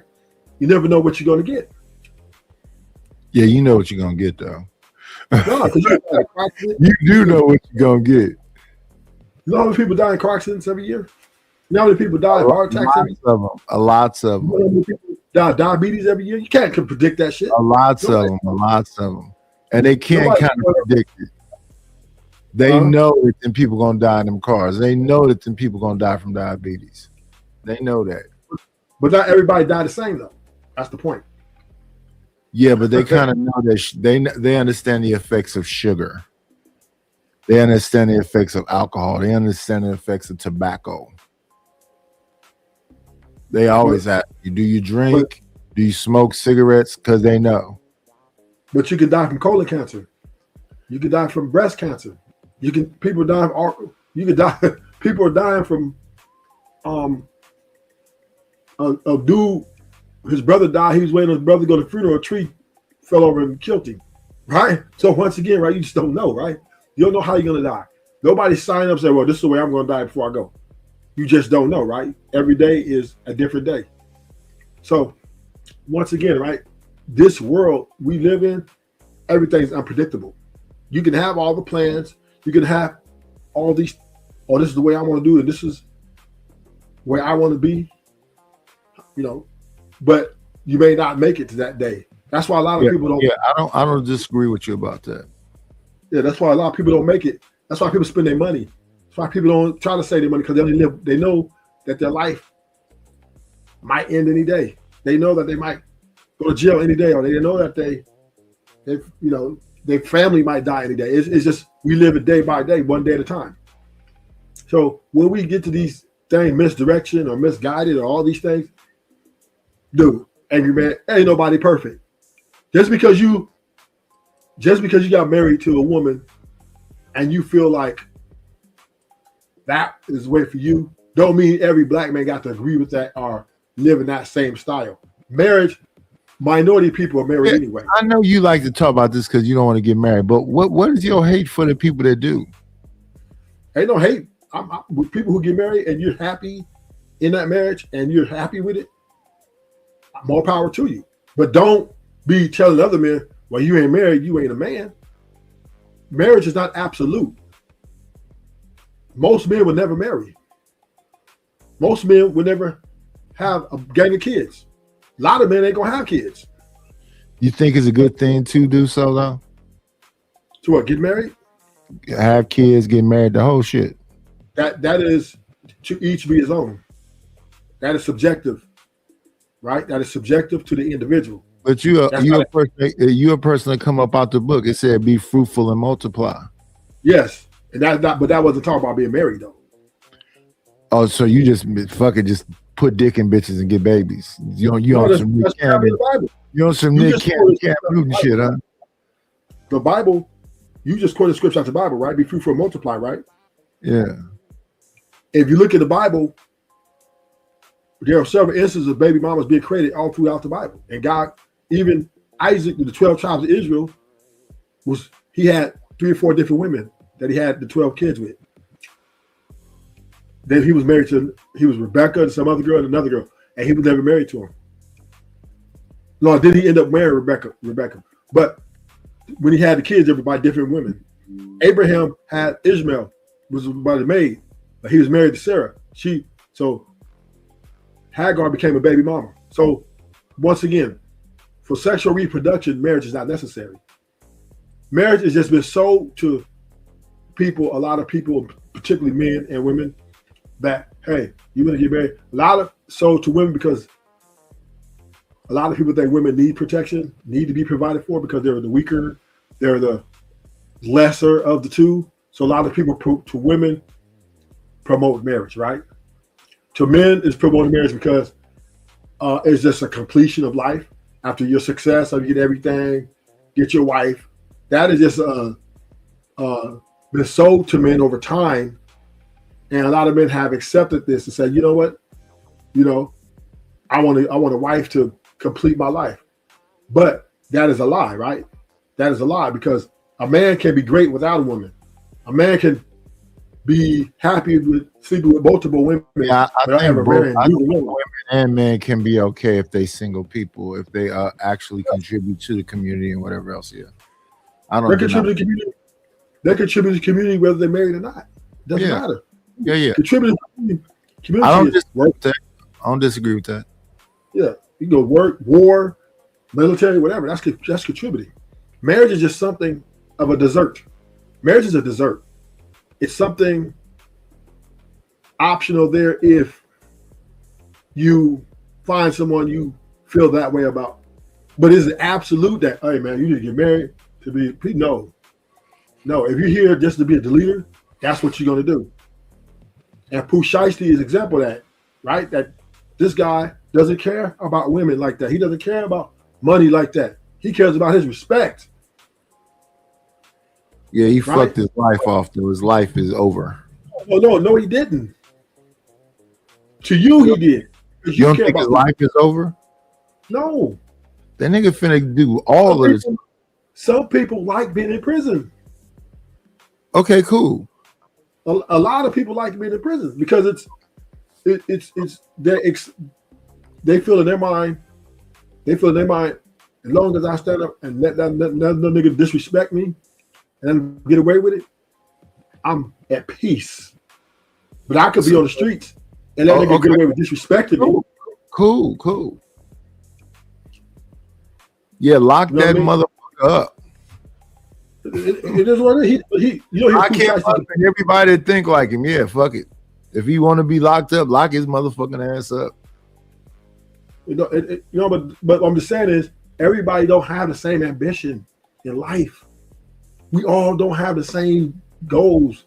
And people who are married or have a job, they always look at everybody. That's stupid. That's stupid. Why would you do? Because that's not stupid. It's just that he does not have the same purpose as you.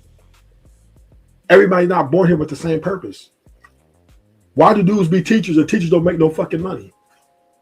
Because they feel like they want to help the world be educated, help the kids. The children are the future type shit, right? Then other dudes, they chase sports, right? Because they're passionate. We all may be here, but we all don't have the same desires and ascribe to the same thing.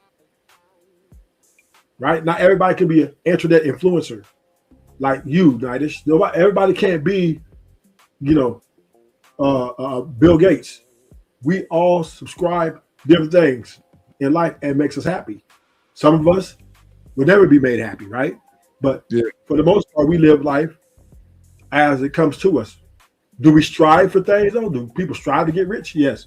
Do people strive to try to be good husbands? Yes. Do people try to be good wives? Yes. Do people strive this, strive that? Yes. But the fact of the matter is nobody's perfect. So therefore, everybody has something that's wrong with them. It's just filtered in different ways, right?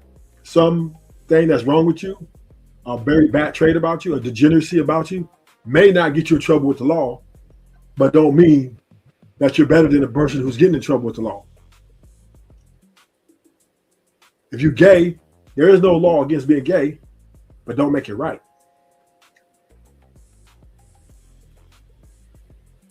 Yeah, it is what it is, I guess. It is what it is. Yeah, it is what it is.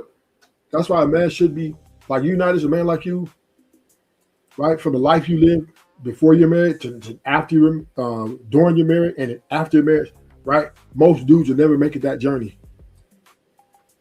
because they don't want that journey. Most people who do want the journey still won't make it. There's men who want to be married and can't stay married.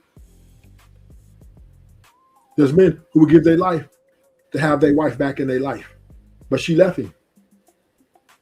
There's women who wish they had that guy that they fell in love with, but he left her. We all have these dreams. We dream big. But don't mean them dreams will come true in a way where we're able to maintain them. Nice. Do you know it's very rare for a man to complete a marriage with like you did? It's a minority of people that's getting married. It's a minority of them that will fulfill a marriage. Yeah, I do know that. Yes. It's rare that you get. It's a trip. The decision and the choices that we make. But yeah, I do understand what you're saying. It's a myriad, a bunch of different ways people can go. Maybe a motherfucker get him a boyfriend and stay with that motherfucker forever. I don't know. Everybody doing their own thing. Yeah. Because we all are built it. We may be built the same physically, but our desire is different of what our outcome is. Sometimes our desire does not dictate our outcome. You know what I'm saying? I want to be a basketball player. Don't mean I'm going to make it to the NBA. Yeah.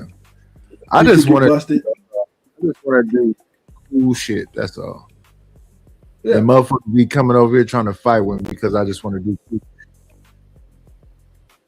Motherfuckers be angry than a bitch just because I want to do cool shit. Like, damn, nigga, what you mad about it for? The angry man, to me, is a liar. Is he? Because I asked angry man a question. Wait. You just got through saying everybody got their own little spiel and they do their own thing. It seemed like he got his own little spiel and he do his own thing. Why you got a problem with the way he get down? Only because he opposed himself on the other people. So when I asked him a question. I said, angry man, are you anti-marriage? He said, no, I'm pro-marriage. He's married. Right. But I asked him again. It was just to set up the conversation, right? And I asked him again, if you're pro-marriage, are you pro-women? And he said, and then they had to think about it for a little bit. And he said, no, he said, no, I'm not pro-woman, but I am married. I am pro-marriage. Now I told him, you can't be both, right? You can't be pro-marriage and anti-woman. There's just no way that's going to work for you. So for you to be married, you have to have a sort of empathy towards women because you're married to one. So there's just no way you can tell men, you know what I'm saying? Like, hey, I guess I'm pro-woman.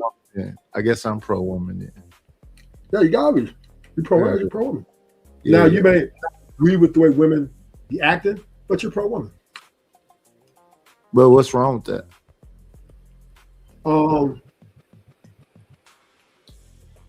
It's only something wrong with it when the opposite sex is saying they're anti-man. That's the problem. But are they saying that? But are they saying that? Yes, women are anti-man. Yeah. Oh yeah. What they marrying men for then? Why they giving their bodies to men then? Because a lot of women are addicted to sex, but they really don't want the man's mind. They just want his body, and they'll use him for it to get their satisfaction off and get rid of him when they're tired of him. Doesn't mean they love him. Doesn't mean they revere him. Have you ever heard of, can you have sex with somebody and not love them? Yeah. Okay, yeah. So because a woman can just use their body, yeah. Here's another question I have for you. Do men value women coochie more than women value their coochie? They could. Huh? They could. They do. They do. Women will give you everything, will not give you their money. They give you their coochie before they give you their money. Women will give you their coochie before they give you her love. That's why women are on here saying 6 figures, 6 feet, and all those things, because they don't really like the man, but they like what they can get from him. They love what he can do for them. They love how he can serve them. That's what women love. This nigga gonna serve me the way I need to be served. That means give me they're looking for a worker bee. Yeah, they want a slave. Women want a slave. They're the new slave owners. Do women want slaves? Huh? Do men want slaves? No, men want to be slaves. You're signing up to be slaves. No, it's some dudes that they woman is kissing their feet, doing whatever they tell them to do. Very rare. I ain't yet to see that in a minute. Maybe back in the early 90s, 80s, maybe that was going on a little bit here and there. But in 2026, it's not happening. It's not happening. Women are very pro-feminism. Even in a marriage to a man that they... Now, I would say once again, as long as for some women, as long as that man is providing them the lifestyle that she desires, she'll deal with him a little. She might stay in there because she like, you know what? No, can't no man match this, but it doesn't mean necessarily she love him, right? She could I don't think Michelle Obama loved Barack Obama the way she talked about how she can stand him. That's a very situation. But Rock was talking about you need a gay friend. What'd you say? The White House, the rainbow. I couldn't understand you. Yeah, that's a very interesting situation. Is your mic low?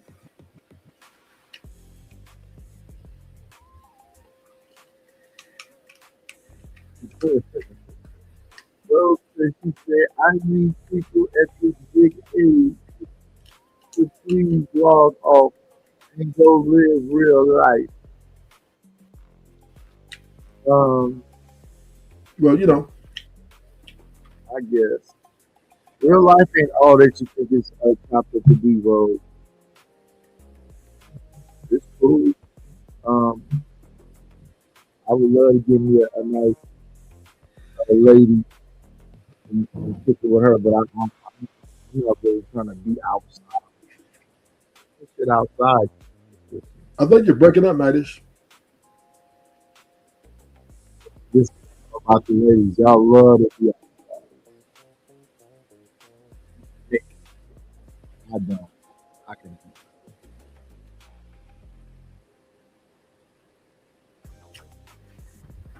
I'm up here talking to Rufus about somehow you can have a white woman and be pro-black. That's the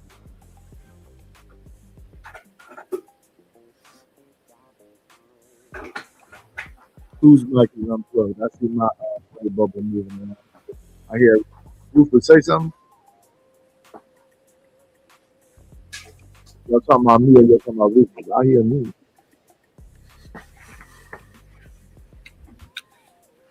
Oh, you talk. What you saying?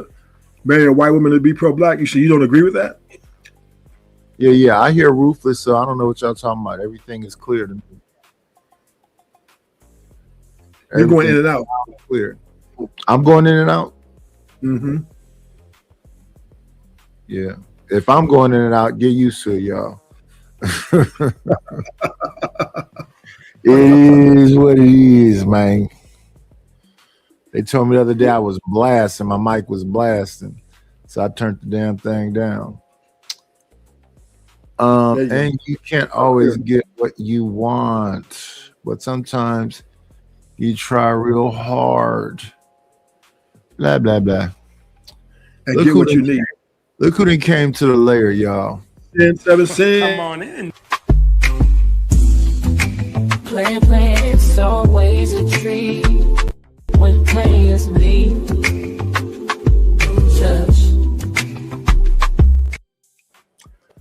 Trucker, yeah, Rufus say he thinks that Angry Man is a hypocrite. Why you say that? I don't know. He right there. First off, morning, fellas. Morning, fellas. What's up? Good morning. My enemy is here. My enemy has showed up. Why my enemy? Because you jumped me on the panel too. You, Angry Man, Easy, all y'all jumped me on the panel. I did not jump, but you come on, man. You know what you was doing. You knew damn well you was gonna have a but fight. You know what? You knew it. But you know what? I'm glad you showed up because now, because I think sometimes you're influenced by people around you and sometimes you like to say things, but I'm glad you're here because now it's me. We're face to face. Nighters might interrupt every now and then, but that's okay. It's his show. But what I kind of just don't understand why you guys are fighting the fact that women don't want to be with y'all like that. Trucker's married too. Yeah. Yeah, but I'm not fighting I'm not fighting the fact. I'm not fighting the fact that they don't. I mean, if they don't, they don't. I'm saying to the fellas, like yourself, why keep worrying about the ones that don't want it and worry about the ones that do? Well, because y'all keep trying to force the women that don't like y'all to like y'all, when you got women that really like y'all, and that's who y'all should be with. Exactly. Number one is I do not force anyone to like me. I'm the type of dude. If a woman shows she don't like me in any instance, I shut down and I'm out of there, right? I will not ever see her or talk to her ever again in life. 100 years, right? So the forcing is not the word. What we are having a conversation about is the rhetoric that women are saying on these spaces and online and on the streets and how they're acting with their actions. And the actions are showing that they're very indifferent to man, even though they require and expect a lot from man. And this is where we're having a conversation about, well, why is this, right? Why is this happening?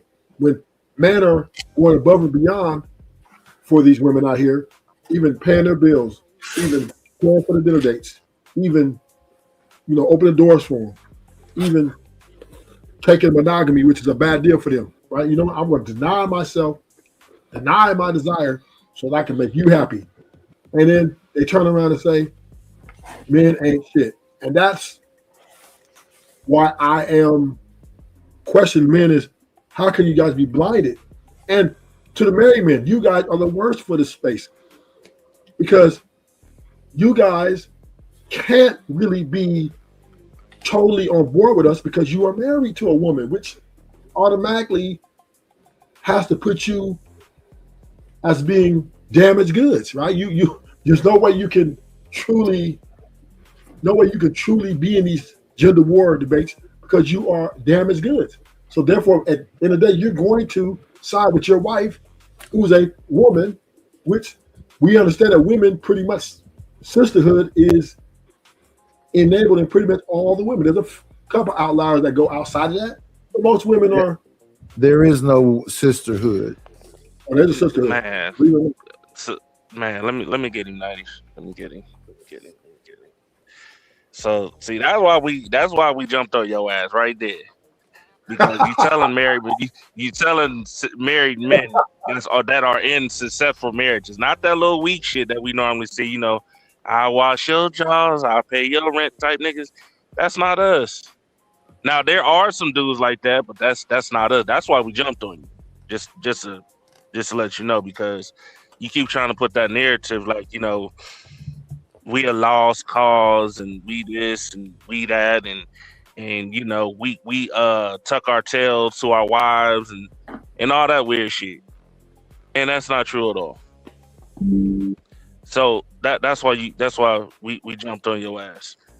But secondly, the sisterhood thing, like you be saying some truth, but you be telling a whole lot of lies, right? I'm not gonna disagree. I agree with you, but I disagree. Because you keep putting all women into that box. Bro, there's plenty of women that don't believe in that sisterhood shit. As a matter of fact, a lot of them don't even got friends because of it. They don't got friends because of it, because they know how females are for real. We're going to keep it a buck. So I pay attention to the ones, right, that has their own mind and got their own heart. And you can point them out. You can see exactly who they are. Because most of the time, the women that are fair, they're literally getting shunned, ostracized, and the whole 9 yards. They get called pick-me's all day. They get called, you know, all that weird shit. At the end of the day, that's what I look for when I have conversations with women, or if I'm around women. If you ain't that type of woman, I don't want to be around you. Period. And it's always been like that. So again, y'all keep trying to make these other women who don't like you, who don't got no respect for you, who just want to have a child with you, but then don't want you to be the father. Y'all keep doing this shit. And then y'all want to cry and complain about why she doing this, doing that. Bro, the signs was there from the beginning. Stop trying to convert these women. Stop trying to convert these women that want their separate islands and all this feminism shit. Let them be. You know what I'm saying? They want to be hoes and tricks or whatever you want to call them. Let them be. You can just talk about them. Use it as a life lesson and find a woman who is on what you're on. You know what I'm saying? That's going to respect you regardless. Let me clarify something. I'm not really complaining about the way the women are. I'm actually very happy that, and I respect that they're being more transparent than ever before. I respect transparency more than deception, right? So I am not here to tell women or try to change women. What I am speaking to is, and on a particular day in that panel, is a lot of men jump on other men and say, why you keep falling in love with the woman you fall in love with? Why you keep trying to work out your relationship with the woman that treats you? Why are you trying to hold on to your marriage? Why are you trying to be the man for her when she's doing all these things? Because love works in strange ways, homies. But yet, when it comes to the brotherhood, which doesn't exist, we don't see it that way. We see that, well, choose better. Oh, you need to be better. Or you need to do all these things. And then, and then when if she does fuck you over, you can always start over again. Take it like a champ, right? Which is pretty much no choice, right? You really have to say that. Most men are not going to commit suicide if their wife did. But at the end of the day, we can have the conversation about how can we bridge this gap between us men and stop arguing and fight with us so much about, and particularly the married men and I would say the married men and the simp men, right? is just a bit and against married men, simp men, and beta men against the men who are objective towards the women, right? And this is where the war lies the most, right? Wait. I just want to double check with you. Are you saying married men are simp men, or are you just separating it? Just married men or simp men? I separated. Married men, okay. Just making sure. Yeah. Okay, because not all married men are simps. I don't believe that. Not all married men are beta, right? But what I will say is this though: married men lack empathy in terms of when it comes to being realistic about dealing with these women. They'll call out the behaviors. Yeah, these women out here dissing black men. These out here being whole 304s. These women out here gold diggers. And then turn around and tell the guy who's objectively objective, man, go find your wife. There's one for you. You know what I'm saying? And that to me is kind of contradicting of, well, I know I'm a married man, but I got to be honest that marriage ain't for everybody. It's not. Some men would get off. That's fair. Most men be better off not getting married. I don't think every man. So they should be sitting at home drinking themselves to death while they lonely. Well, no. There's other ways to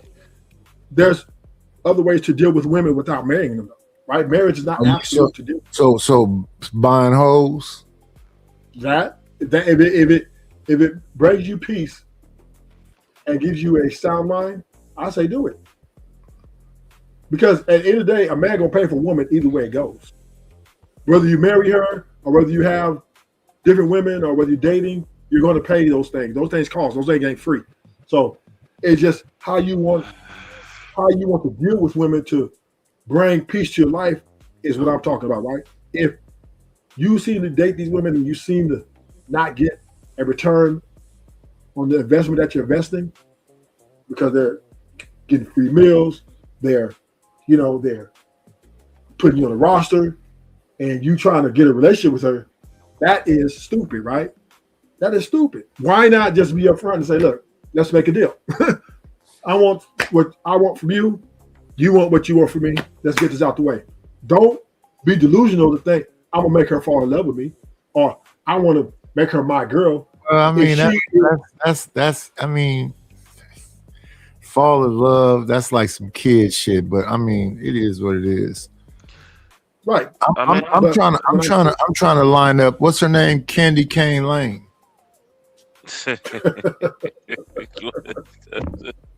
I want a motorboat. No, I'll leave it alone. Okay. But you're the one of the guys who say, I don't date. I don't date. I marry. I'm looking for a wife, right? And you will die alone, nice, because you say you're not looking for dating. You want a woman to come in that's going to be marriage material off the top and act like a wife even before you get married. No, Rufus. No. I'm a nigga. Rufus, I'm a nigga. I'm looking for a nigga, bitch. I'm not. I don't know why you trying to make it seem like I'm saying something complicated. Man, listen. I ain't looking for no angel. She can have a past and whatever else and all of this shit. It is what it is. You keep saying all of that shit. So what if she wants you to pay her rent? I'm not paying nobody motherfucking I'm not paying rent. shit. If you're not my wife, I'm not paying nothing, bro. What if she wants you? She could come live. She could come live in this motherfucker with me, but no, I'm not paying nobody fucking rent. What if she wants you to pay for the dinner dates and the amusement parks and stuff like that? Oh, that's cool. She can go to the dinner dates and amusement parks. And you pay for all that? Yeah, I don't mind that. Okay, so that's the same thing. There's a difference. You pay for dinner. No, it's not. No, hold on. Are we talking about date? Like just going random? No, what I'm saying is that I'm not doing that for a stranger. But my woman, sure. Yeah, okay, but you gotta go ahead. Ruthless. Listen, just say you don't want to pay for shit. No, I don't. No. That's not what I'm saying. That's not what I'm saying. Because it's being a provider is what we men love to do. We take pride in that shit. women are just taking advantage of it, and then niggas that come around and say you're a trick because you're being the provider you always aspire to be. Right? That's a contradiction again with men. Oh, you're a trick, but nigga, I always want to be a provider. I always want to be a provider. I never want to look for a woman to provide for me. But now y'all telling me I'm a trick because I want to provide for women in a way where it's enjoyable for me to do, because this as a man is what I truly believe in. See, wait, see, it's the I think they call you a trick to like give you a noogie and a wedgie. If you okay, so everybody got this different so if you the type of nigga, right, to take a woman out just for some coochie, nigga, you tricking. No, you're not, because everybody's doing the same thing. You can get that shit for, listen, you can get that shit, you can get it for free, bro. Y'all can go somewhere else for free and all that. Yes, you can, but when you're dating with a Tiffany, right, she's a stranger first. She's a stranger first. Then bro, listen. Through that I'm just process, saying. Through the process of getting to know a woman, because remember, you could be with a woman for 5 years and not know who she is, right? Right? Oh, she wake showed up you one who day she and be a whole was. different You just person. ignored the signs. No. No, I'm just saying. Some people, a woman can fall out of love with you. Yeah? True. Yeah? True. Okay, But then. guess what? So there is no guarantees, Mhm. Chucker. You're investing no matter what. From the get, you might meet her and say, you know what, I'm going to roll the dice with this woman. You're going to invest no matter what. You're going to invest. This is what men do. It's very rare that a woman's paying for a date for a whole year. That might not even exist. She might pay a date here and there. So say you dated for 3 years, that adds up to like $30,000-$40,000. Okay. So you want guarantees, Ruthless? Women are typically the one that want guarantees. I'm just saying the way Ruthless is talking, I'm listening to what Ruthless saying. From what he's saying, it sounds like he wanted to be guaranteed, because truth be told, No. to be honest. No, I don't want to guarantee. Life ain't. Okay, go ahead. What I am saying is this: men on these spaces come in calling niggas tricks because niggas want to be providers, which every man is essentially wants to be a provider. There are some homosexuals out there. I'm not gonna, but he's providing sex, whatever. But men ultimately wants to be providers. And here the nigga come and say, because you're providing maybe for something and you're not necessarily in a relationship or in a marriage, you're a trick, nigga, because you're paying for coochie. Well, what I am saying is this: even your wife, before she became your wife, she was a stranger, and you want to have sex with her before she became your wife. So you were automatically asking her out and paying for dates while y'all was having sex. So therefore, it was still a transaction that formed into a lifelong, you know what I mean, or a long-term connection. Listen, in the beginning, you're gambling, invested that you guys would get maybe be together down the road. So again, like I said, like, if you the type of dude that's just paying to get some coochie, then that's tricking. No. If you're going out, hold on. If you're going out with a woman, go out with a woman. Like, if you just going out because you want to go out and you just want somebody there with you, I can see that y'all dating, bro. Y'all literally dating to get to know each other. There's only two reasons: either you're dating intentionally or you dating to get some coochie. Okay, that's two different. That's two different things. No, Tucker. Two different things, bro. If I'm going, I'm gonna tell you why your argument is weak. Because if that coochie trash, his argument is weak. If that coochie is trash, say that. If that coochie trash, you out there. Rufus, why are you trying to be mean to the man? No. Listen, he ain't being mean to me. I'm telling just me it's early. Because Tucker, you're telling me, cool, Rufus, if you're dating a girl for sex only, every man dates girls for sex, nigga. No, every man don't. Every man don't, nigga. See, that's what I be talking about, bro. Yo, that's why y'all. This is why I'm saying. This is why y'all niggas stay losing right there. Every man don't think about sex. Every man does not think about sex like that all the time. Like, stop it, bro. Every man like thinks real about shit. sex Like if it's, man, listen, yeah. At some point, yes, but as of being serious, intentionally, that is not on your mind. That's not the first thing you looking at, bro. Like I'm looking for a damn wife. I ain't looking for no damn girlfriend or no I'm shit not like looking that. for no Like, girlfriend, you know, what I'm saying? I'm looking for a wife. I don't want nobody pretending to be a wife. None of that shit. I don't want nobody acting like one. You are a wife when you when we're kicking, like we're kicking it with or without me. Okay. So If you what if she ain't doesn't feel that, the same I'm way? not doing What nothing, if bro. she doesn't feel the same Listen. way? Then she kick You said, rocks. like, What dude, if she wants to wait a little longer to see Then if she you got kick to rocks. then She kick listen, rocks. listen. Nobody- If she, You said if she another want to first wait time? a little, wait longer on what exactly? to get to know to see whether you are her husband material. Yeah, she can kick rocks. Huh? So you're So, saying you're a woman attracted to you, you're attracted to her, Yeah, desire each other, yeah, and you don't want, if she comes on to you because she wants to Yeah. have sex with you, you tell her to kick rocks. yeah. I got Tucker Yell doing that shit. What you talking about? I Well, didn't shut down women. Hold on. I didn't, I said nigga, I desire. didn't remove, I didn't, listen, desire. Listen, I said the woman you desire. Now, yeah, I know. I've shut down women the too. woman I desire, bro. So, If I so want a woman, Tucker, if I want a woman and I'm not sexually attracted to her, and we have a conversation, It's a bunch of desirable women out here, though. now I'm talking about a woman that I'm in conversation with, right? I'm Yeah. going to have sex. It's a 99.9. Unless she just does something real disrespectful, yeah, then she's out of there. If she just yeah. But 9 times out of 10, if I meet a woman, she's desirable and I'm desirable to her, I want to have sex with her. Now, Yeah, you a freaky ass nigga. That's cool. When I agree with Tucker Yell is if before sex, if I think that she's after my money, right? Or I see some red flags, then I might just treat her as a sexual object and not take her seriously in long term. But you gonna knock it down anyway. he gonna knock it down. I ain't like that, bro. Listen, Sex I'm is not the way of wasting my life. time.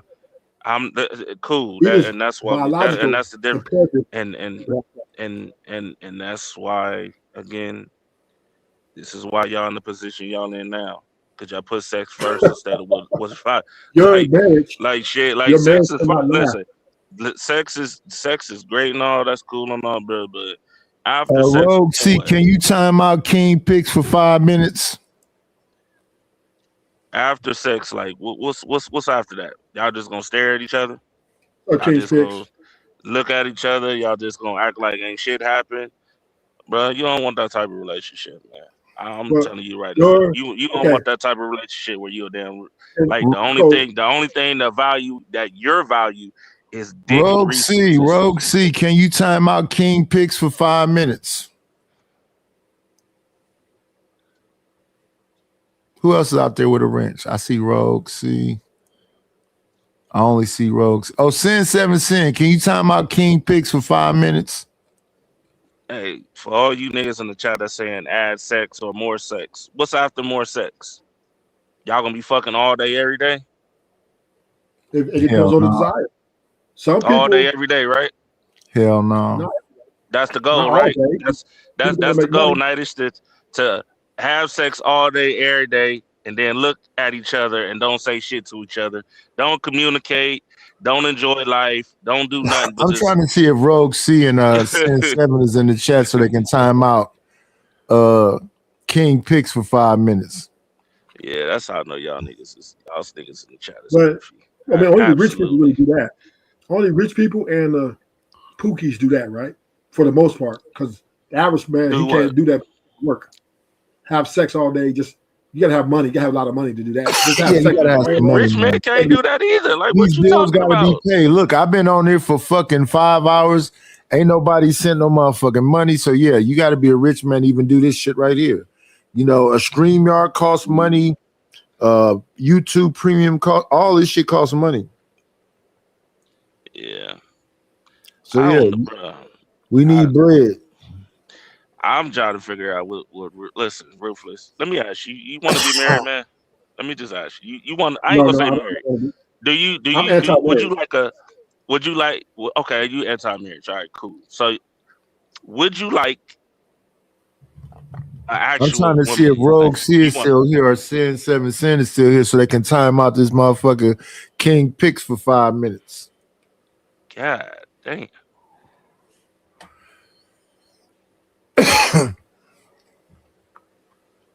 I think I like women, in my opinion, and this is my opinion, it's not a fact.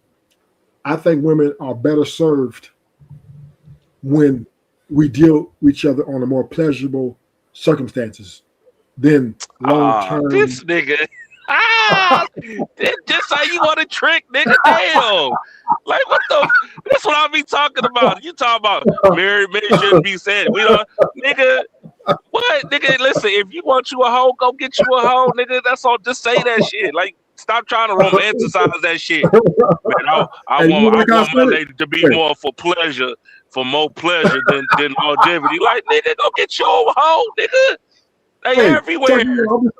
Chucky, I'm just trying to, you know what I mean? I'm just trying to make it sound better, right? So you guys can not be so triggered. When I say I just want to be a hoe, y'all niggas get triggered. The women, they understand. Listen, Like, I will be. Listen, I will respect you even more if you said, bro, I just want me a lady. I just want to freak on my arms. That's it. I'll be you know what? You want to freak on your arms? Hey, at least you being honest about it. But then you out here telling niggas to, you know, but then that would mean that you should be having this conversation of trying to tell people not, okay? If anything, you should be like, you know what? I can't really have conversations about it because I really just want a freak of my arms. That's it. I ain't really marriage material, nothing. I just want to be, I'm a bachelor. You know what I'm saying? That's all I want to do. That's all I'm ever going to do. I've said that multiple times. My streams, other panels, everything. But I haven't denied everybody, even Nanish knows that. Well, what I am saying is it's not because, and once again, right, I've had a lot of long-term monogamous relationships, and I made the assessment and I made the evaluation that this is the way, in my opinion, the way it's best to deal with women. I think women underperform in long-term relationships or marriages. I think this is too much for them. They can't handle it. And us men, a lot of times we make these marriages work. We make these relationships work because we really want it to work, right? So that, and which is fair, right? That's what, honestly, that is what a relationship with a marriage is all about. It's about working through your problems, right? So I 100% agree with the men with his ideology. So I'm not here trying to say to you, Chucky, well, you need to be like me because that might not be best suited for you because you might be a little more because of the lifestyle you live. You work a lot, you drive across country. You might want something more stable and more, Yeah, Rapid. Ruthless does think that all these women is hoes. Yeah, well, every woman got a hoe with him, right? Every woman got a hoe with him. She's yours. It's just your turn. It's just your turn. Man, listen. That's his words, lady. That's not mine. I don't believe in that. I think it's some good. You ain't married no virgin, nigga. I get it, but they ain't. Listen, everybody ain't perfect, but then know, everybody learn their lesson. They trying to do right, things like that. But now I agree with you. I agree with you on that. I agree with you. I get the point, bro. Like there's a saying that my dad and I'm realizing he was right. Like most men deal with so much disrespect just because they want the family. I understand that, right? But then I question. I agree with you. But then at the same time too, I say a lot of men that do that deal with the disrespect. Normally, the chick they chose is the chick for the streets. Now you trying to force that shit. You trying to force that chick to be something she's not. Here's where this is where you're bad for the community. Because you're now you're blaming men for her actions, for her accountability. I'm not put accountability on the man. Well, you forced her. You forced her to be a hoe, or you forced her to be combative. You forced her. I didn't know. I did not say that. You said that. No, I said you chose her. That's your own. Listen. At the end of the day, whether you like it or not, at the end of the day, whether you like it or not, you chose that woman. I agree with you. See, that's the thing about your fault. That is your fault. Even you said that in the beginning, right? And I was agreeing with you. Then you turned around and said, "Well, you forced her, or you made her." Or I didn't make her. I didn't say forced or made. I said you chose her. We men, you don't have to have this conversation with, because we're not the ones leaving like that. That's why this is my problem with y'all. We're not. You don't have to preach to the men about being there, because men are there, even in sexless marriages. They're hanging in there. Men understand this innately. They believe in the nuclear family more than a woman do. So by you saying these things, men, it's unnecessary, nigga. We are the knock on men, right? The criticism on a lot of men is you stay too long, just leave. Night is famous. Just if she does this, why don't you just leave her, right? Men are being criticized for hanging in there and not filing the divorce papers and trying to keep the family together. No, okay, that's true, but I didn't say anything. Listen, at the end of the day, ain't shit on this earth guaranteed. Like, y'all got to stop this. Everything got to be guaranteed shit. I don't know where y'all been raised or whatever, but at the end of the day, life is life, man. Most times you win, sometimes you lose. Okay. No. Most times, no. You said it wrong. Most times you lose. Most marriages are failures. There's niggas around here going on 3 to 4 marriages. 97% of marriages fail. Hold on. I want you to listen to what you just said. There's niggas that go to 3 or 4 marriages. Why you ain't learned the lesson from the first? Why you ain't learned the lesson from the first one? Because men still believe in love. Men marry for love. Women marry for business. See, now this be the bullshit. I'm calling capitalism. No, it's true. It's the truth. Men, we fall in love. So let me get this right. No. I'm calling capitalism. You telling me men are delusional? Men are delusional. Okay, cool. The men, you trying to tell me that the first wife or the first lady who you been with for more than 5 years, right? You done saw the ups and downs, you done saw the patterns, you done saw everything. You trying to tell me that you did not learn shit from that relationship and you decided to choose 2 or 3 more women the same way? So, because once again, every man think it's going to be different. Oh, she's going to be different, right? They're not literally walking in and say, "Oh, she's going to be just like the other one. I want me a woman like her." No, they have one marriage, it doesn't work out. They meet it goes a year or 2, then they meet another woman, and she's different. This is going to be a different, and then then they divorce. So once again, men believe in women. See, the problem with men and their greatest weakness is a woman. There are a lot of men who worship. There's a lot of men who worship the ground women walk on. That's why men don't have a problem with paying women's bills. That's why they don't mind, because they really care about women. They don't mind departing from their resources to being in the presence of a woman, right? They don't mind taking the abuse, the verbal abuse, because as long as she ain't fucking no other dudes, I'm Gucci, right? As long as she ain't out here running around, she can call me bitches, hoes. She can take my shit, drive me crazy, but as long as she ain't giving that coochie away, I'm happy, right? There are men out here accepting this shit because they believe in this woman. They believe in this relationship. So once again, right, men are being criticized for this. Oh, well, why do you keep getting married? Because men are being criticized because they believe in marriage. And once again, I say this, you know, women in the next 10 years will be the superior force in a relationship because men, right now, women are running the date market. Women are running the marriages. Men are running the women are running the relationships.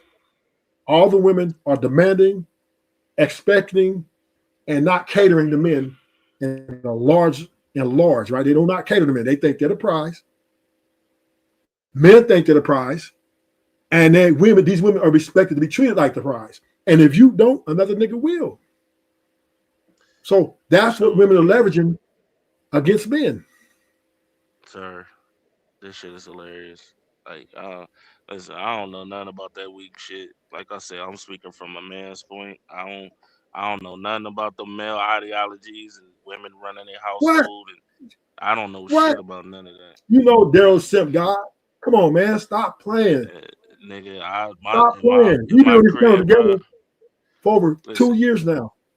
And my you know Bracey, what's Brownfield? Let me take my shoes off before I come in and shout out to the Quines.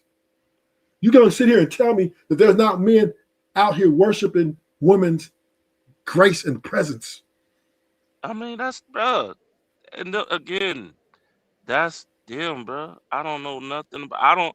I don't agree with it. And every time they get their ass cooked, I know about it, but I ain't one of them. I really don't give a damn. I know you don't. At the end of the day, listen. At the end of the day, like I said, if you want a successful marriage, you know how to move, bro. So a lot of these situations, if you want to be honest again, because I keep asking, like, and you said something that's true that I keep trying to put in niggas' faces. Why don't you just be honest and upfront with the women and let her know what you want, and what you need? Because let her know what it is. Most men can't do that because most men are losers when it comes to women. Most men don't have the access like that. Now there are a small percentage of men who got the looks, the swag, the money. They can do that. They can dismiss chicks all. Oh, you out of here. And another take her place. These are a small percentage, but the majority of men don't have that luxury, nigga. To be honest, because these women will leave, nigga. And if you're poor, you're making 40. You're making 40 to 60,000. You are invisible, nigga. Your new name is the Invisible Man. So listen, I don't understand. Like, if she's invisible to you, then why you keep trying to make her into a wife? Because like, why not find her again? Because you can't answer that. Why you keep trying to make the chick who look at you as invisible as a wife? Like, why don't you find a woman that actually respects you? Because the problem is, once again, so I'm just saying. Let me help you out, Yo. Let me help you out. The problem when a man finds a woman is not finding them; it's maintaining. That's the problem. Relationships are made and destroyed every day. Having a relationship with a woman, there's men selling for way less than looks, and right, they're taking an ugly chick, they're taking a fat chick, and they're still having these multiple problems. The problem with marriage and relationship is maintaining them, the maintenance. It's almost impossible to maintain, once again, a healthy relationship, a healthy marriage. That's what we're trying to achieve. See, so how you gonna maintain a healthy how you gonna maintain a healthy situation when the whole time it's been fake from the beginning because you keep trying to convert somebody to something they not? Well, we don't know. We think she's pretty. She has a pretty smile. Her conversation's good. We didn't know that she was using us for the free meals, and I mean, a lot of men are tricked out of their money. Oh, right? Wait. I'm just going off your point. Yeah. Y'all know she using y'all for free food and free things. Yes. We know that, but we don't. Us men, and this is the delusion of men, right? We want to be providers. Which be a provider means we're ready to be used as a provider, but we don't want to hear our woman say it, or we don't want to hear it come out of her mouth, right? Because we all know we get used at the end of the day. We all know that when you're getting in a relationship, you're going to get used for your resources and your sex and your mind, right? Emotional intelligence and all that shit. That's the part of being in a relationship. You're using her too. It's all about you. Love is this fucking, I guess, this made up shit in Disneyland. But the truth be told, we're looking to use each other. She's looking to use me for what I can do for her. But the only difference is, men, we kind of married for the true love aspect of it is, oh yeah, she's my only one and she's never going to be with nobody but me. Women, they marry for business and they want to dominate that guy. So that's where the conflict comes in. That's where the conflict comes in because women. I don't know what woman. Listen, if that's the type of woman you're interested in, bro, then that's you. That'd be again. I keep asking the same question. You're not answering. You keep ducking and dodging it. If that's not the type of woman, let me repeat. No. Again, because you keep going back to the same thing, and I really want you to think about this. If it's a chick you're dating, okay, because the signs is there. She's there. You know she's paying for you, and you know it. And fellas, y'all know.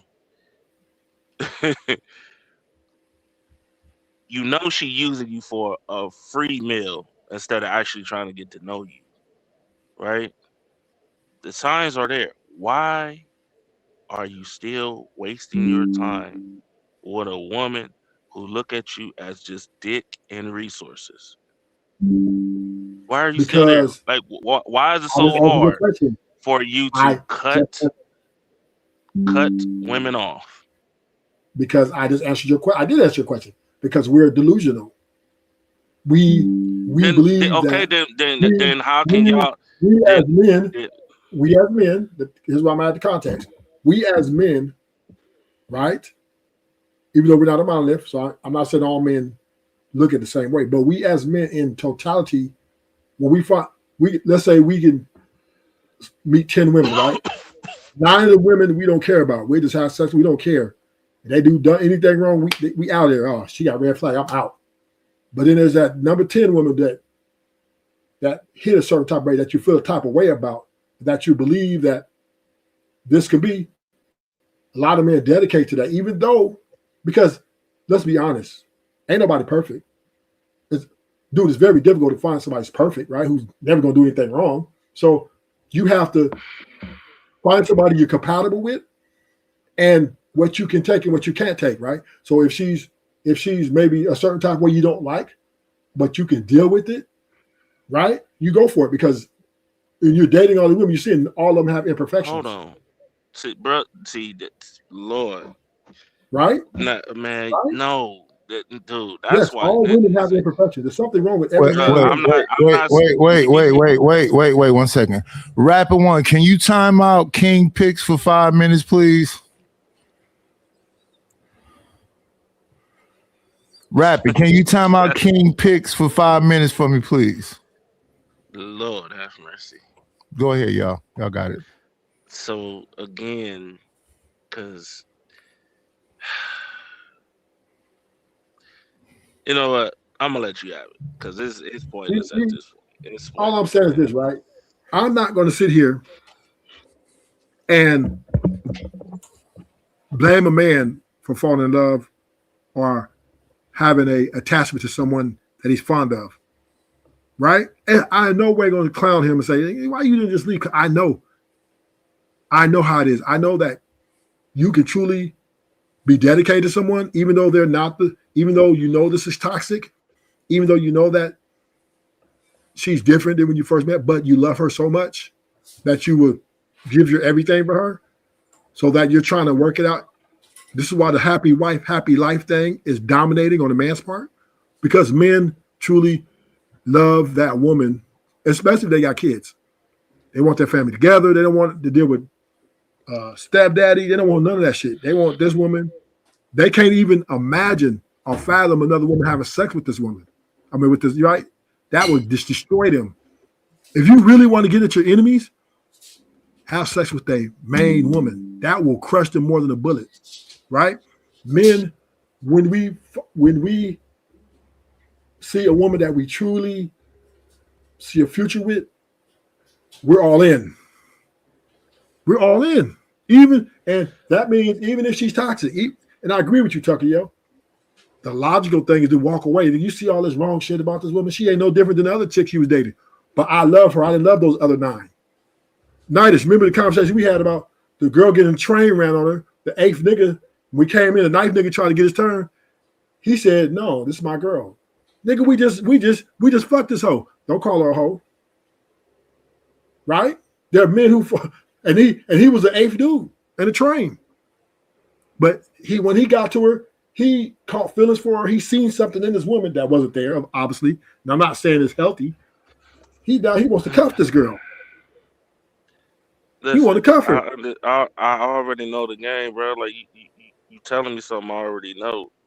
And right. But the part that I'm having, like most men having an issue is you trying to make the 8th man all men, especially the married men. Like, you telling the married men that they the 8th man of the train session, like, I'm not saying that. And again, you trying to compare the chick that getting her brains ran through a train. You know, so you trying to tell motherfuckers to basically, how can I say that? I'm sorry, not basically, but you're basically telling men that all women is the chick that want the train that's ran down on her. She's a line wire, like, bro. There's again, and I keep listen. Ain't nobody a virgin, okay? But how you move after that is how you move, bro. Like. What we talking about? Y'all know when she for the universe and she's like a lady, bro. Like let's just call the cat. Let's just keep it there. Y'all know when her name come up in conversations, niggas is already talking. Like I know you know what I'm talking about, Ruthless. Yeah. Now yeah. I but listen, all I'm saying on the sim shit, I get it with the marriage thing. On some part, yeah. There's some weak ass niggas that would do that shit. I call them weak ass dudes. Hands down. Emotional about sex. Emotional. Oh, okay. No, they let pussy control their whole life. Like I get that, or you know what I'm saying. Like that's not me. I don't know nothing outside of that, bro. I don't know nothing. But to sit here and say like, well, all women is hoes, and most married men is simps and tricks, and which is weird to me. You know what I'm saying? Like, I'm looking at the signs. I'm listening to what you're saying, Ruthless. Let me play this for Ruthless right quick. Let me play this for Ruthless right quick.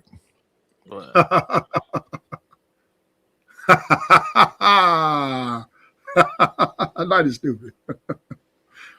Hey, they fucking it up, though, ain't they? Ooh. The Golden Girls. I remember that show. And they getting down, ain't they? Yeah, they was old asshole. Hey, since 7, yeah, man. Listen, I don't know, man. This shit wild to me. I'm just listening, bro. Listen. Can't be you got your thoughts. I'm not gonna knock you on it, but then I gotta push. I gotta have a conversation with you when you start saying most married men is happy wife, happy life. And pay happy white life. Man, I don't believe in none of that shit. I don't believe in none of that. We supposed to be 100%, 100%. I'm supposed to be selfless with her. She's supposed to be selfless with me. Exactly. That's the main goal. That's what I'm saying. Like, and at the beginning, the very beginning. At the beginning, we supposed to be one. Exactly. And that's what I'm saying. Like, you wasn't wrong. Where, hey, let's sit down and have this conversation. Because guess what? That's what I did. My first date with my wife, first conversation from 2 p.m. to 2 a.m. Okay? Had a real conversation from the very beginning. You feel me? I say to men, you get more of a better outcome when you be more honest with women up front and personal. But all this little slick shit, I'm going to be in a relationship with you. And all this sweet talk shit, beating up her eardrums whole time. You just wanted some coochie and on-site coochie and shit like that, bro. I ain't with that shit. Yeah, that's something else. I don't believe in none of that shit. So you did believe in it until you got married, right? Yeah, you no, weren't out here. I never. No, I never. Bro, from ages 15 to 25, you were not talking about, oh, I'm just waiting for marriage. You was a damn lie, right? So you got maybe as you got older and you start getting your career and you started to think life a little bit more seriously. Hey, wait. That's not true. Trucker, you don't know that Rufus can do this shit all day, every day, all day and night. I know. That's why I said. That's why. Listen, he could do it all day, every day. Go over there and look at Rufus' channel. He might have had no thumbnails and nothing else, but he talking about a bitch every single show. I mean, listen, that's him, bro. That's him. I listen. I say it like this, bro. Huh? Listen, there's women, there's them type of women that like that like niggas like you. And listen. For sure. You know what I'm listen, saying? Zyrex is a married woman. Zyrex constantly be going over there. Hey, ain't nothing wrong with that. I'm just saying, you know, you got your opinion, I got mine, man. I got mine. But what I'm saying is this, right? It's all good. As long as you're happy in your marriage, that's fine. But I don't like when you guys project like everybody can get your wife and every woman is like your wife. No. That's not what's being said. What's being said is you got to find the woman that's for you. But that's the problem, right? Not the woman for Trucker. Yeah, the woman for Rufus True. But Rufus say you don't want a woman. So this is a moot conversation. Well, I like multiple. I think. Well, there you go. But there you go. I think women are very good at less responsibility. I was poly, bro. Did you? Yeah, that's what I just said. That's what I just said. You know what I'm saying? So I said from 18 to 25, you went out here talking about, oh, I just don't want one woman to say, no, you was doing your thing. And then for you to come around and say, well, I don't think it's good for men to be out here having sex. What is poly women in the space? So hold on. So first off, even from a young age, I always wanted to be a husband. No disrespect. I always just only thing my main goal was just to have a stable life and just to take care of my family.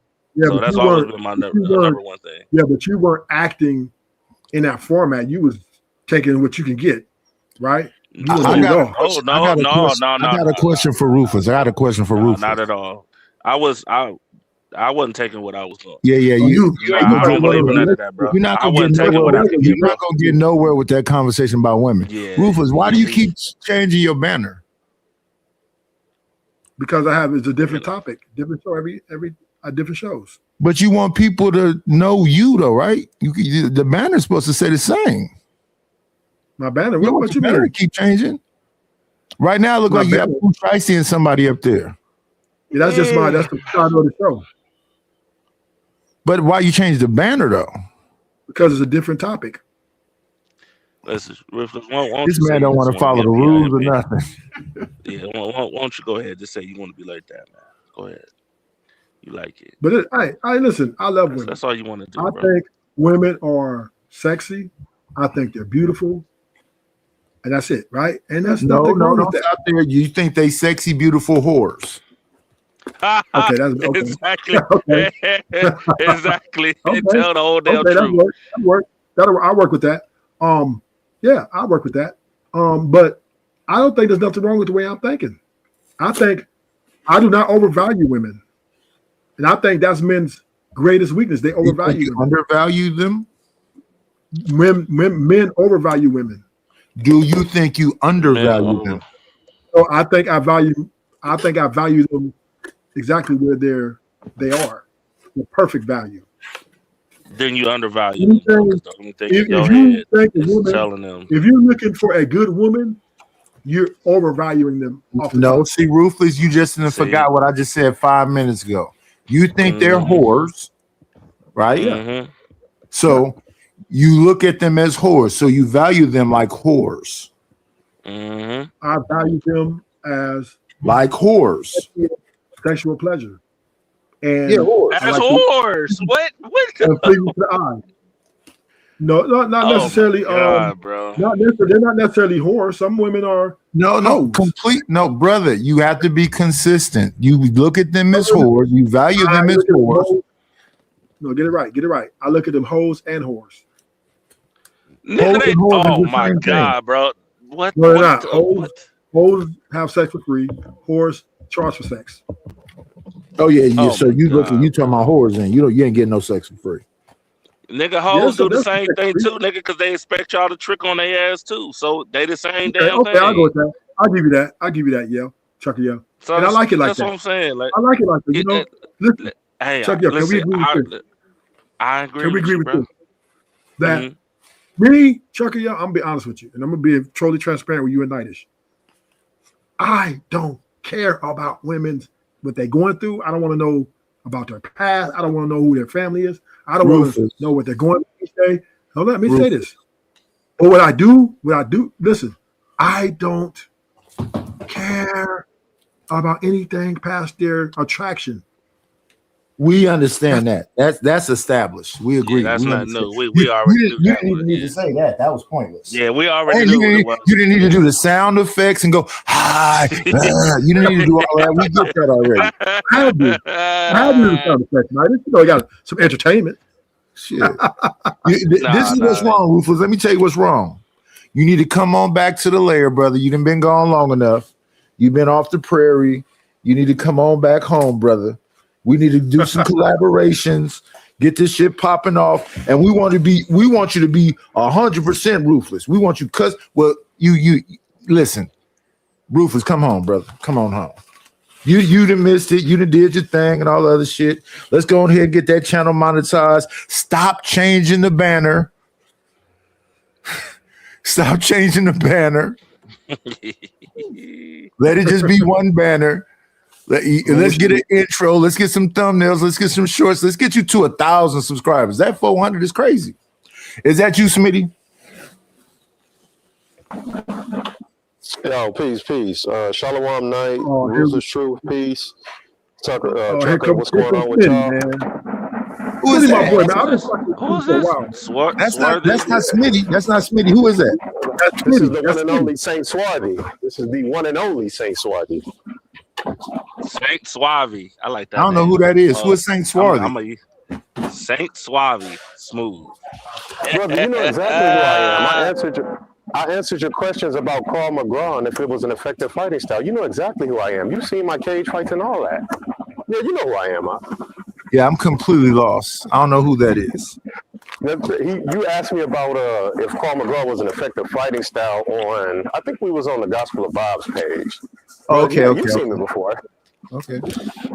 How you doing? Man, I'm doing well. I wanted to ask you, gentlemen, what's the topic of discussion? That Ruthless is talking about how to interact with whores. How to make a housewife. That's what he's telling us to do at this point. Yeah. And I'm like, and I'm saying no. What he is saying that he would like a consortium of whores to be at his court to please him. You know, he don't want them to live in the same house because he don't want their periods to sync up. Ruthless. Talk to a Hebrew. What's going on with you? I'm treating women how they want to be treated. Women do not want to be. Oh, but listen. Listen. Women, Ruthless, bro. Women, this gotta stop. Let me say this. Let me say this, stop, bro. Let me say this, Tucker, yo. Women are speaking their truth. They're coming out saying with a loud voice, if you are not a provider that provides the things I think I need to get, you are invisible to me. So women come with a price.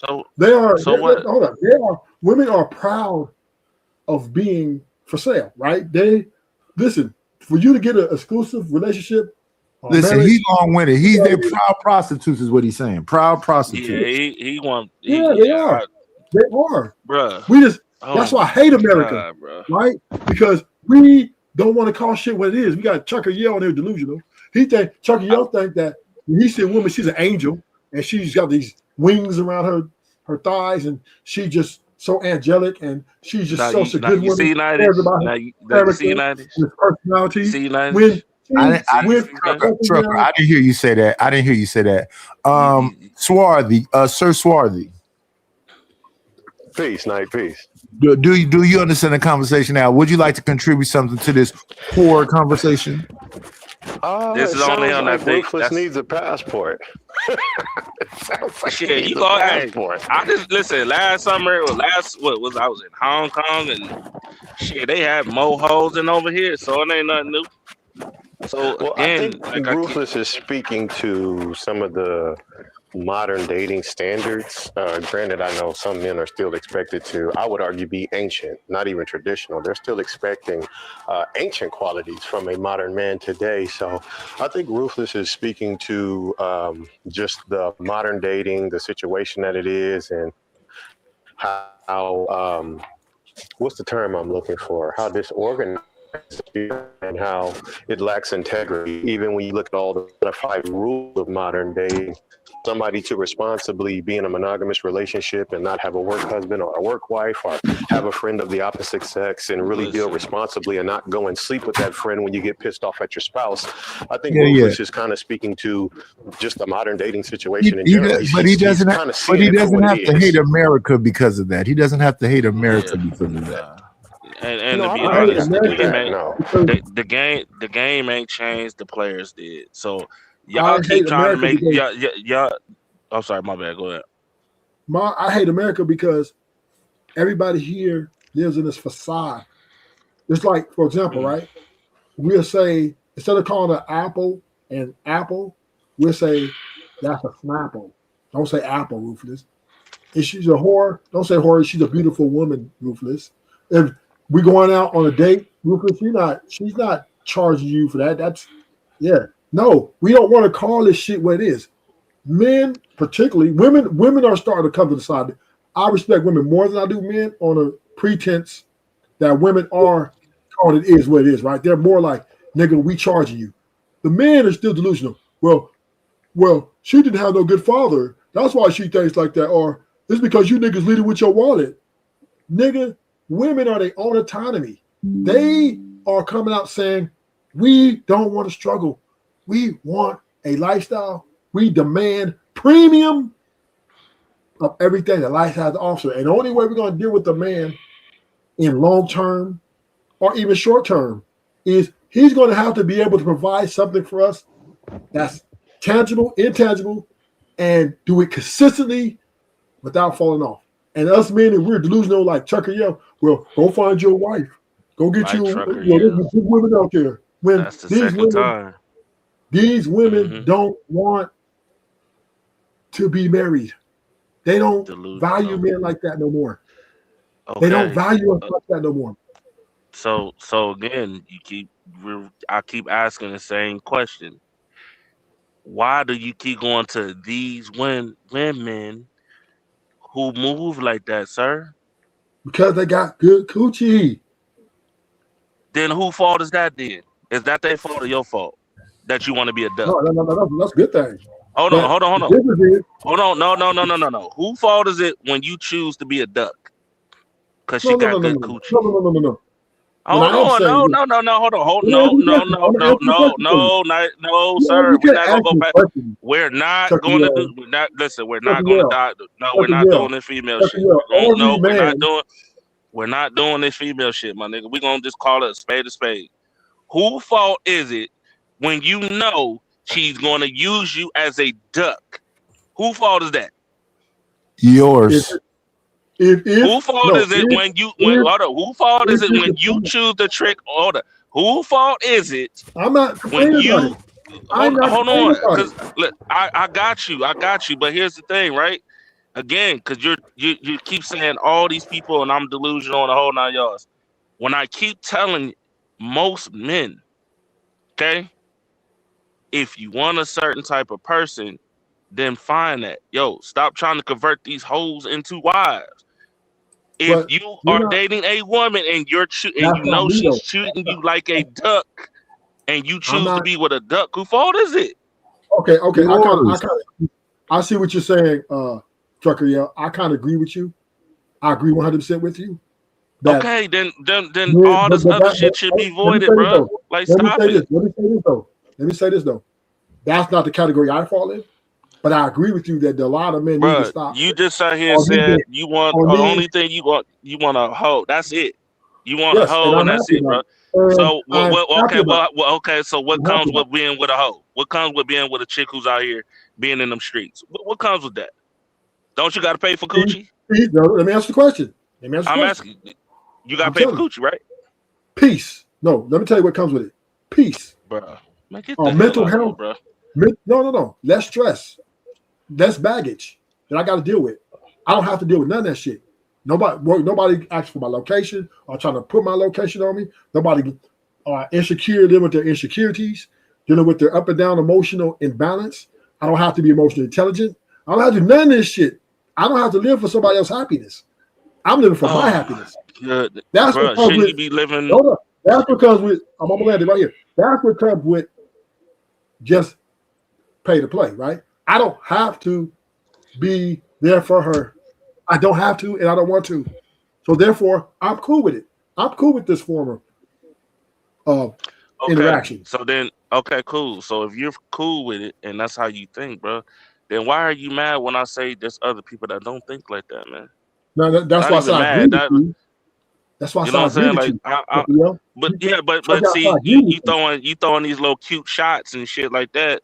Like a nigga delusional on the whole 9 yards. Like, yo, listen, I don't fall into that category of weak shit, bro. Listen, I don't pay. I never paid for no. Listen, I never paid before I got married. I'm not the type of nigga to pay for rent, bills, nails, hair, all that shit. I don't do that shit. Y'all niggas is good with that. I don't. For the dinners. How long did you date your girl before you married her? 3 years. Okay, you was paying, nigga. You was paying, nigga. And she was no guarantee. She was paying. Hold on, sir. We was both paying. She paid. I paid. You know that 100. No, ain't no stop, nigga. See, that's the ain't no stop, bro. Listen, respectfully, that's what I'll be saying, bro. The signs are there. If you're dating a woman, let me repeat, dating a woman, and she's selfish, remove her. First sign of being selfish. You're always paying for shit. She's not. She ain't even willing. She ain't even giving a damn tip. Once again, your woman may have paid for the 3 years y'all was dating. She may have paid for 2-3 dates. You paid for the rest. 2-3 dates. Let's keep it real. This is how women don't pay for it. Ain't no man on here can ever tell me my woman paid for a date for a whole year straight. We swapped years. I did 1 year. Let me repeat. She did another year. Right? She paid for. Rufus, true. I just wanted to say this really quick. Even though it's the exception to the rule, you do have small groups of women who pay all the bills and pay for everyone in their house. Is it natural? Is it ancient? Is it traditional? No, it is not. But the truth is, it does exist. So my thing is, Ruthless, if you're not pursuing virtuous women, then you're getting exactly what it seems like you want, which is a woman that doesn't have virtue and that's okay with being easy like that because she has what you would say, quote unquote, is good box. So the thing is, Rufus, if you never pursued a virtuous woman, then I don't really know what you're upset about.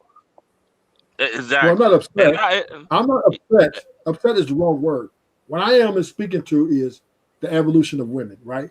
Women no longer want to be married. They don't want to cater to men. They're not catering to men. Right now, what? Yeah, women, what, bro? So what? Hold on. I'm just responding, Tucker, to him. Women are not even catering to their husbands. They're underperforming in a lot of these marriages. And dudes accept it because as long as she ain't going out here having sex with other men, I'm good. Even though she doesn't even care enough to run my bathwater before I get home so I can jump at it because she don't twerk on me when I get home to make me feel like the king. I just come home and pay the bills and we have sex here and there and we have a few conversations about why should they get done, what needs to be done, and maybe the kids got problems.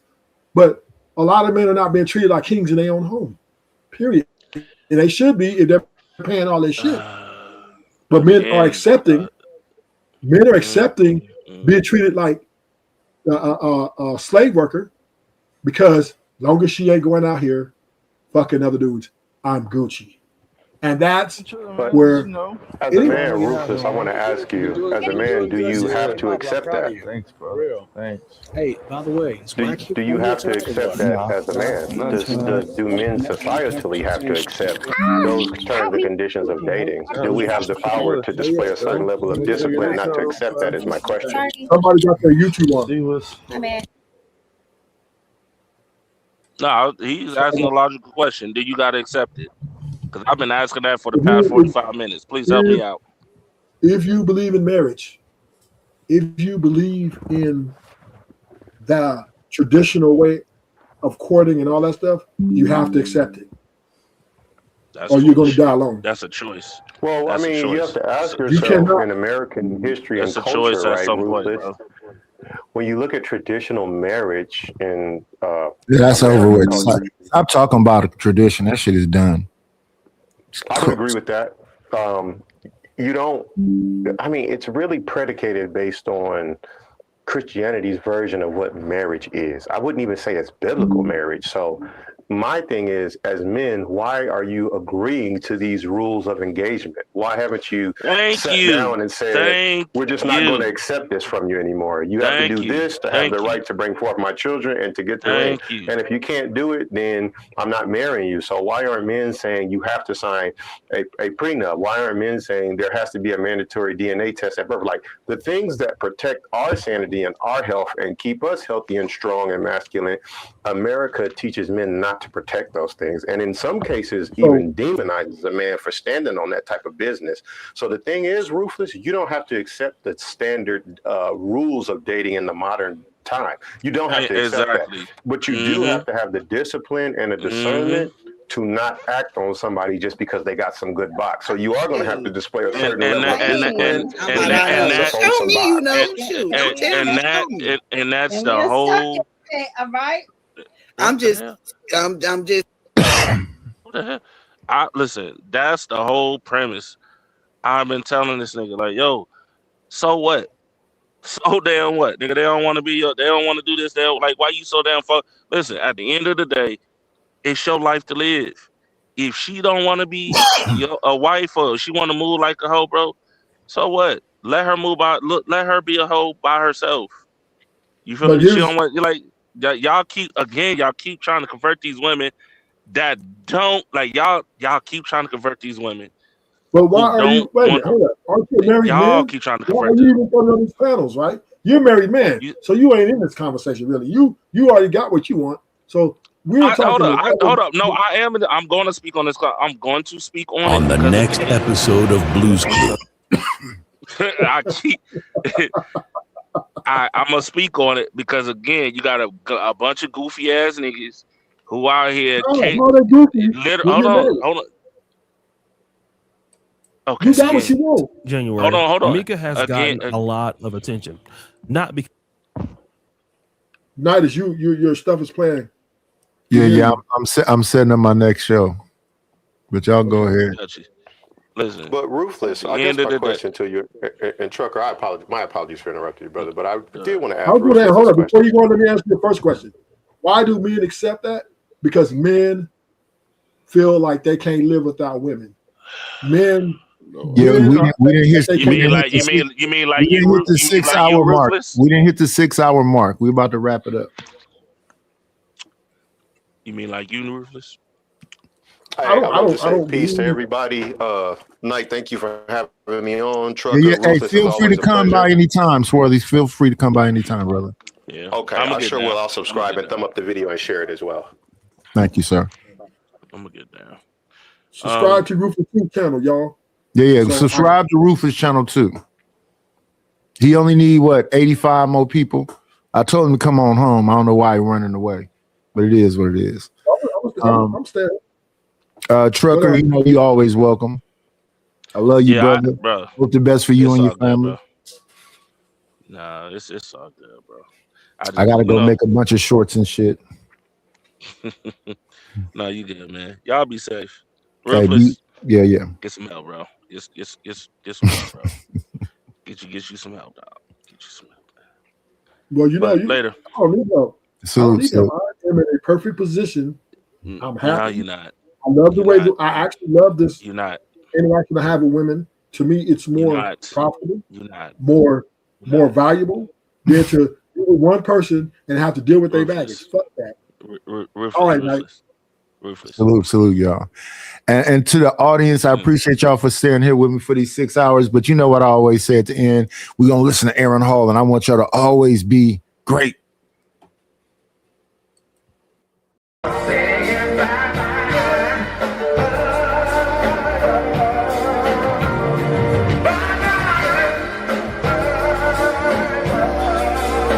We'll shut this motherfucker down. That's all, folks.